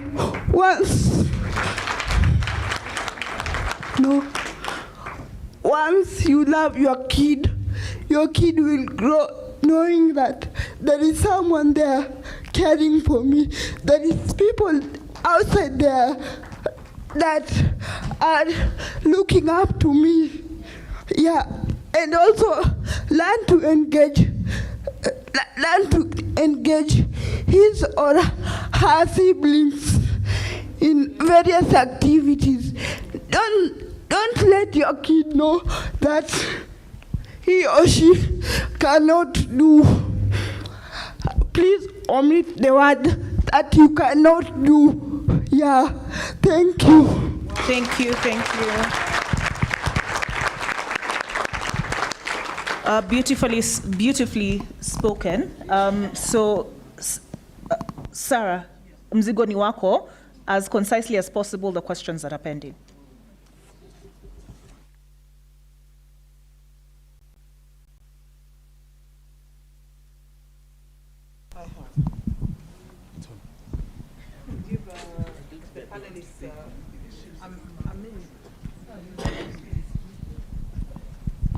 Hello. Yeah, I want to give the panelists a minute to respond to the questions that were asked, and just be precise to the answer, especially on the issues of law, the bill, the sign language bill. Just be precise to the point. Nani, please. Thank you very much, Sarah. I think there was only one question in that regard, and I'll defer the questions to Nancy. I just want to take this few seconds to actually talk about like the next action. For me, I think from now, I really looking at individuals coming from organizations who are going to go back to their organizations and create what we call Diversity, Equity and Inclusion Council. By next year, when we converge for the same conference again, that council should be existing in most of the organizations where you come from. I am available if you need support and resources in coming up with those councils in your organizations. We can support each other. And then secondly, I hope I'm also looking at individuals whom refer to in Swahili as watu wa kuigwa, role model people who can actually demonstrate the needs and the drive to actually include persons with disabilities in all spheres of life. And I also understand that there are some officials from the government, maybe members of parliament from here. I challenge you that when you go back to parliament, please, you need to propose a bill that will exempt any business started by a person with disability from paying tax for the next 5 years of its first existence. And then for the EC, I think this is a very big challenge. I think by next year, this time when we converge for the conference, please make sure there's a consortium of organizations working towards the inclusion of persons with disabilities that has been formed. Thank you very much. Thank you, Janani. We can ask Mdhoni for your last points and actions that you would like moving forward. Let me just respond to just a few things that I've noted down. My sister who said that she refers to persons with disabilities as special needs persons. Let me explain why we call them persons with disabilities. It's the person first, not the disability first. So it's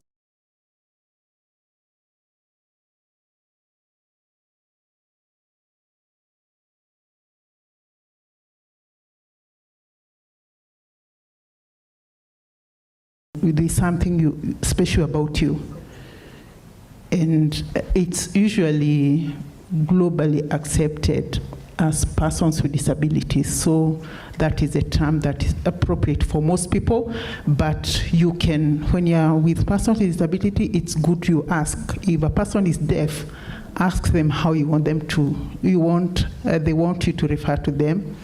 If it's a person who has a physical disability, you can ask, just ask whether a person wants, whatever term they want to be referred to them, but the common term for persons with disability is just that. And then about ACPO, I like demystifying ACPO because that's what I do every day. It's not as hard as people think it is. That's what I do every day. I do this because I have a passion for disability, but what I do every day is AGPO. So registration is not hard. It has been, it used to be hard, but right now you go to the website, to the AGPO website, the requirements are well listed, you attach your documents as long as you have the documents that they need. You know, it's good, the documents are there for regulations because they don't ask you for tax compliance. Why do you want not to pay tax when you're supposed to? And if you pay your taxes well, you're going to get, and whatever other registration, you don't have to have a CR12. You can just do a simple business name, and you'll be able to register your business. So AGPO is not as complicated as people do. Yes, it's hard because it has its challenges, because every step has its challenges, but it's doable. Yeah, and for registration, maybe because of time, it's if you want to benefit as a person with disability, you have to register. And the registration, as I'm saying, things have been simplified. It's if you get assessment from a government hospital, from the doctors from the government hospitals, they are there that do the assessment, you'll get registered by the National Council for Disabilities. Otherwise, I would say that we start disability inclusivity. You start by you. Don't think of what somebody else is going to do, but start from where you are. Thank you. I think, sorry, Josephine, now, shortly, please, because of time, just your action points and just respond to the question on maybe derogatory language use. Okay, I'll start with the words that we use when referring to persons with disability. We say the person, we see the person first, as Muthoni has said previously. We cannot, or somebody, a deaf person, in Kiswahili, mtu asiye na uwezo wa kusikia. That's the deaf person. Asiye na uwezo wa kuona, mtu asiye na uwezo wa kutembea. So if you just say the mama bubu, ni kama unamwagilia maji kwa huyo mtu. So ni mtu asiye na uwezo wa kusikia kwa Kiswahili. In my organization, we do the disability mainstreaming. We are teaching people sign language for accessibility, for communication, and other things. If you need to meet with me or you'd want to interact with me, you can meet with me and we can chat the way forward, because I have the interpreters here and Crawn Trust has my contact. You can ask for my contact from Crawn Trust though. Yeah. Yes. Thank you so much. That will be easier to make the world beautiful for all of us and inclusivity. Also, I just want something, somebody who talked about the KSL bill. We have a lot of challenges with the bill, at least. We started like in the previous parliament, where we had Senator Gertrude Musuruve, who was taking it up, but it was like a business. That's how, because she didn't consult us as the deaf people who are the user of that language. So it was her idea. So recently we amended that, and we came up with our own. So I think there's a Senate, they're supposed to be in the second reading, I think so, or it is being reviewed right now. It's in that level. So the name is Kenyan Sign Language Bill, not Sign Language Bill as it had been written previously. So yeah, I think after that I'll request the parliament that is right now there to try and regulate that on the policy. And right now people who are training sign language also, it's trying to regulate for persons with disability and also the teaching of sign language. So thank you. Thank you so much. I think I want to appreciate the panelists and appreciate Crawn Trust for giving us this opportunity to even talk about disability inclusion and really create that awareness and raise for those who don't have. My action point, my last point for Crawn Trust, I would like to see a program, maybe starting now. We are saying for 2027, we want to start now. For women with disabilities who are interested in vying for political positions, if we can come up with a program or a funding so that we start mentoring them now, by 2027, we shall be somewhere different. So I am challenging Crawn Trust to partner with us, nothing about us without us, the United Disabled Persons of Kenya as an umbrella body among other bodies, so that we can move together with Crawn Trust and have a very elaborate and detailed activities around preparing women with disabilities for political positions in 2027. Thank you so much. All right, Makofi Sarah and her panel. And we will need somebody to help Sarah come down.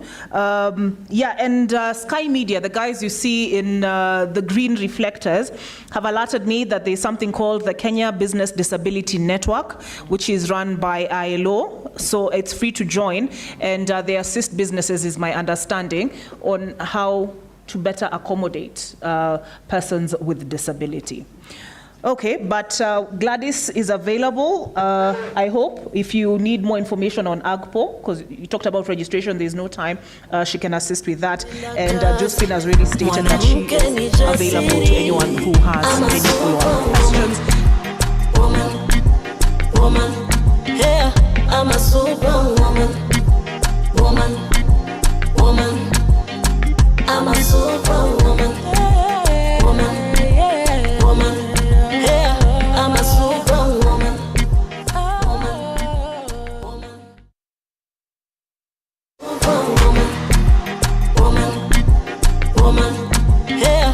a superwoman. Woman, I'm a superwoman. Or reduce your volume.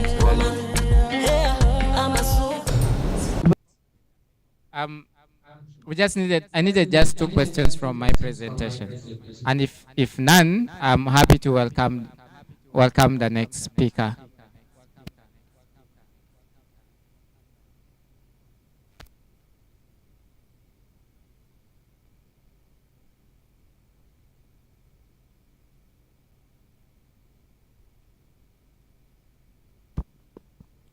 Check. 1, 2.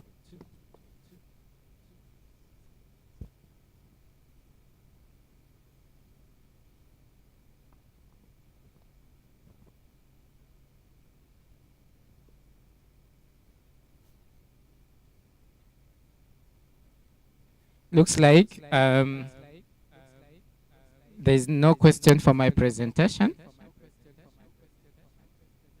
And Rai is not yet here. Okay. You have a comment? Go ahead.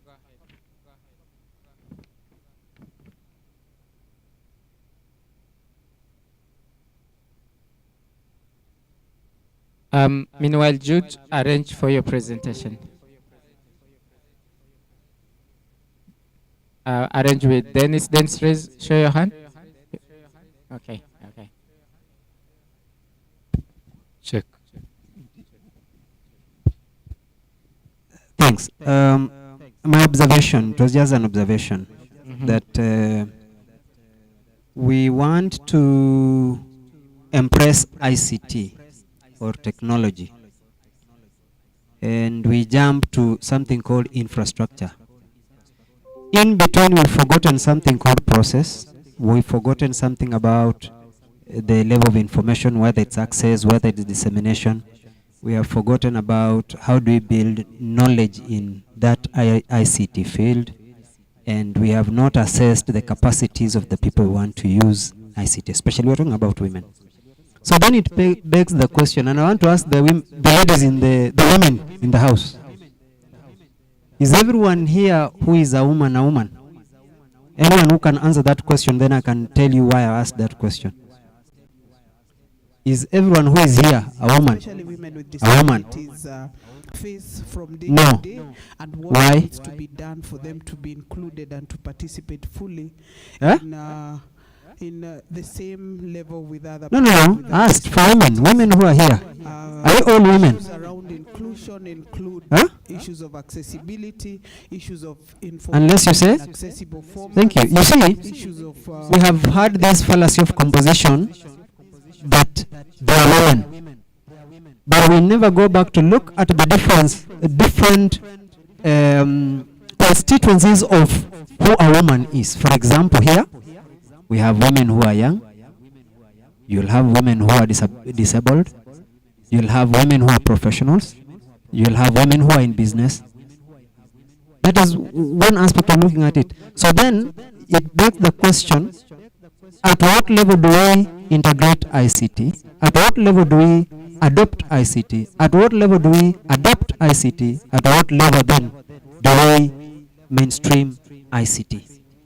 If we could have, for example, the statistics we were saying this morning points to very interesting areas. For example, when we talk about this whole area, and we have only talked about one area, which is AI, the world is talking about quantum computing. Recording in progress. Where shall we be in 5 years on quantum computing? Where shall we be on AI? Where shall we be on big data analytics?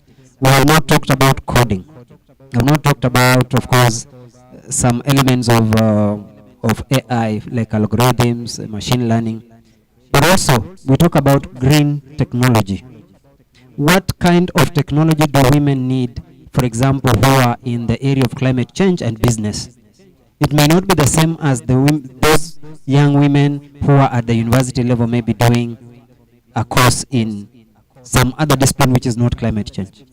So, in the policy recommendations, I saw your colleague mentioning about being active on policy recommendations. You will now realize that on ICT we have so many policies, laws, and regulations. And that's the problem with Kenya. That is information overload already. But in that information overload, there are so many gaps in between those policies, legal frameworks, and local. We are talking about national, not international. That requires us to review all those laws around ICT, IT, technology, and whatever it is, and see how they benefit women before we do any policy briefs or any policy recommendations towards that particular end. Otherwise, we fall in the traps that are normal and usual for all our NGOs, that we make general recommendations, general remarks, and lump everything together. Women are not women.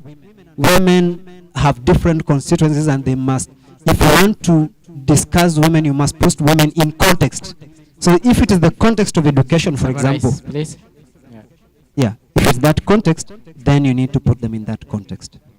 And I think our recommendation was, just to quickly respond to you, we used the word tailored intentionally. So that then addresses your issue around the constituents around women. So that then means we are giving a tailored approach. We are giving the migration, the digital migration that's relevant to the segment that needs that, migration. For us, that's how we are pre-positioning for it. Nonetheless, since Rai is here, I would like to welcome questions for Rai about her presentation. Yes, please.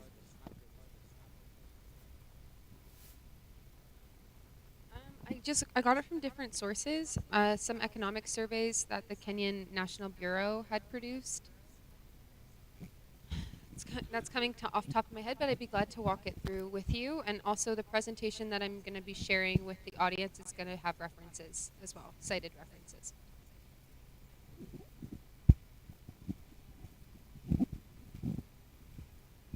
I had a summary report on that. Crawn Trust had done a summary presentation on that, and so I had that. Yeah. Any other?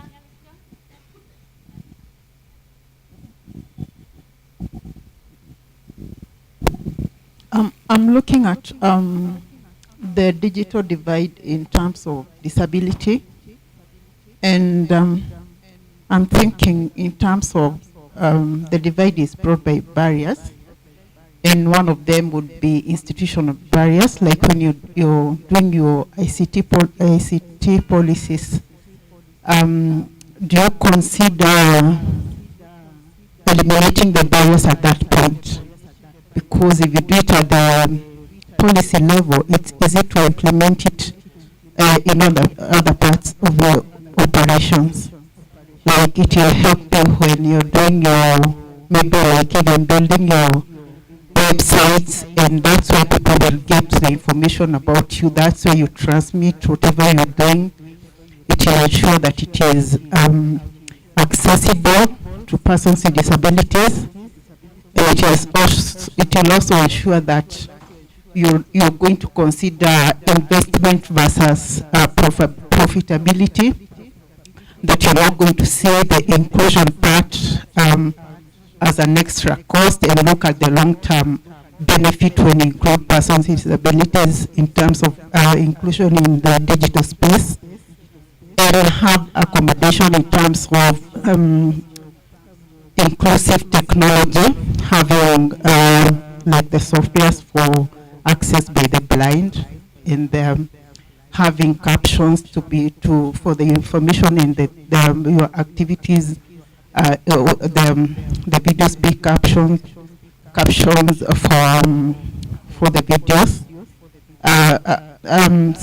I'm simply saying that the policy, especially when you have it in your policies, it will help you ensure that the persons with disabilities will not be left out.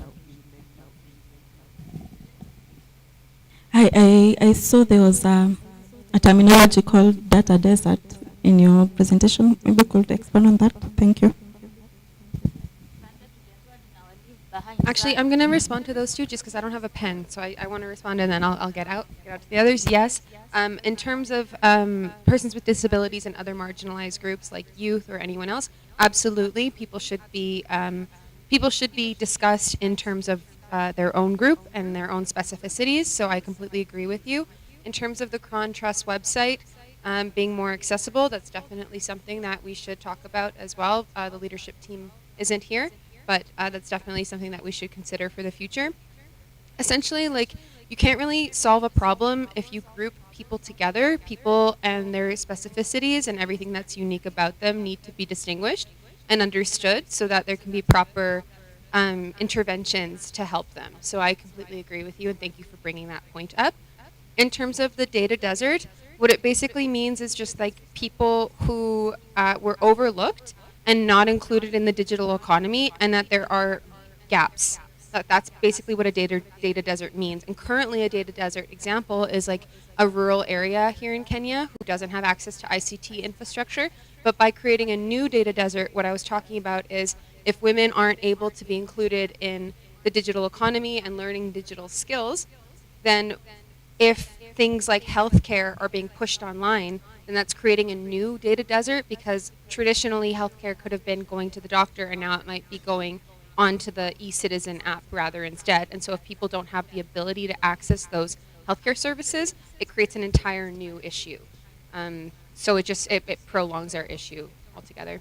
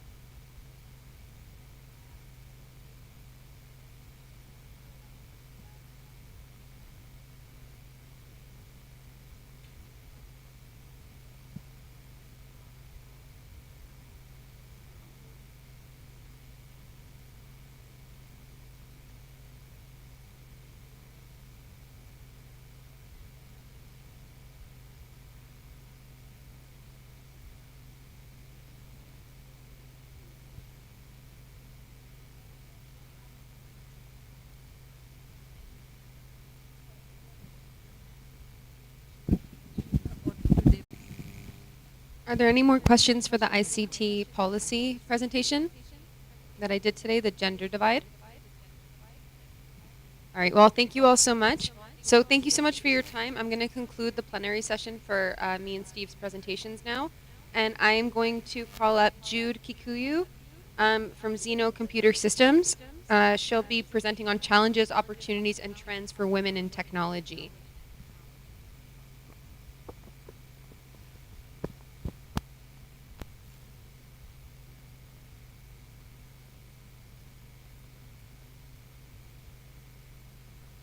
There are some changes in the program. We'd like to have Dr. Grace Githaiga first. Thank you, Jude, for being so gracious. She needs to leave to go somewhere. She's your friend. So you wholeheartedly allowed her to come before you. I don't know where she is. All right. We need her to share the presentation with Dennis so that... Oh, it's all right, all right. Welcome.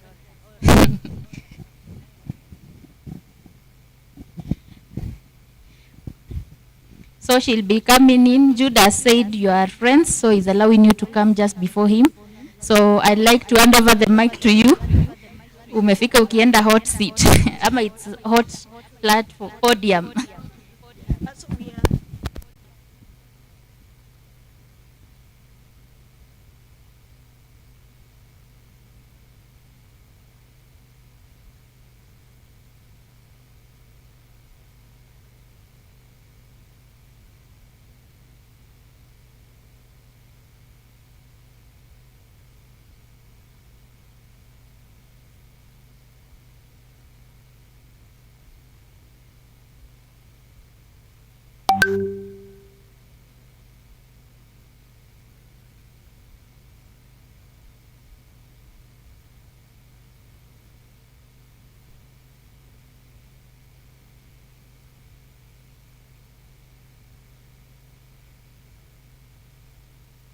Check. Thank you so much. Good afternoon, everyone. Thank you so much, Daisy and the Crawn Trust team for inviting me to come and speak. I know it's 30 minutes, so I just thought about 5 points that I can talk about. And also to say that I was very happy yesterday because we had a training and you did send your ICT person. So we had a training on cyber hygiene. Hi there. Cyber hygiene and privacy. And we were very happy to see Crawn Trust because some of these organizations, we always wonder whether, how do you get to engage with them? So we are very happy at that collaboration. And even now, this is the second time I'm being invited to speak. So when we were speaking with Mabea about, the topic, I just thought that at Kictanet, which is a multi-stakeholder think tank that works in ICT policy and regulation, we have a program on mainstreaming ICTs, mainstreaming gender in ICTs. And one of the things that we have been doing is that we have been conducting programs on digital literacy, on digital security, on cyber hygiene.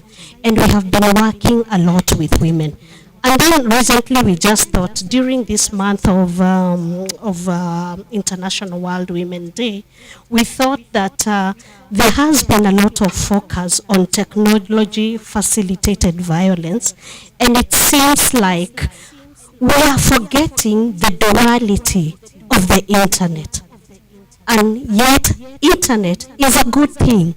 We have seen what it is. So in my conversation today, I choose to focus on the bright side of internet and what it has done and what it continues to do, especially where, in terms of leveraging women's economic empowerment. So the first point I want to highlight is on e-commerce platforms. And what we have seen is that technology has and continues to enable women to overcome the traditional barriers of market access by providing platforms for online commerce. So through the different e-commerce platforms, We have seen women showcasing what they sell, the products they have, even to a global audience, and therefore that provides a platform for expansion of their market reach and increasing their earning potential.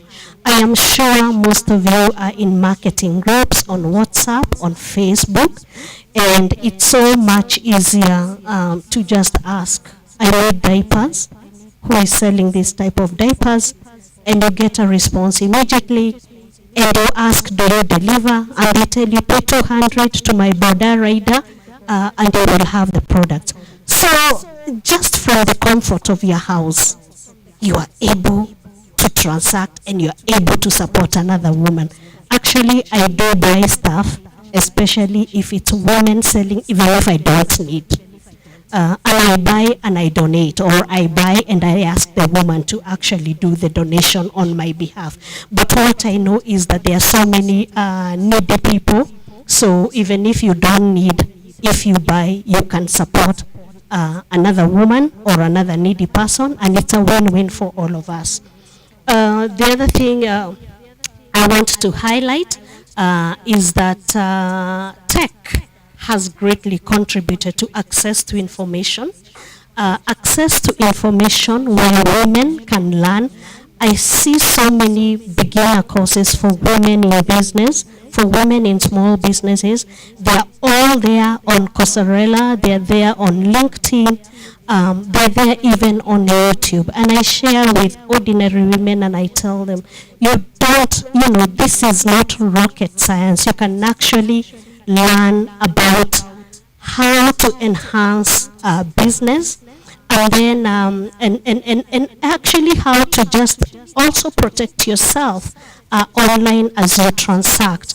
And one of the things that we were training yesterday was on cyber hygiene, how the issue of social engineering is on the increase. And so even as we talk of how the positive side, the other thing is that women are starting to learn about social engineering. And yesterday they gave us very good examples of how somebody calls you and tells you, mama hujalipa stima, tuko hapa nje sasa unatakaje? And because sometimes they get you off guard, you're thinking, I have not paid electricity, and but I use tokens, so how is it that I have not paid electricity?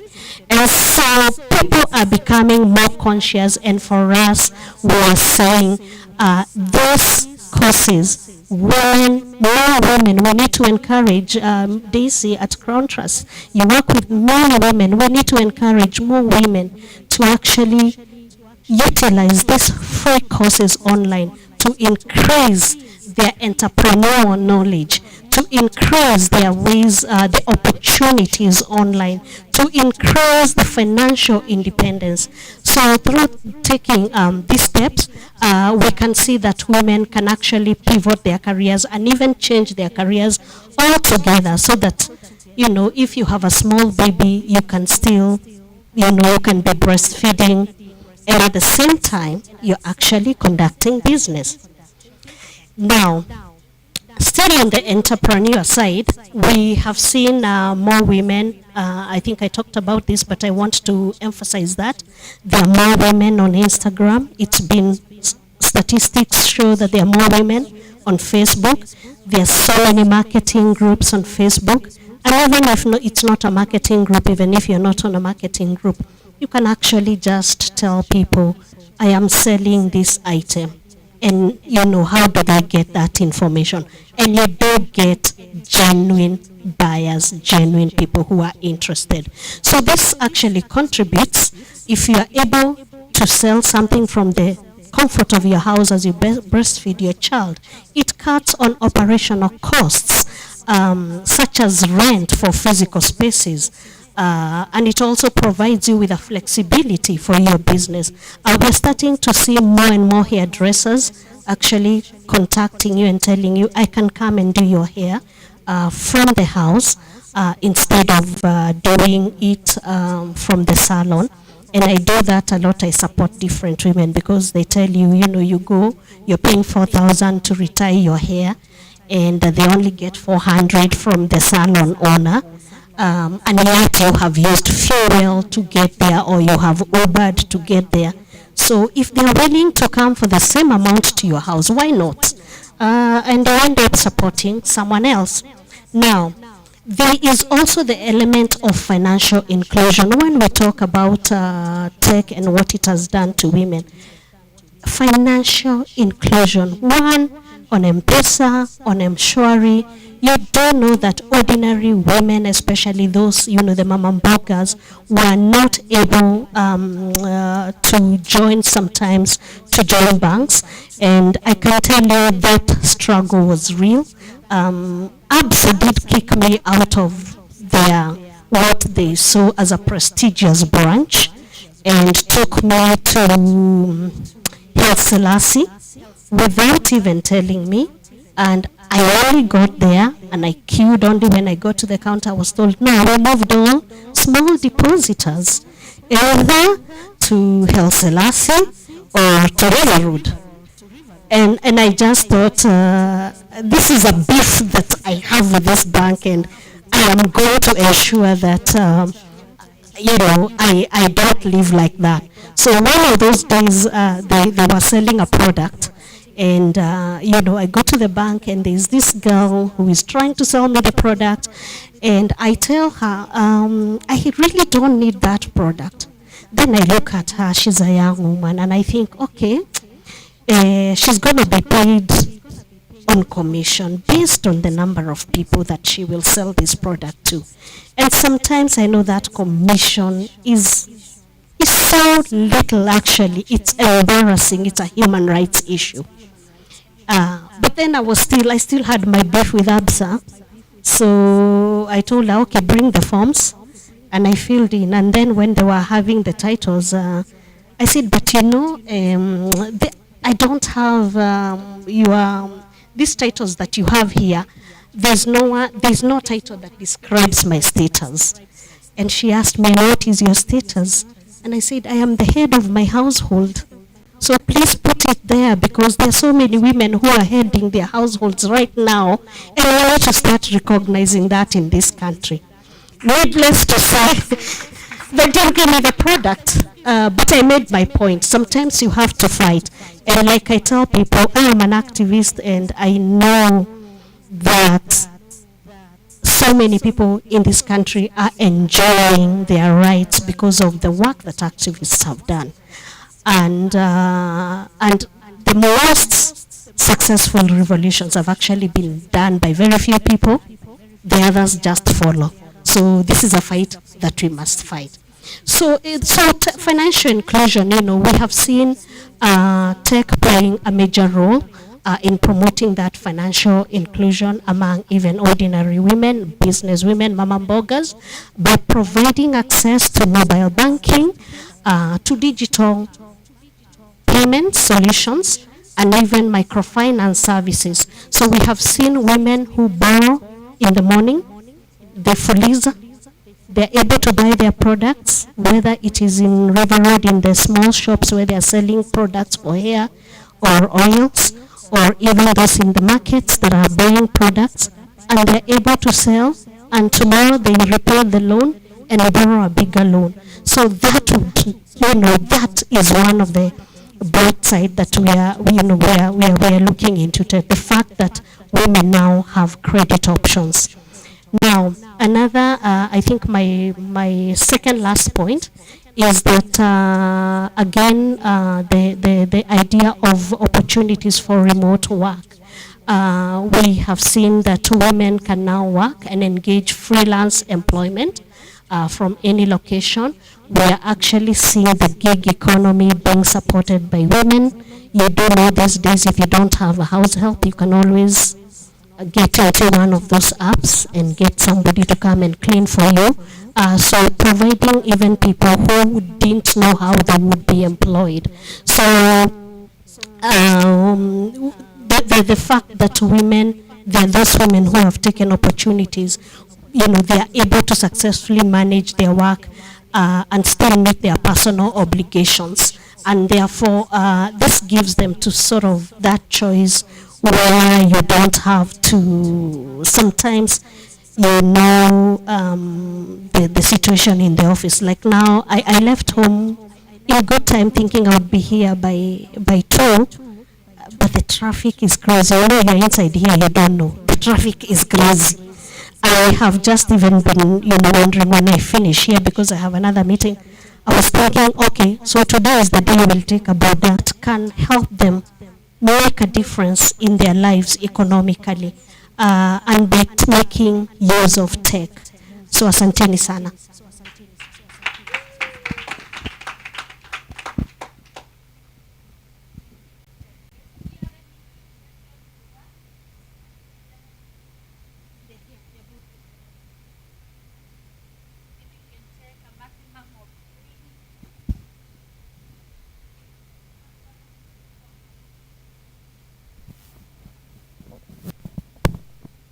I just wanted to say thank you so much for your presentation. I learned a lot from you, but I also feel really inspired, so I just wanted to say thank you.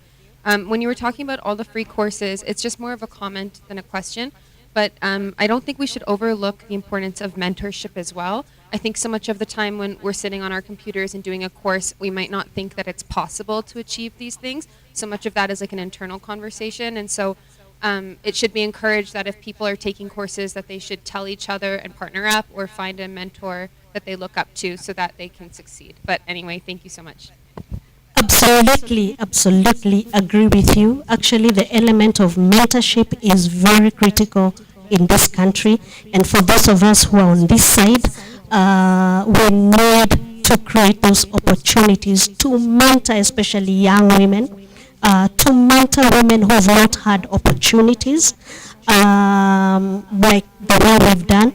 I'll give you an example. When we go into our tech meetings, we assume everybody is tech. So like yesterday, we had a challenge because the trainers were speaking as if they're talking to people in tech. And they were being asked, so what's that? Every other minute, what's that? So mentorship is very important and networking. So even in a meeting like this, please, if it's your first time, don't leave before knowing a new person, because that's how you create your networks. That's how you get to know that there are opportunities out here.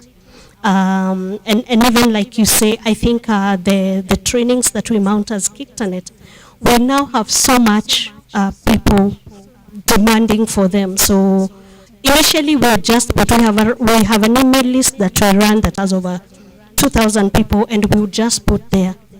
These days we have to make a decision and say this is a targeted training for women. So we target women organizations and we say we are holding this, send somebody. Because we know if we put it there, we won't get the opportunities. So yes, let's continue. Mentorship is very important. Networking is very important, besides the other things that we are learning. Any other question from the floor? Let's finish it. Thank you very much, Dr. Gigi. So I just request you kindly, would you speak about the fellows and the fellowships that Kictanet offers on the Internet Governance Forum, and tell us more about your next meeting. Thank you. Okay, Mabea is one of those we are trying to mentor to get her to this other side. So at Kictanet we run different courses, so mostly on cyber hygiene, on digital security, or digital literacy. But we have one premium course that is only mounted once a year, and that is in June for 3 weeks. And that's we call it the Kenya School of Internet Governance. It's a training for anyone who wants to get into tech policy. How do you engage with policymakers? How do you become effective to ensure that your recommendations in terms of policy making are taken on board? Actually, I'll tell you that practically 90% of all tech policies in this country, we have had a say in them. And what we do is that we push for public interest. Actually, when we sit with the minister, we ask, and even Parliament and Senate, we tell them what is public interest in this, because that's what we want to see. So we have a training, it's 3 weeks, it's advertised. It's very highly, I think those who have gone, this is going to be the 8th year or 9th year, 8th year. And those who have gone through it have given it a very good name because they've gone to work for the big tech. Many of them are working for the big tech. So it's become very, very popular. So you can follow us on our social media handles because that's where we will put. And it's at Kiktanet everywhere, on Twitter, on LinkedIn. That's where we post on Facebook, on Instagram, on TikTok. We will post it there. So if you're interested, just be on the lookout early June, I think the first week of June, and we will be posting that. The other courses, we don't have a specific time, like a specific time in the year. So, they keep coming. And we will hold an annual Internet Governance Forum, again on June 27th. So the training will precede the annual Internet Governance Forum on 27th. And what happens is that then people can come and engage with the policymakers. Within that work, we will have other shorter trainings. There'll be trainings on digital security, there'll be trainings on cyber hygiene. So you can apply for those other small ones if you don't get the main one. Oh, thank you. Thank you, Dr. Githaiga. I mean, I think it's very exciting what you're doing, and thank you so much for honoring our invitation to come. And I really look forward to us partnering with you, because we have a huge network of women out there for whom a lot of this information and skills will be useful for. So before I even ask what I intended to ask before, is there a cost to the courses? And if there is, how much does it cost? We're also offering our platforms. We do have a gender resource center where we can advertise these courses. We have women's rights organizations mapped in all the 47 counties. We have over 1,400 organizations. So we will make this information available to them so that they can participate in it. So my question is, I have two questions. One, we know that the digital space needs a very specific kind of literacy. And there are those, we work with women and girls, but also women who, as it is already, were disadvantaged by the general literacy and of course are now looking into this new space. So is there a type of gumbaru for those who would benefit from some of these skills, or even create new learning for older people, because a lot of tech information is targeted at young people, right? So I'm looking at the older generation of women, middle-aged to the older ones. Do you have tailor-made interventions for persons living with disabilities? That would be if it is with any kind of if they're visually impaired or if they're hearing impaired.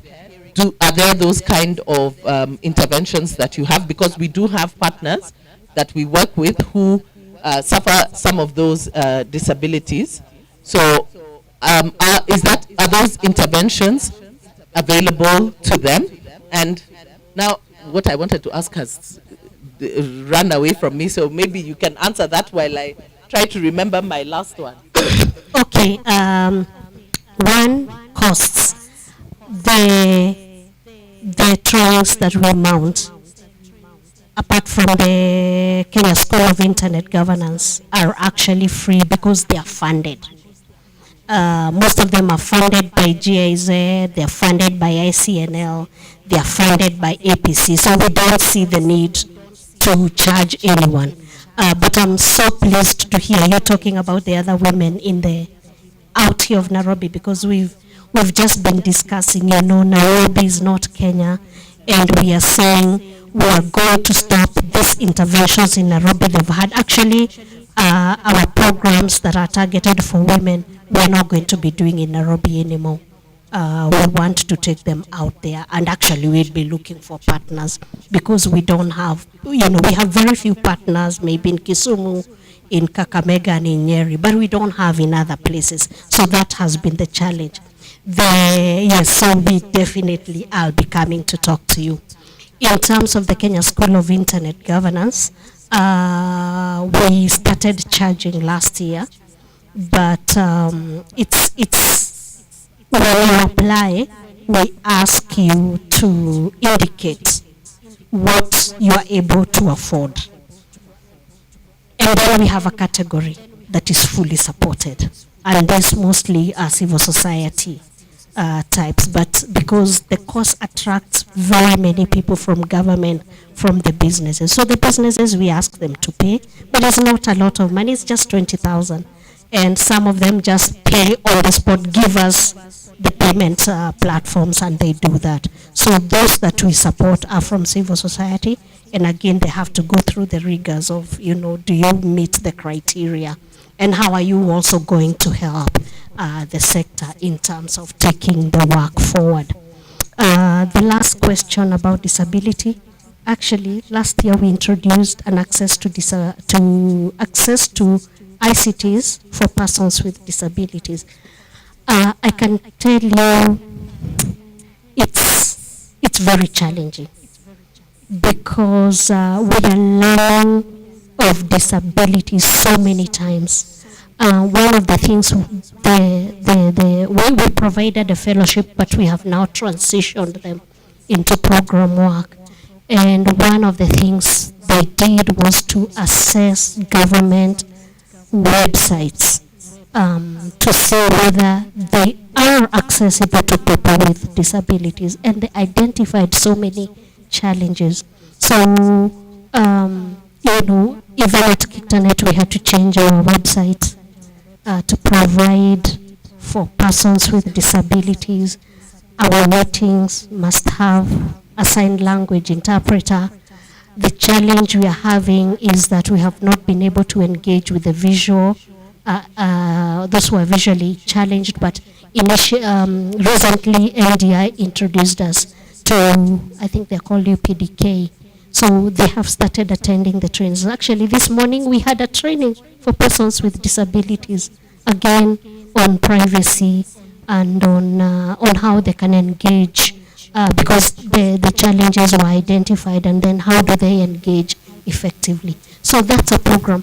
The disadvantage with that is that there are very few donors funding disability issues. And then every day we attend a disability meeting, you invite them, and they come with people you never thought, you never considered a disability. So for example, there are people, those who stammer is actually a disability, because the ones we have engaged with, before somebody says something, it's an entire minute that goes, and even the facial expression, and it is, you just feel this is so sad, how do we deal with this?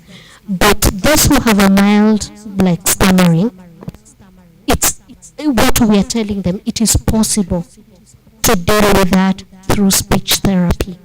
And I know somebody who has made it in this country, I won't say who, but when I got to know the person, they had a very bad stammer, but they've worked through it, through speech therapy.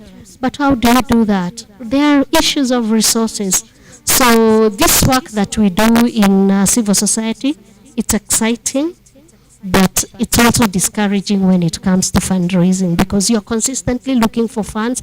And sometimes I get so depressed, I sit there and I'm like, I really would want to do more for these persons with disability. And then I also realized, we sit here, we are not conscious of this, but the difference between us and persons with disability is actually very minimal. You can get into an accident today and never walk. I had surgery last year for both my eyes. I had stopped, I was just seeing up to here. And I had started thinking, oh my God, my eyes, my work is tech. I am forever on laptops. What am I gonna do? I even started thinking, I need to learn Braille. Now when I have, it just hit me that crossing that bridge to be a PWD is so close to us. Some of the PWDs that we work with actually were normal, but they were in an accident, so they can't walk, they have very little power to use their limbs.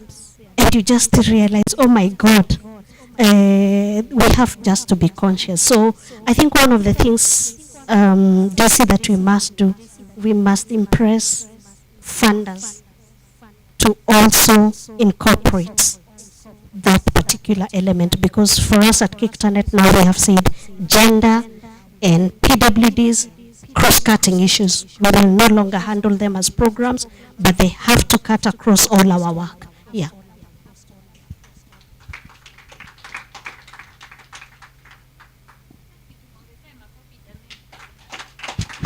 Those were very weak slaps. The slaps we'd given in the first instance were very weak slaps. Makofi. So we thank you so much, Dr. Grace. We just engaged her on Wednesday so you can see the sacrifice she's made. And I see the mentorship is already working, because it's Damaris who told me, hey, you must have Dr. Grace on this. We had just invited them to attend, but Damaris was like, no, she has to speak. So we are very grateful that you are able to come on board in such a short time. Now see, what she has said is music to our ears, that there are free opportunities. Yeah, so I believe in the morning when we asked how many are in the digital space, we only had 2 hands. So I hope when we meet again with the same groups, we'll have more hands, or every one of you will be lifting your hands. You'll have learned something from them and advanced yourself. I just want to say that tech is not rocket science. You know, when we tell people to engage, they're like, what is that you are doing? Me, I can't understand. I want to tell you now that it is not rocket science, that you just need an interest. There are so many issues in tech. Just pick on 1 or 2 that you are interested. And I'm telling you, if you look into tech issues, you will identify one thing that you're of interest to. Me and Sheila here used to run radios. Actually, my background is media. I trained as a journalist. So we used to run radios, and when the radios would give us hell, I remember Sheila would tell me, let's have breakfast, we go Dutch. And we would meet at Java in the morning, have breakfast, cry about our budgets, cry of how we have not been, advertisers have not paid, cry of all the challenges. And then, yes, and the media bill, before, actually that's how we got into tech. We were looking into broadcasting bill. Ndemo had just been given the role of PS. He came to talk to us and said, come, we have this broadcasting bill. Come, we talk. We were with the heads of nation and Masharia from Citizen, and they said we cannot be regulated. They said if Ndemo had not talked to the big ones, who else has he talked to? I remember Sheila whispered to me and told me, Grace, let's go. We went and we made our contributions. I'm so happy because the broadcast regulations have a lot of what we contributed. Actually, that's how I changed into tech, because once they produced the broadcast regulations, engineer, I think it was Engineer Kamau from National Communication Secretariat, walked to me and told me, look, everything you have been pushing for, you are the greatest winner in this. I think I need to retire. And I'm like, retire at what age? Sorry, that reminds me about the age thing. Now, people think that when women turn 40, they are finished. Yeah? That there's nothing you can do after 40. I am past that age bracket, and I can tell you I'm one of the big names in Africa, even internationally. At Kickternet, we have raised that actually we want to do a program for older people, because why are we treating this ageism needs to go, and we need to actually whatever. So this, you're gonna be my partner as we do this, and Sheila, because we must deal with this.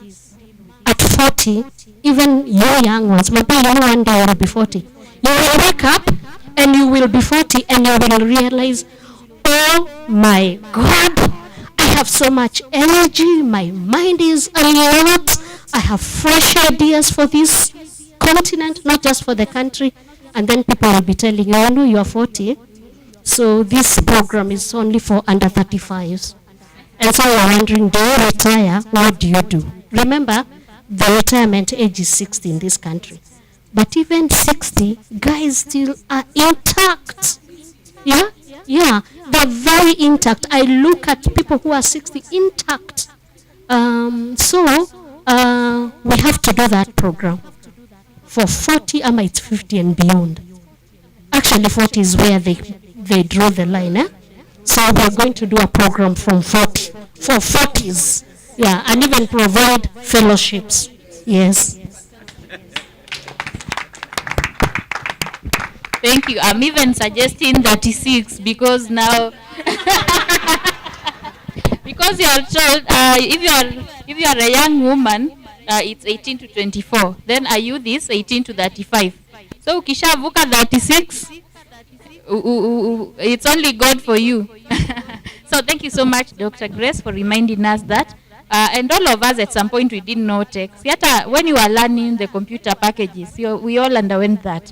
But before you did it, how was it? See, it was scary. You thought, sasa, you couldn't even imagine typing with speed. You would be looking for where is A, where is S, where is what letter. But now you can even type without looking. So we shall keep on learning. And I think at this point, I'm happy to welcome Jude, who was very gracious to us to take over the next session. Asante.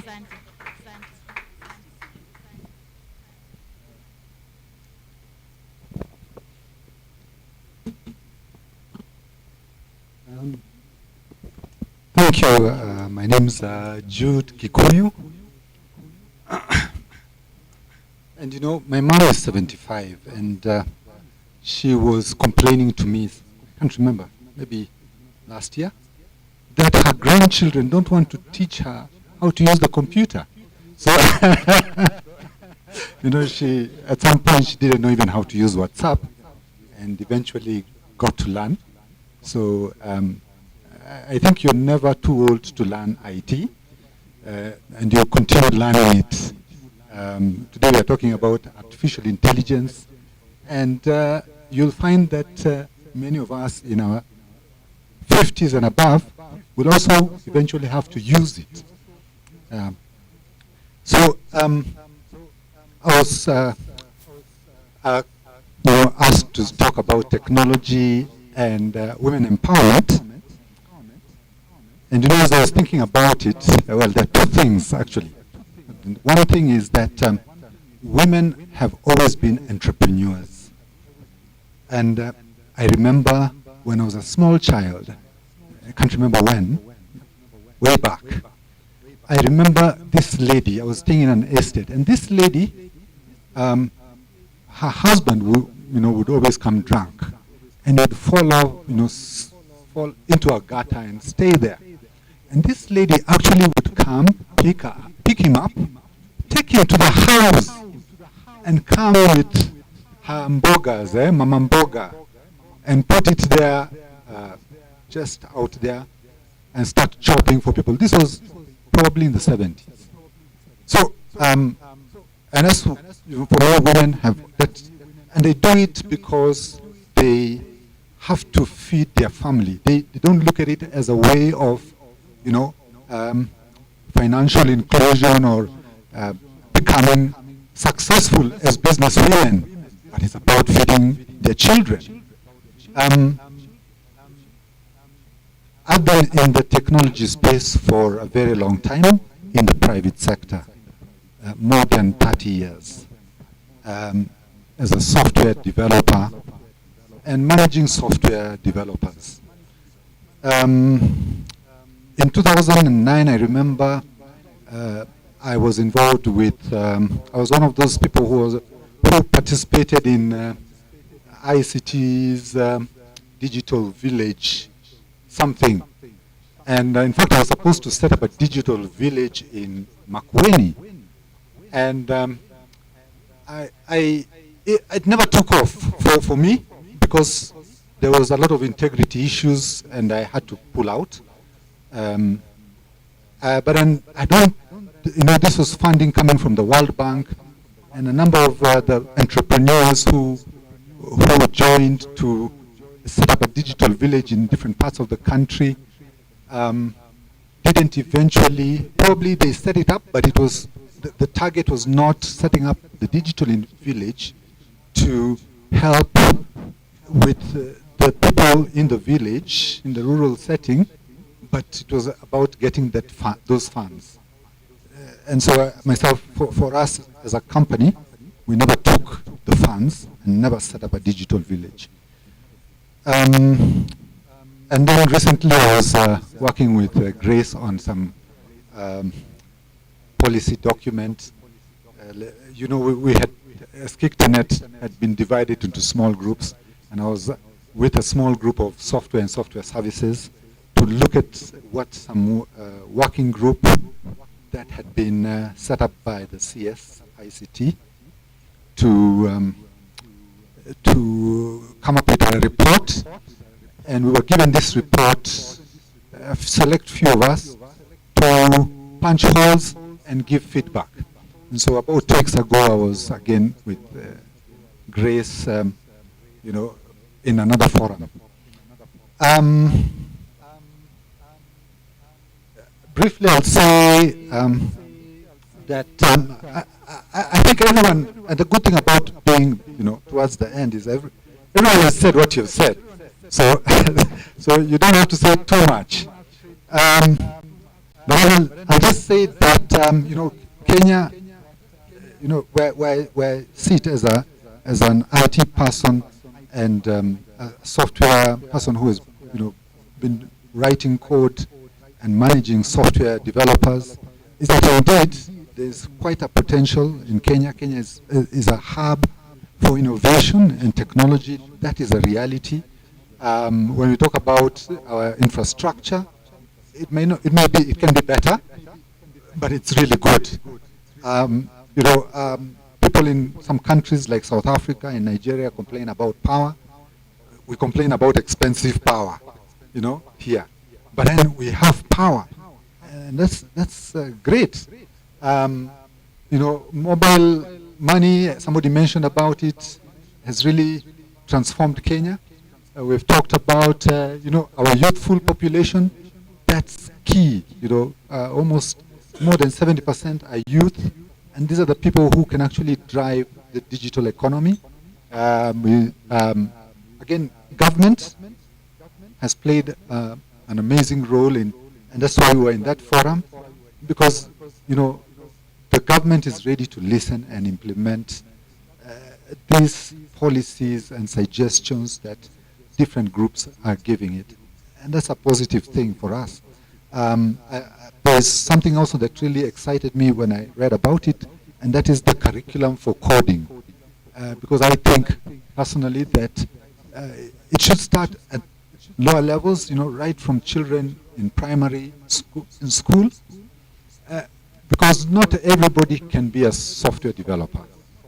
It's for a select few, but you need to throw out your net into the sea, try and get those who are good at it and to do it.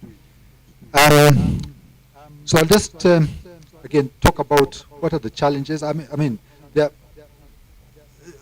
When I look at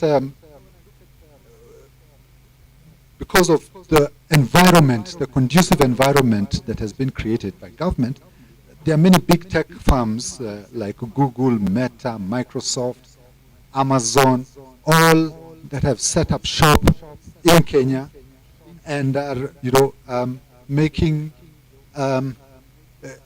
creating employment for many of the young people here. And also harnessing the innovation and the ideas that are being shared across the different hubs that are there. I will just briefly talk about the trends, just next slide. So I just picked a few things from the internet, and I'll talk about this later. More Kenyan women use mobile internet, but then this is, just an idea of how women are becoming more and more involved and committed to technology and being part of it and actually bringing change. Next. So I see that women in technology, some of them are heading some of these companies in Safaricom, Visa, Cisco. They are in leadership and they are making change in those positions. Some of them have startups, like the Zesha is a startup for lending money, and is run, the CEO is a lady. So women are part of the innovation that is, in these different industries, whether it is technology, telcos, e-commerce.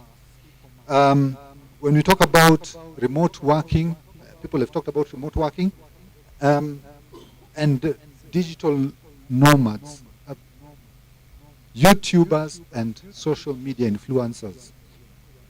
Many people I know here, my wife included, is always watching Lynn Ngugi on YouTube, and the content that she gives, because they're quite interesting, and she's actually making money out of that. So that's women. That's an area women are participating in, and there's another lady also who I also came across called Eve Mungai, and the content that she produces on YouTube. So I think ladies continue to make a difference in the technology space. We have what do you call it? Women using technology to make to make changes in the social and to address social and environmental challenges.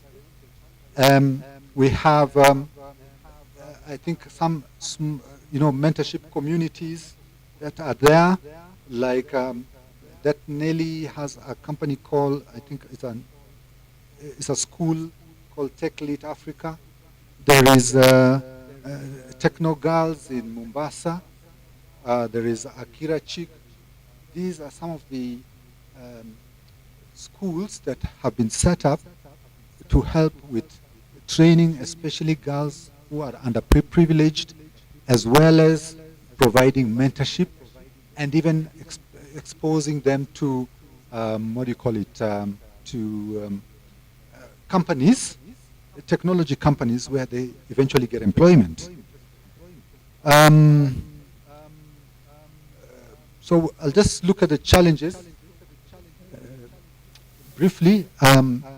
This is a word cloud that just gives an idea of where in the technology space or in software development specifically, where you find many, when I talk many women, in the many companies I've worked for, you'd find either 1 or 2 women in the software development team, and maybe 8 to 10 men. In some, there was no woman. It was maybe 15 developers, no woman. So, so when we're talking about the job that women will take up, or young women will take up in a software house, is to be a software developer. That's what stands out. Being a software developer, they may be eventually switch to become a project manager, and that's why, or a database administrator, or software engineer, and a software developer are very much similar. But I will ask how many CIOs or CTOs are women. They simply fade away as you go up the leadership, IT, especially in software house companies, the leadership in software houses. So you'll not find too many of them up there because eventually they change their careers. Let's go to the next slide. Yes. So, and what is leading to this? What is the kind of training, or is there any counseling, what do you call it, is vocational guidance and counseling done in primary school or secondary school where children are allowed to, when children are being asked to select subjects, is there anybody who trains or helps them to know which subjects to pick that will enable them to get to do IT courses?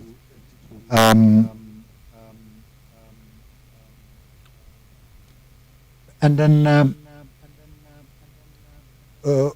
so there's an issue of, in the curriculum, there is an issue of, is this curriculum geared towards helping young girls love technology or IT, or is it just there to provide, a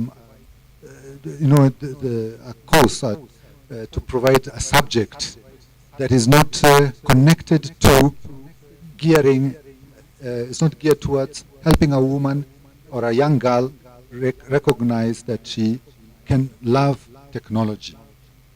So that's an area. And in the workplace, there's the gender bias where you have one woman and 6 men.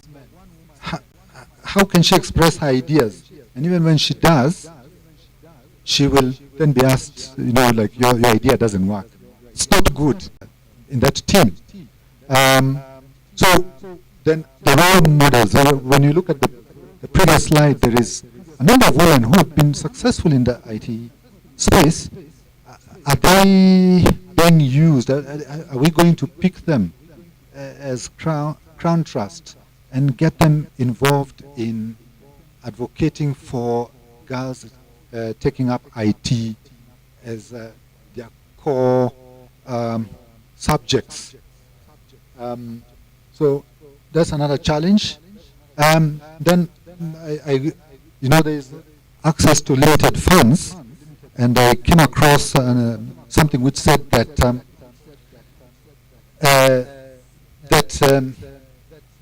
what was this? It was about only 1% of women-led companies can access funding, from venture capital, from venture capitalists to start a business, because their ideas will not really be taken seriously. So you find that more companies that are led by men are more able to get funding to start up new projects and get their projects going. And this is not the same for companies that are run by women.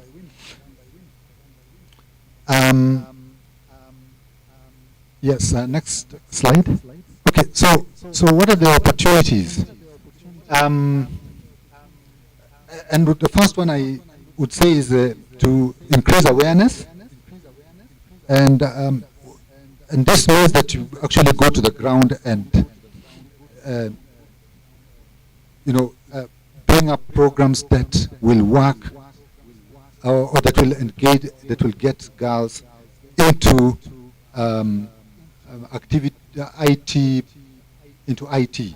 Also, when we're talking about the policies, when Grace is talking about policies, you need to look at these policies to make sure that they are inclusive of gender.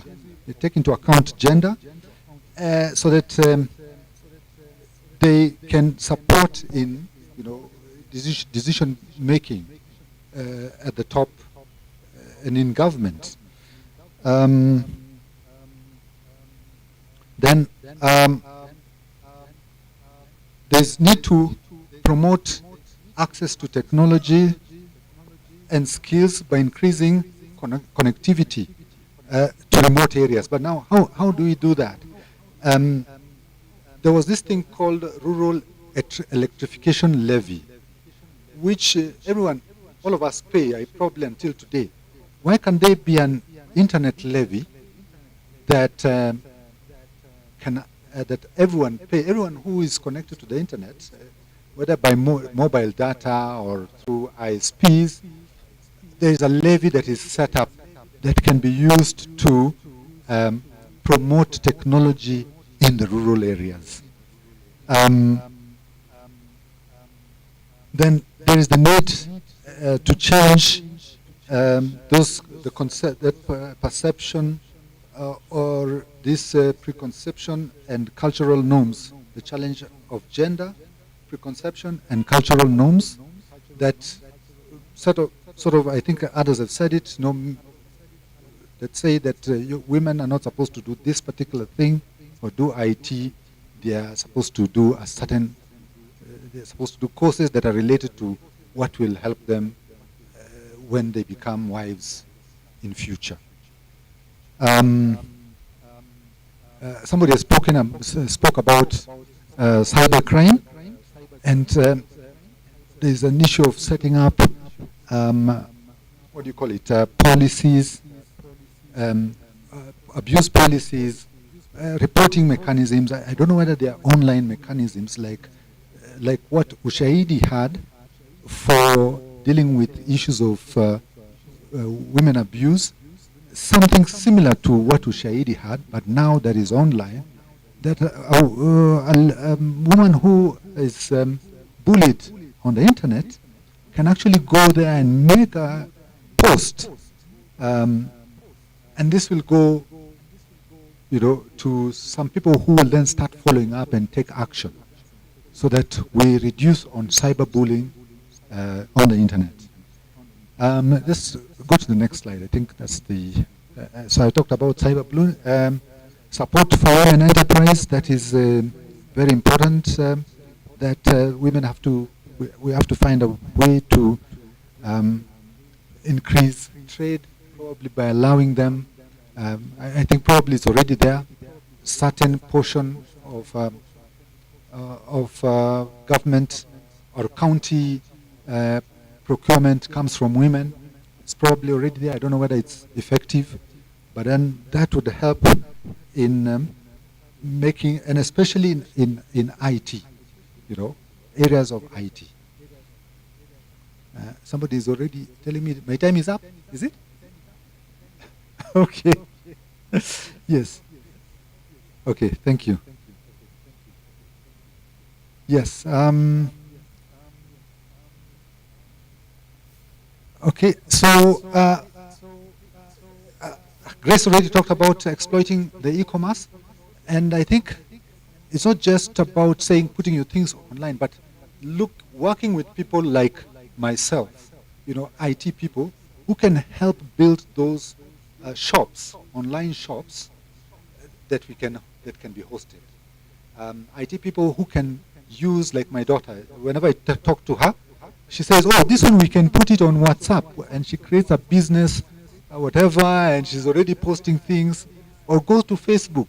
I mean, working with such people to help these women in the village to sell their wares, so that we don't just say we have to see how to get, or we are working to get women sell their wares online, but taking action,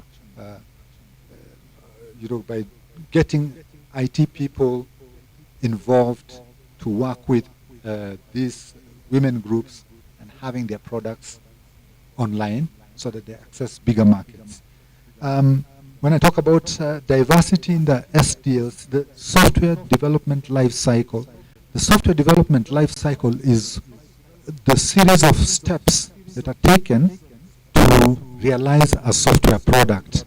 So you have a requirements gathering, you then do a design, you then do coding, and then you go and implement, you and deploy the system, you know, to the cloud or to a server.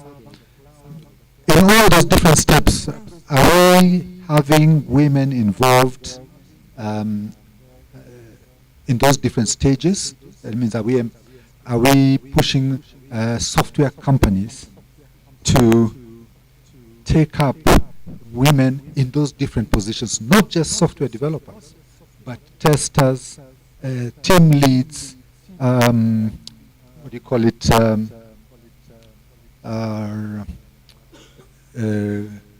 cloud engineers, you know, there's a variety of positions that women can take up at the different stages of a software development life cycle, that you only find them in one area, which is programming. So that is something that we need to keep on pushing private companies and even government that have software development activities going on to take up women to lead these rules. So I think with that, I've come to the end of my presentation. Thank you.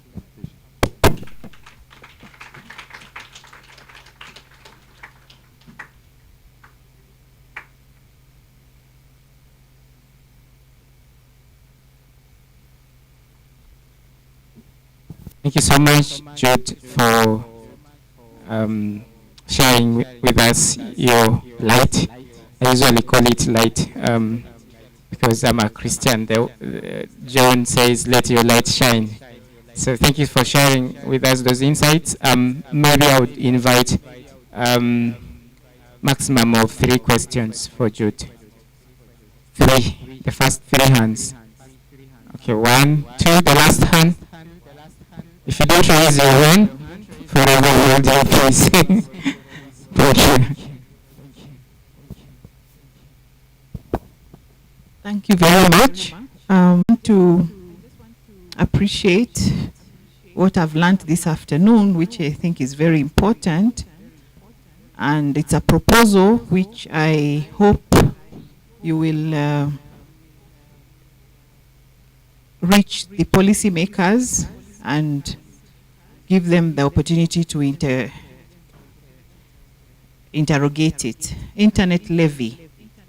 You did say internet levy can be used to promote technology in the rural areas. I'm very excited with that. I don't know how far you have pushed this idea, but I did hear you mention you've been in policy dialogues.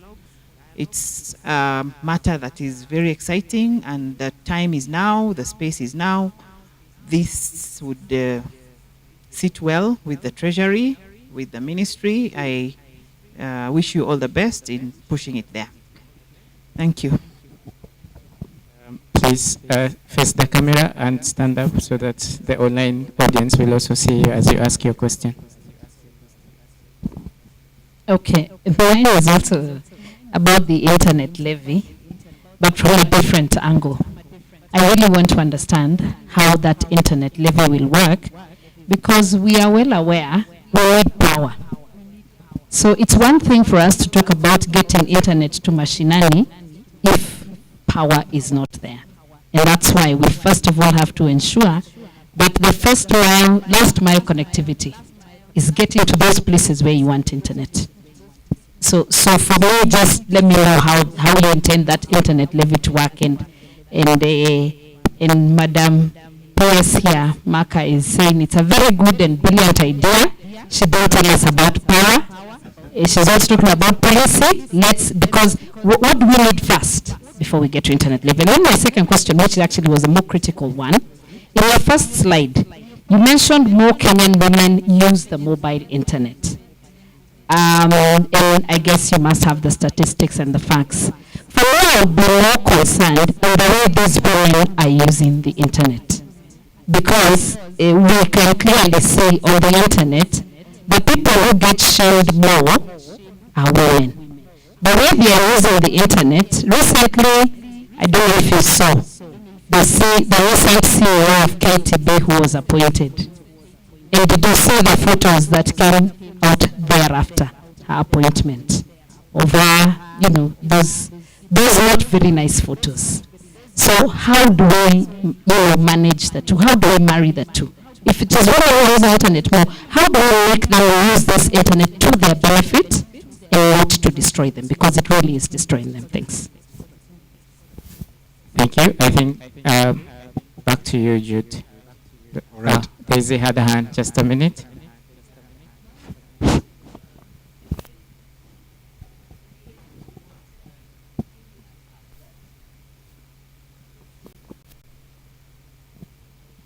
In relation to Winnie's question and the increasing concerns that have been raised by countries about certain applications. So we've also seen some of the harms that social media has done. And also, I mean, in terms of young people getting into very antisocial behavior, talking about the addiction to social media. You've seen the Florida governor has actually banned the use of social media. They've passed legislation to ban the use of social media for children under the age, is it under the age of 14 or something? And so, and then of course there's the debate in America about banning TikTok. And I believe TikTok has also been banned in certain countries because mainly their concerns are around data mining, the data gathering, the information that is gathered using these applications. Now, in Africa, this has not been raised as a concern, right?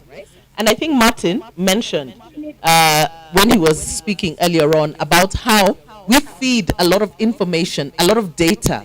A lot of data is collected from our use of many of these applications that are international.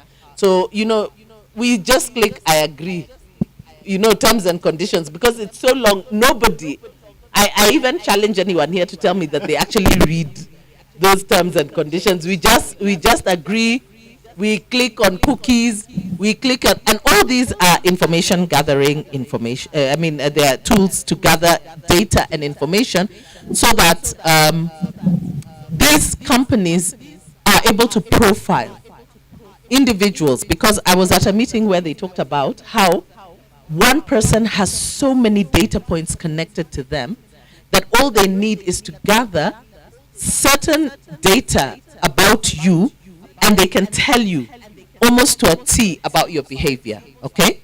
Now, that is being used to target us for many, many things, okay? So, what safety mechanisms are there? You know, when we talk about safety and security, because for the most part, when we talk about safety and security, we are talking about cyberbullying, right? But also that information that is being gathered. You know, there are people who are gathering information about us. You remember there was that whole scandal of Cambridge Analytica, right? And it wasn't even a scandal in Kenya because it's like we don't understand the implications of some of those things, right? But then there's now what Winnie has talked about, how the internet is used. And I think there's somebody who's even done a video showing how apps like TikTok that are Chinese owned are very, very deliberate about the kind of information and the algorithm that is used in the Asian spaces and the kind of information that is targeted at the users in those spaces, and then how it is used in other spaces. In fact, it was said, I think there was also a news item where it was said that from midnight, or is it 2 a.m. in Kenya, TikTok is like a brothel, you know? And majority of the people that are on that space selling sex are women and girls. So what does that mean? You know, because that's a dark side of this whole thing. So all the things I'm telling you, I'm talking about, you know, just the behavior that is encouraged, you know, and even, and you know, because it's encouraged because people who portray that behavior get many followers, get many likes. I hear they can even make money off these things. I've still got to find out how to make money off these things. So what exactly does it mean for women and girls, but also overall for us as Kenya? Let's talk about Kenya, because I mean, for me, I've been talking about Africa. You've been hearing the questions that I'm asking. I think that we are not really looking at this space in terms of what it means right now for us and what it means. How can we transform it so that it means more for us, for better? Thank you. Thank you so much. Over to you, Jude. In 5, please. Well, first, Daisy, that's a very difficult question. I have no answers. And that is because a lot of the social media apps that we use are not designed by us. They are done out there. And I know China, as you said, rightly said, that China, the TikTok, or whatever is shared on TikTok in China is totally different from what is around the world. Theirs is more about education, helping their people learn more and building them. How can we stop TikTok from allowing pornography, for lack of a, because what you're saying is really pornography, live sessions which take place on TikTok? We can't, I mean, the only people who can try and stop it is government, by simply saying we will not have TikTok in Kenya, which will bring a lot of it's bad. So, but one thing that we can do, and which has been talked a lot about, and no action has really been done, is creating local content in our local languages. I have not yet, we started talking about this in 2009 or thereabouts, when we were when we were looking to put up these digital villages, and one of its goals was to help in creating local content. But this never took off. But that would be a good starting point, so that you can switch people's minds away from things that are out there to what is locally available. Once we start that, then I think we'll be on the right path. Because, for example, first of all, I don't use TikTok, but then even when I click on a link to take me to TikTok, it's only for a specific thing, nothing to do with live sessions that take place in the middle of the night. And I can decide even on Twitter, on X, where to go and what to look at. But that takes discipline for users. And not many people are as disciplined and would want to venture into the different areas. And even if you remove TikTok, but you have the internet, with all those X-rated sites, and there's so many. So TikTok just provides a space where you can now provide pornographic material to your people locally, which again, is quite scary. So I don't have answers myself. But then local content, okay, somebody would say, but that's also local content. It's a Kenyan woman who is there and she's selling her views, all right?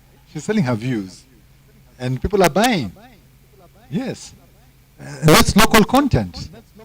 So that's something, there has to be regulations around it.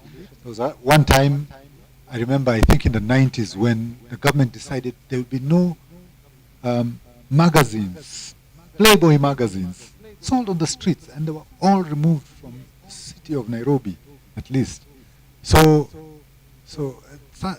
regulation can be put around these that ensure, and between government to government, ensure, and if we, like myself, Grace, can continue pushing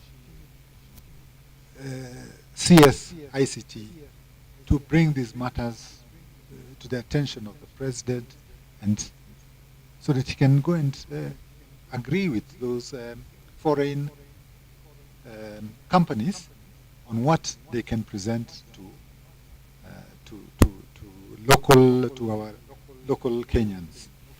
On the issue of internet levy, that is just my thought, that it would be a good idea to have something like an internet levy that helps in promoting ICT in those rural areas. But as she rightly said, there's no electricity. So even if you take, yes, yes, yes, yeah, yes, yes. Yes, I will have a tete-a-tete with Grace and see whether we can bring that. You know, sorry? Yes, it is. Compared to not the power issue, the internet levy. Yeah. Yes. On the article, there was this thing I forgot to mention in that article, that more women are using internet, mobile internet. It was on the Business Daily. Now, when you read the article, it says men use mobile internet. The rate of men that use mobile internet is 57%. It has stagnated at 57%. Women have increased from 33 to 36%. All right. So the title is simply not realistic. It's not giving the true picture, because we men are still the bigger users compared to women. All right. But here they're saying more women use mobile internet. But more women in the sense of from 33 to 36%, that's a small jump. And you can't say more women are using it. It's still more men are using it. And that means that there also needs to be a way that media should report things better to make things clear, put things into context. It's just not just say more women are using internet, which is not true. Yeah. And I don't know the last question. I think I've answered all questions. Thank you so much. Let's give him a fat clap. Okay. Without further ado, let's welcome. I don't know if I can wear the shoes of inviting Daisy. Daisy, come and give us your presentation.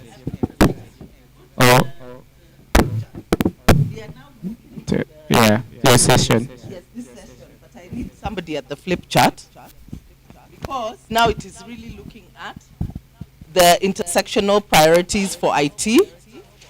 Ooh. And I want us to do it together, yeah? Because one of the things that is going to come out from this meeting and from the report of this meeting are recommendations that we are going to give. We are developing, and it's good that Jude and Dr. Hidega were here, because you sit in the task force. That is, I think your work is ending in April. Or you're not in the or you're not in that task force. So you have powers. You are going to do what? Aha. So we will punch more holes. You will help us punch more holes. You will help us fill the gap, because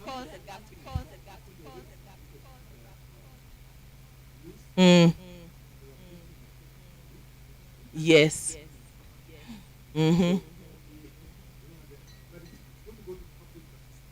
Okay. So,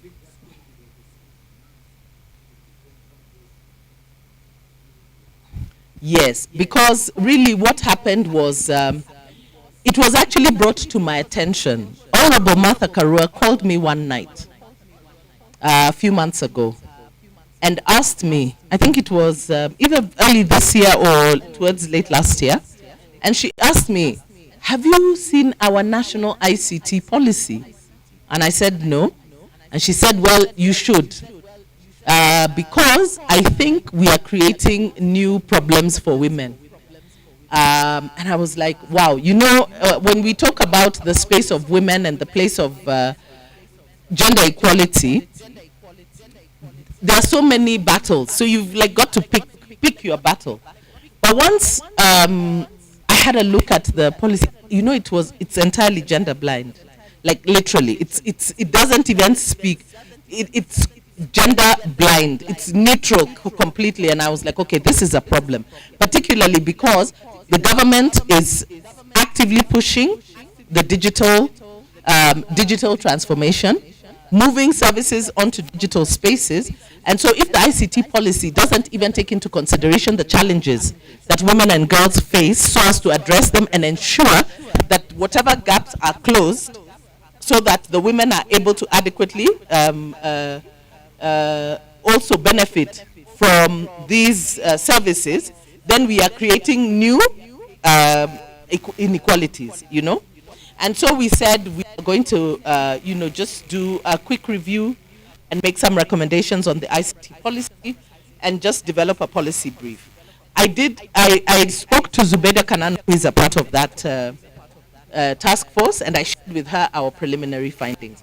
But I did speak to the PS for Gender and said that as the State Department for Gender, they need to go into every single ministry and look at what they're doing and ensure that gender issues are adequately covered. So this is something that we would want to push the State Department for Gender, because they're responsible for gender mainstreaming in government, right? So that would be the ideal space for us to really be able to collaborate and push together. I think it is, as Dr. Githaiga said, that suddenly she realized that the issues of women and girls, gender issues, are cross-cutting, so that you can't address them in isolation. You can't say women and girls. It applies across the board, right? So everything must have a component of how women and girls are being affected by whatever policies or interventions are taking place. So one of the things that we hope, or we intend to do with the outcome report from this meeting, is to share those findings with the State Department of Gender and collaborate with them to ensure that the ICT ministry and the tech space takes into consideration the concerns that we've raised around women and girls, so as to ensure that their policies and interventions are targeted at closing those gender gaps and avoiding creating new deserts of exclusion. And so I want us to really identify those priorities, the intersectional priorities for information technology in Kenya, digitization and digitalization. In fact, I was like, digitization and digitalization, isn't that the same thing? And I was like, okay, let me just see, is it the same thing? Kumbe, it's not. Because I discovered that digitization is like when you scan a document and store it as PDF. You have digitized that document, whereas digitization focuses on the developing the processes and changing workflows to improve processes, moving us from what was it that they used to tell us when we were going from analog to digital, to natoka analog to now digital. So it's really improving systems from manual to digital systems, right? So for me, I want us to look at these intersectional priorities from one perspective. And that perspective being, what are the greatest opportunities for technology to contribute to gender equality and women and girls empowerment, right? Because it is true that we have, over the years, they are ghosts. Over the years, we've had systemic inequalities, right? And we know those, because we've had systems and practices that have deliberately left people behind, it is quite possible for us to enter into a very new sphere, new space, and we've talked about, you know, I mean, even just Martin telling us his own personal story, right? Coming from a county that produces Kenya's billionaires, but coming from a place in that county where they didn't have electricity, you know? So you think about being a woman or a girl, so already you are marginalized because there's gender marginalization of women and girls. Like, you know, when we tell people that we still have parts of this country or even places where women, you can't keep your phone. Your phone is kept by your husband. Your ID is kept by your husband. Your voting card, and then on the day of voting, you're told this is how we're going to vote. As in, your agency, it doesn't exist. So now imagine being in that space, and now we are bringing you technology. And turn out there is no electricity there. There is no electricity. There is no internet. You know, so there's still very many things. And I know that the government is trying to fast track it. But the reality is that we still have a lot of apps. We are hoping that with devolution, because devolution and the Equality Fund is supposed to close many of these gaps, yeah? We know that there are still gaps. So the possibility of having women and girls fall behind, even in the tech space, is real. Many public schools don't have basic infrastructure to even consider technology as anything, you know, as something that they can offer, leave alone girls, even just any student, you know. So for me, I want us to look at it from that and how we are going to look at it from one, what would be our recommendations in terms of access. We've talked about, Judy proposed an internet levy. However, there is a fund in the Communications Authority of Kenya. There is for universal access. And initially, of course, it was for telecommunications. But this is part of communications. It's part of telecommunications. And it's quite a hefty fund, right? So even as Madam PS here was saying, it doesn't matter even if there is no electricity, because we have, they are called Ketraco. Ketraco are the ones who are supposed to, because power is being produced, it's just transmission lines that are not there to evacuate that power. So there's actually money somewhere that is supposed to ensure universal access. So infrastructure towards ensuring universal access, right? And I know that within the bottom-up economic transformation agenda of President Ruto and the Kenya Kwanza administration, digitalization of the digital infrastructure, it's a key priority. It's one of the 9 priority areas. Yeah, it's one of his 9-point agenda. So we can then make a recommendation when we look at universal access with regards to that fund, because CAK do have a responsibility to ensure universal access. So what is it that we can say about this fund, right?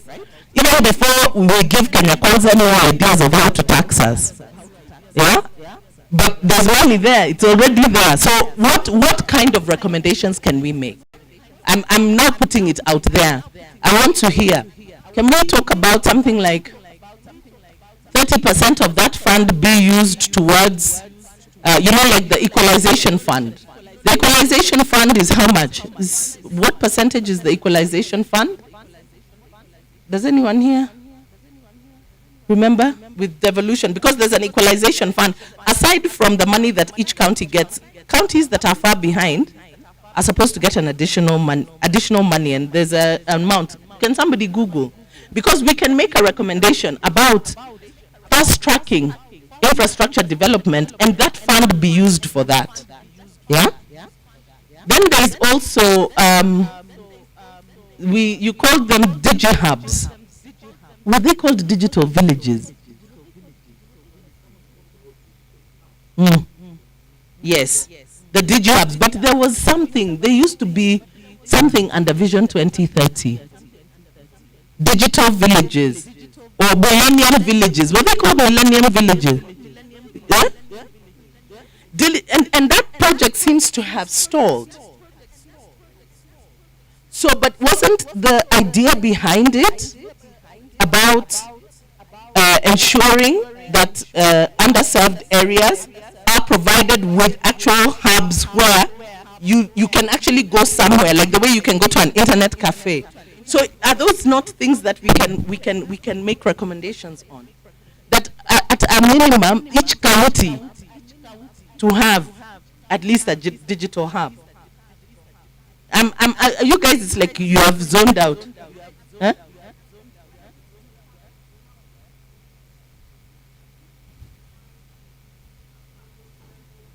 Per constituency would be,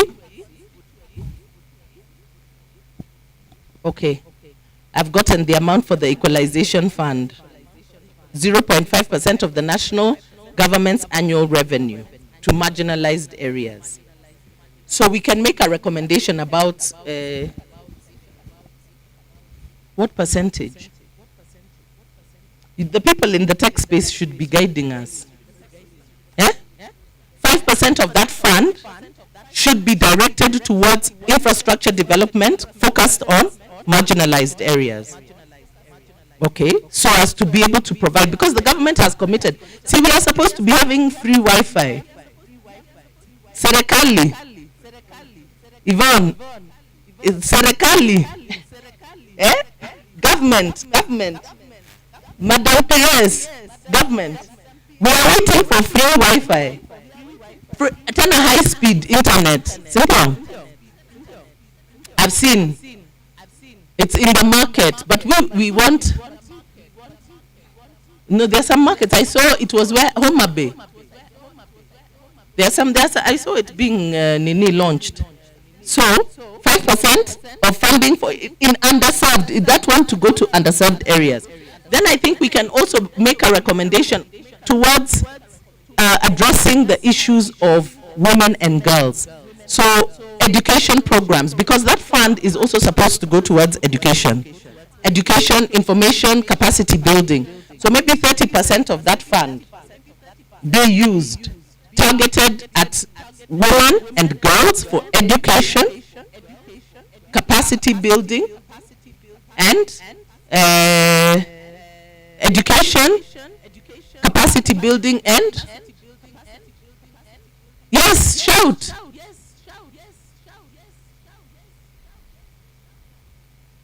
Where's Wangari? I'm saying shout.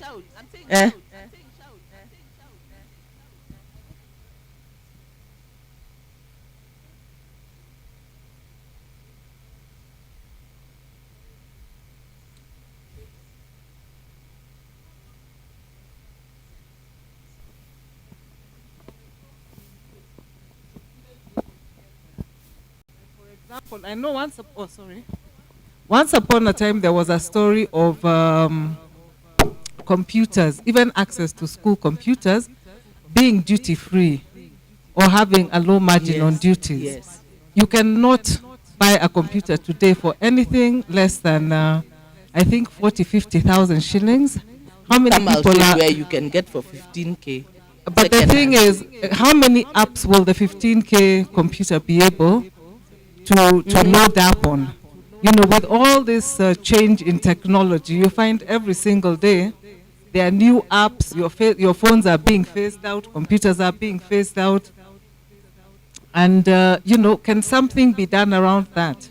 Yes. You know, maybe as you're putting in that recommendation. Yes, that is also an issue of access, definitely. Yeah, because if you can't if you can't access the computer, where are you going to get everything else we've spoken about today? If you can't even access the smartphones, yes, you know, so how are you going to affordable basic infrastructure?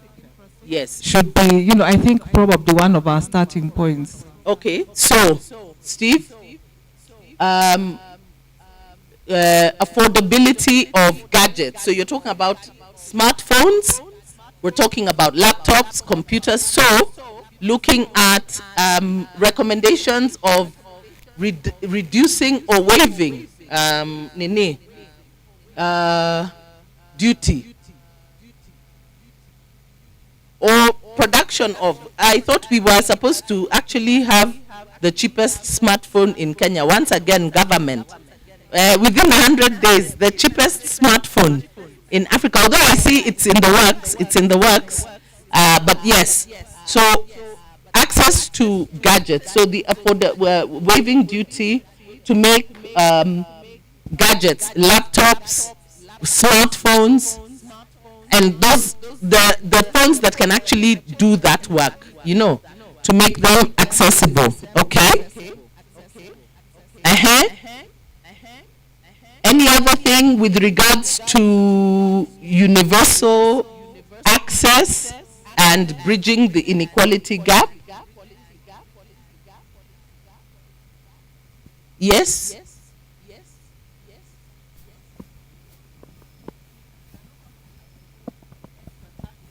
No, we have found money. We found money in CK. No, but even okay, that's for the hubs. How about for our daily use? It's very, very expensive to load up on your bundles, load up on your internet, and then it becomes very difficult and inaccessible. I think those taxes are more punitive than for money. Yes, Brenda. These are now tax issues. So anyway, the finance bill is coming up for finance bill 2024-2025 is coming up for debate. So those are recommendations that we can make on tax deductions on some of these, use and gadgets, because I know there's VAT on airtime, and Jude wants us to pay levy. There's excise tax. By the way, excise, I don't know, we need to talk to the economists. I thought excise was supposed to be like a sin tax, so it's like a discouraging tax, but these days there's excise on everything. Okay, yes?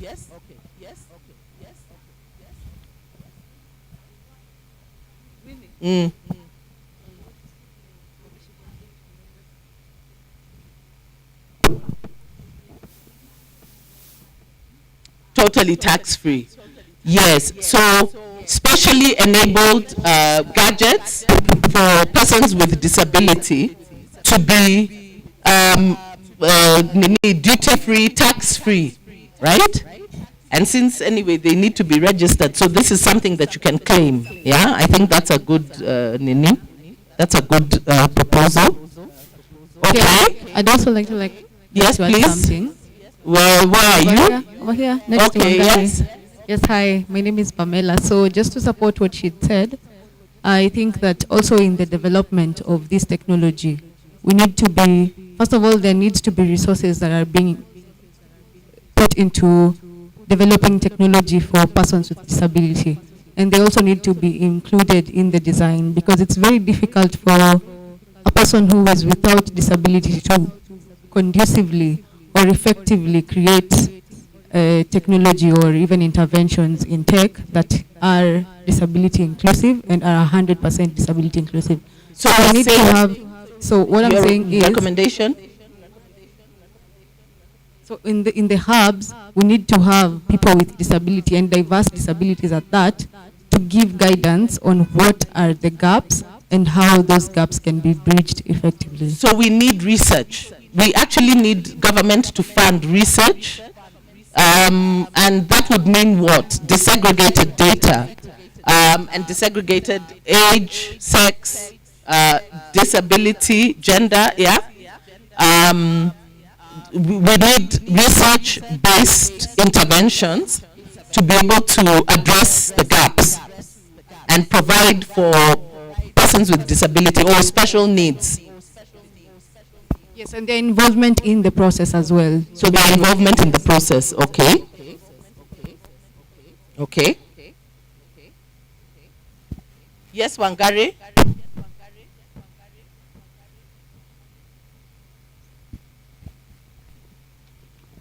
You said there was a kitty full of money, yeah? How about, It's even not there, eh? how about in that kitty, have some, like how we have these funding programs like WEF, GAF and all. Is there some money that can be put aside where women can access? I don't know, Jude, does a fund exist? Like the way we have, we have Wezo Fund, we have WEF, we have Hustler. Can we actually recommend a fund, a special fund for tech? Like to fund innovation and tech. And even does it exist? That's the one in CAK. Okay, so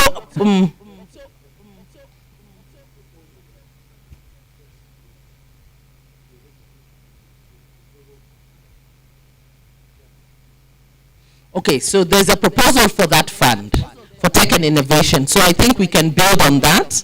You can find out more about the recommendation and build on that. You talked about startups. I don't know how many, because I've seen many times they talk about Kenyan startups, but I've seen they're not really Kenyan. They have Mzungus. No offense to Azungus here, but you'll find that there's a foreign person that's like centered in there, And so do we have genuine Kenyan startups that actually get the kind of funding that we see foreign entities getting? Do we? Yes, the ones, because you'll hear of, they'll say African startup that has managed to get like 300 million. We'll hear of a Kenyan startup that got 1 million. That's what I'm saying. So maybe we could recommend like some kind of incentivizing local philanthropy, because I think we've, throughout our discussion, what we have seen is that technology is beneficial even to business. And so if businesses can contribute to a kind of innovation fund, a fund that can actually fund local startups and local innovation, right? Like an angel investing fund or something, to drive tech innovation. Because, we have Konza City. Look at, Konza is supposed to be our equivalent of the Silicon Valley. But if you look at Silicon Valley, you are able to get serious money into that place. And it comes from businesses, people who see an opportunity and they're like, yeah, imagine we can invest in that. And they pour money in it. And sometimes it's money, it's like angel investing. Your money you might go bust in the process, but they're willing to give you a chance. And we don't seem to have that practice in Africa. And we have our Konza City, but we have local firms struggling to raise money. So is there a way that we can incentivize local philanthropy to be able to develop access products, even when we're talking about local innovation, making cheap smartphones? We have Kamau Gashigi, who started iHub, Gearbox, right? Was able to get quite a bit of money. I think we have the Dedan Kimathi University that are making, they're called what? These chips, microchips, yeah? So we have a whole Technopolis that's coming up. How is that Technopolis going to work for women? How do we incentivize money coming in there, including local money? There are people with money who, yes, something like that. So let's think of local philanthropy. Okay, let's move on. Security. Now, another aspect, because I think we've exhausted access and addressing the inequality gap. Then there's now issues of security. And for me, when I talk about security, I know most of us talk more about cyberbullying, but I'm talking about how do we secure our data. Do you remember that during one of the electoral cases, the court could not get access to information because the people with the servers were still sleeping. Although I think that was just a lousy excuse. But the importance of this is, there are people who have our data. Our data is not ours. I mean, it's ours insofar as it belongs to you in terms of its information about you. But there's a lot of our data that is managed. So, how do we secure our data? How do we secure our space, our techno space? How do we build infrastructure that is ours and that we control? Like, I know it would, I mean, I think it takes a lot of money. Maybe we'd have to think about inter-country, collaboration. But I think it's something that we need to think about. I sometimes see government officials using Gmail and I'm like, oh my goodness. You remember Hillary Clinton was to be impeached because of using an open email like that. I mean, in terms of security, that's the kind of security that I'm talking about, because it's like we don't even think about that, We don't think about, like, I don't think there's government issue that certain phones, I saw Interior Minister being quoted by, these days, you can't be sure. Some newspapers, sometimes they have just become like social media.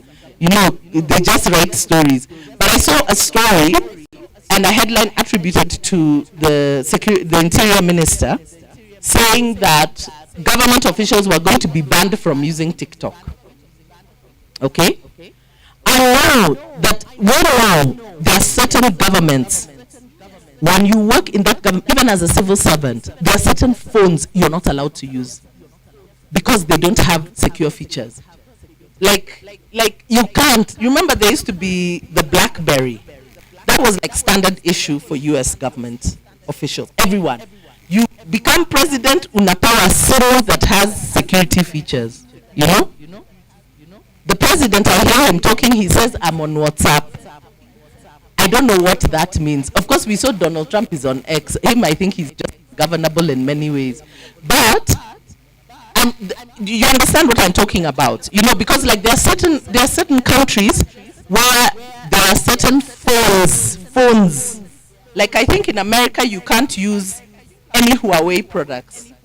You can't. They banned Huawei. Kabisa.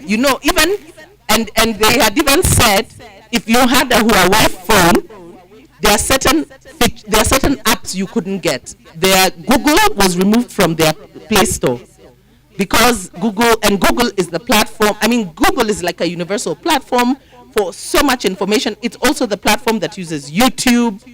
It uses Gmail and everything. So you can imagine if you have a phone that can't get Google. I don't know if they resolved the issue, but their issue was one. They said China, as a government, they tell their companies to build backdoors through which information is channeled back to the CCP. And they can't afford that kind of breach. So you see, that's a security thing. How is it as Africa, as guys, we don't care about things like this? Do you understand? Jude, you know where I'm coming from?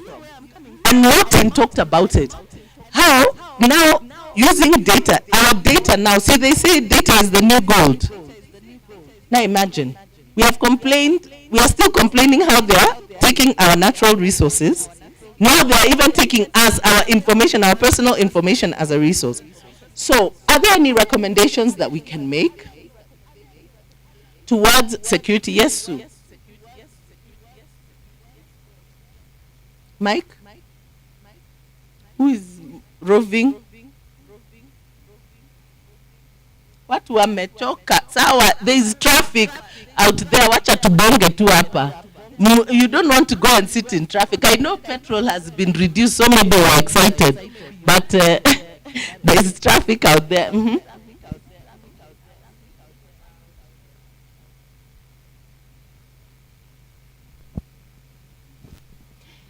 Right. I was thinking about the laws we've got in this country. Sorry? Yeah, the GDPR, or Data Protection Act. And I think that's an area where we actually need to work very closely with the Office of Data Controller or Office of Data Protection Commissioner, that's it, yes. Because, at the back, because they are supposed to actually be the regulators. So I don't know, Jude, whether that's an area where when you are contributing to your ICT issues, whether that's an area you touched on, because that's the main body that is supposed to regulate and make sure Data Protection Act secures our data. Now, so I'm talking about from an international experience, but I don't know very much about Kenya. That's why I'm asking you. But I know they do have that in Kenya. Yes.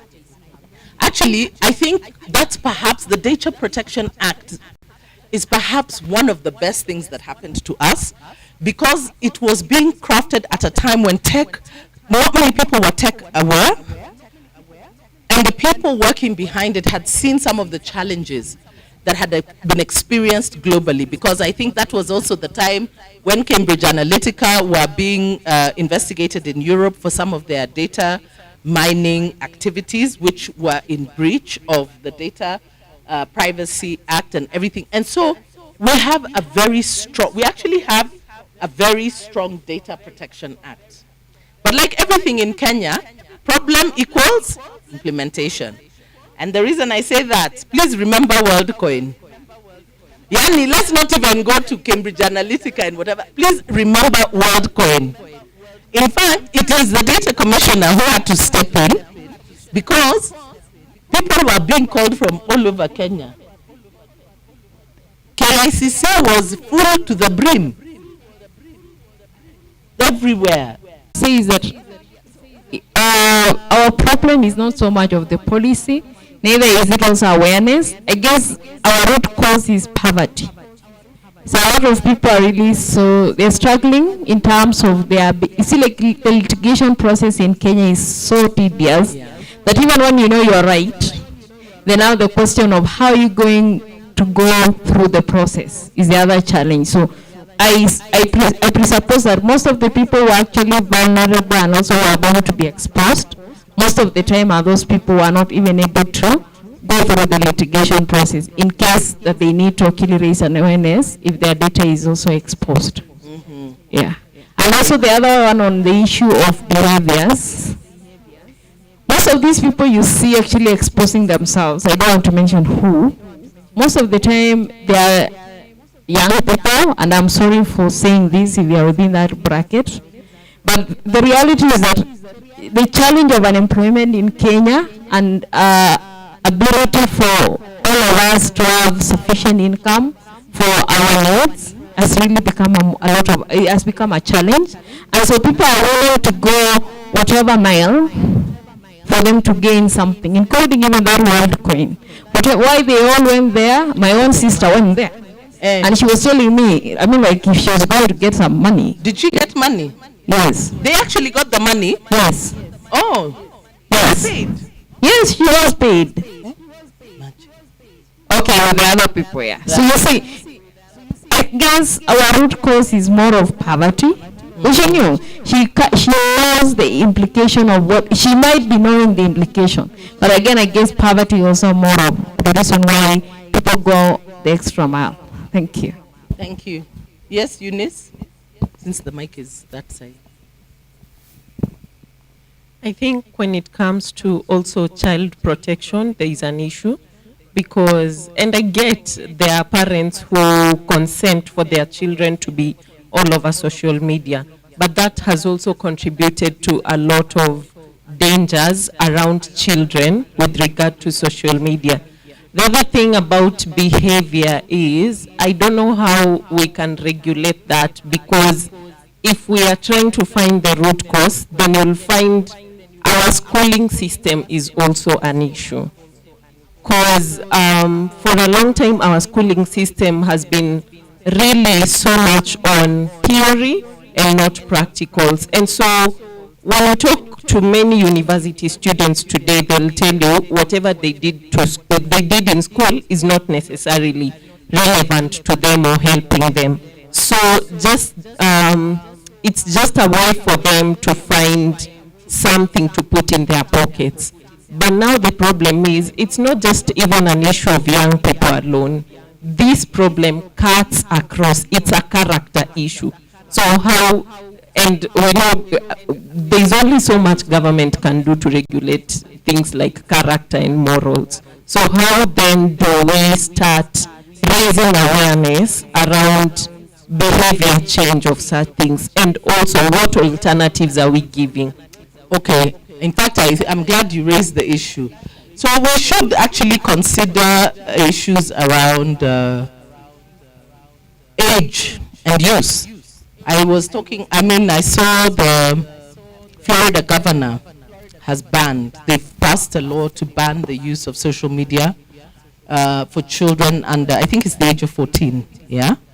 I know also in France, they banned school children from going to school with mobile phones because of the disruption. And so is that a conversation that we're willing to have? Because we must have that conversation, because it has been shown that just as bad as drug and alcohol addiction is, and the antisocial behavior related to that use, that social media actually has similar addictions, you know? So if we refuse to have that conversation, then we are caught in trouble. So I think maybe that we should talk about regulation, child protection, social media use, and like the way you say it, so we have alcohol. You can't, if you can't use alcohol, well, you can't, technically, you're not supposed to use or sell alcohol to anybody under the age of 18. You can't drive if you're under the age of 18. You are not supposed to access cigarettes, tobacco products under the age of 18. So it would not be an unreasonable recommendation. So maybe that's also something that we should look at and begin to approach that conversation. Thank you, Eunice. Okay, you, and then finally Rose. On security, the right to be forgotten, and this is for those who are defamed, and this is for those who are bullied also and defamed as well.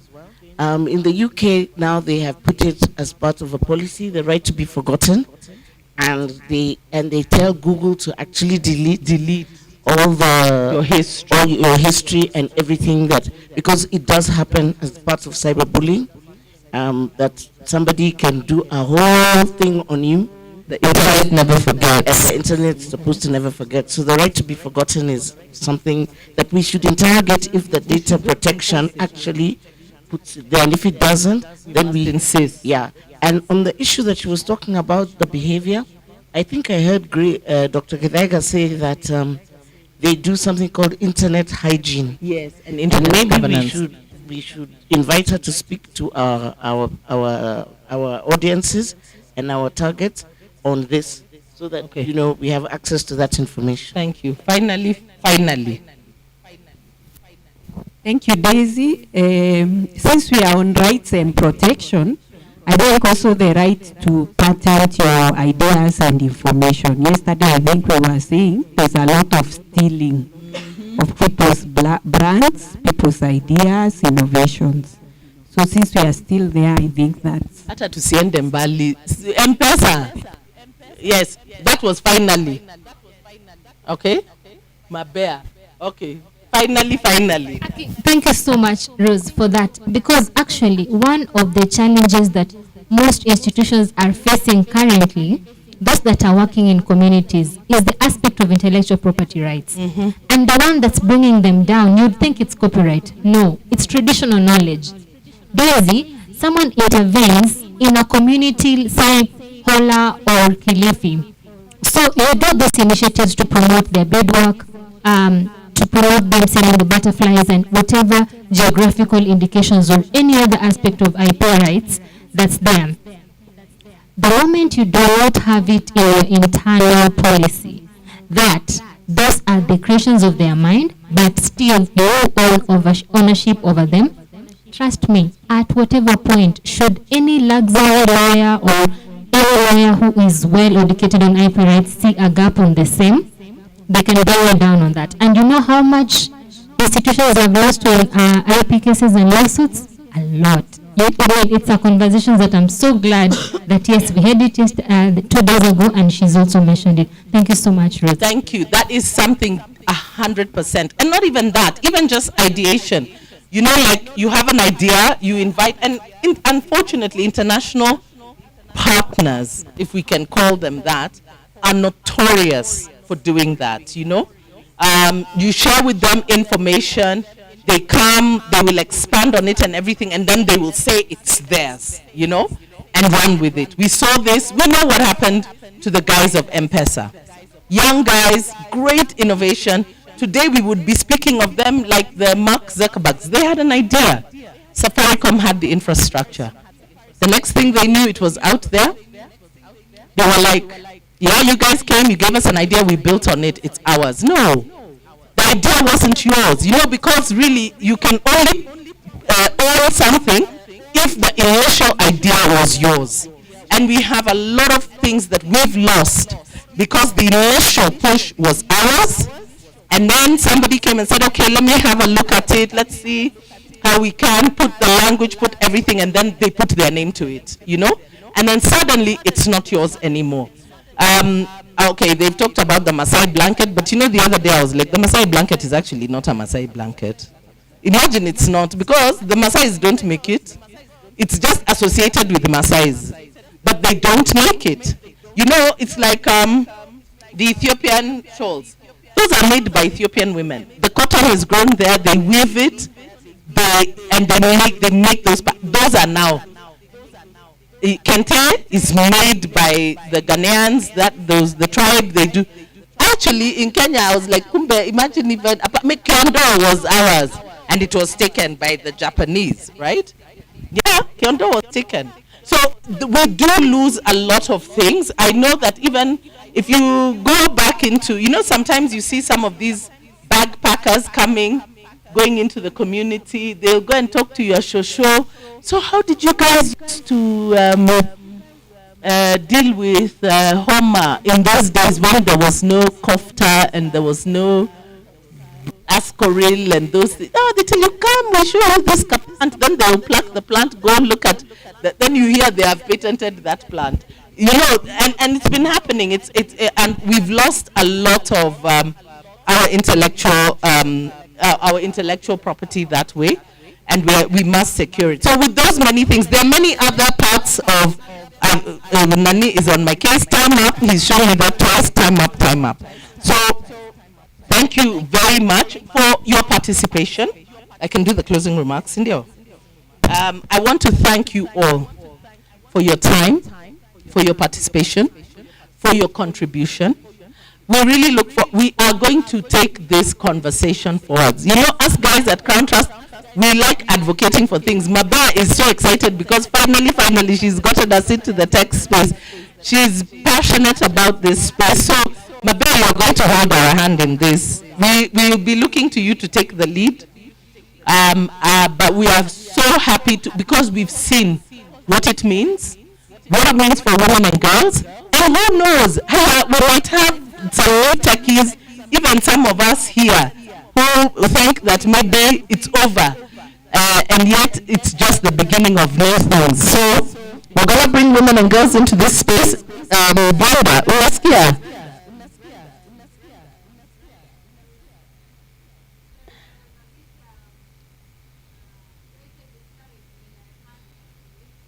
Yeah.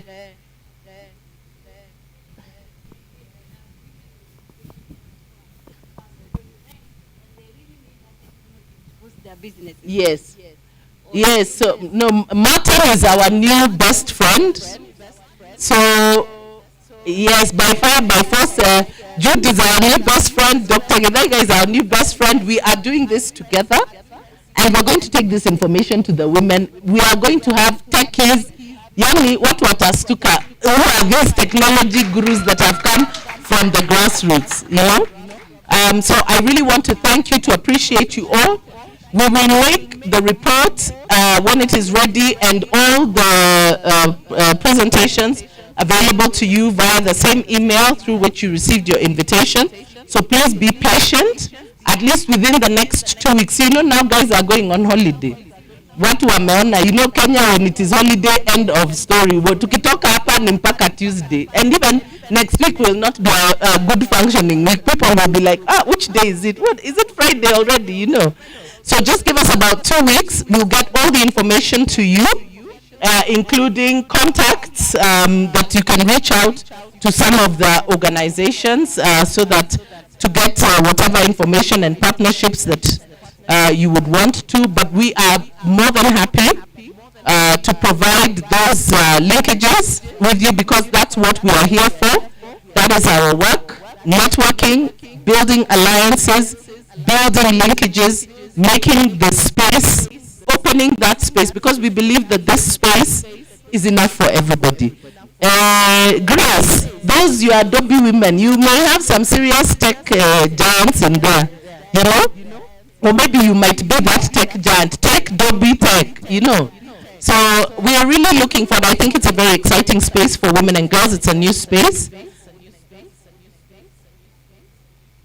Congratulations, congratulations. Grace is doing amazing work with those women who you drive past na munafikiri hata muwaonangi, you know, those mamas. She has really dignified them and is fighting for their rights, and is giving them all the skills and everything that they need. So we really appreciate you, and we appreciate your partnership. We appreciate your presence, and so I wish you all happy holidays. Please be safe, don't get swept away. Because I saw there was somebody who was swept away TCG from South B to where? Is that even a true story? It's a true story. The man was actually carried by the water, and oh, poor thing. So, yeah, houses were demolished by the rain. So please be very careful. Be safe if you are going to Vasha. Be safe and enjoy yourselves. And we'll see you next time for our next forum and online. Thank you so much. Thank you, Daisy. We have an invitation for a group photo outside, please.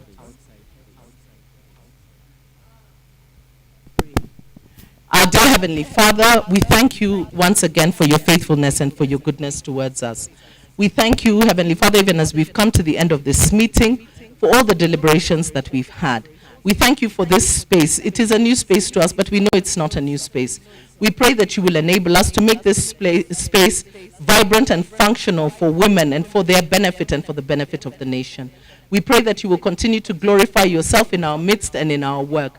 We pray for everyone as they leave, Heavenly Father, that you will give each and every one of them journey mercies, that you will give them your protection even as they go to their homes or to their various places of engagement. We thank you for your goodness and for your everlasting love towards us. We pray all these things with thanksgiving. In Yeshua's name we pray with thanksgiving. Amen.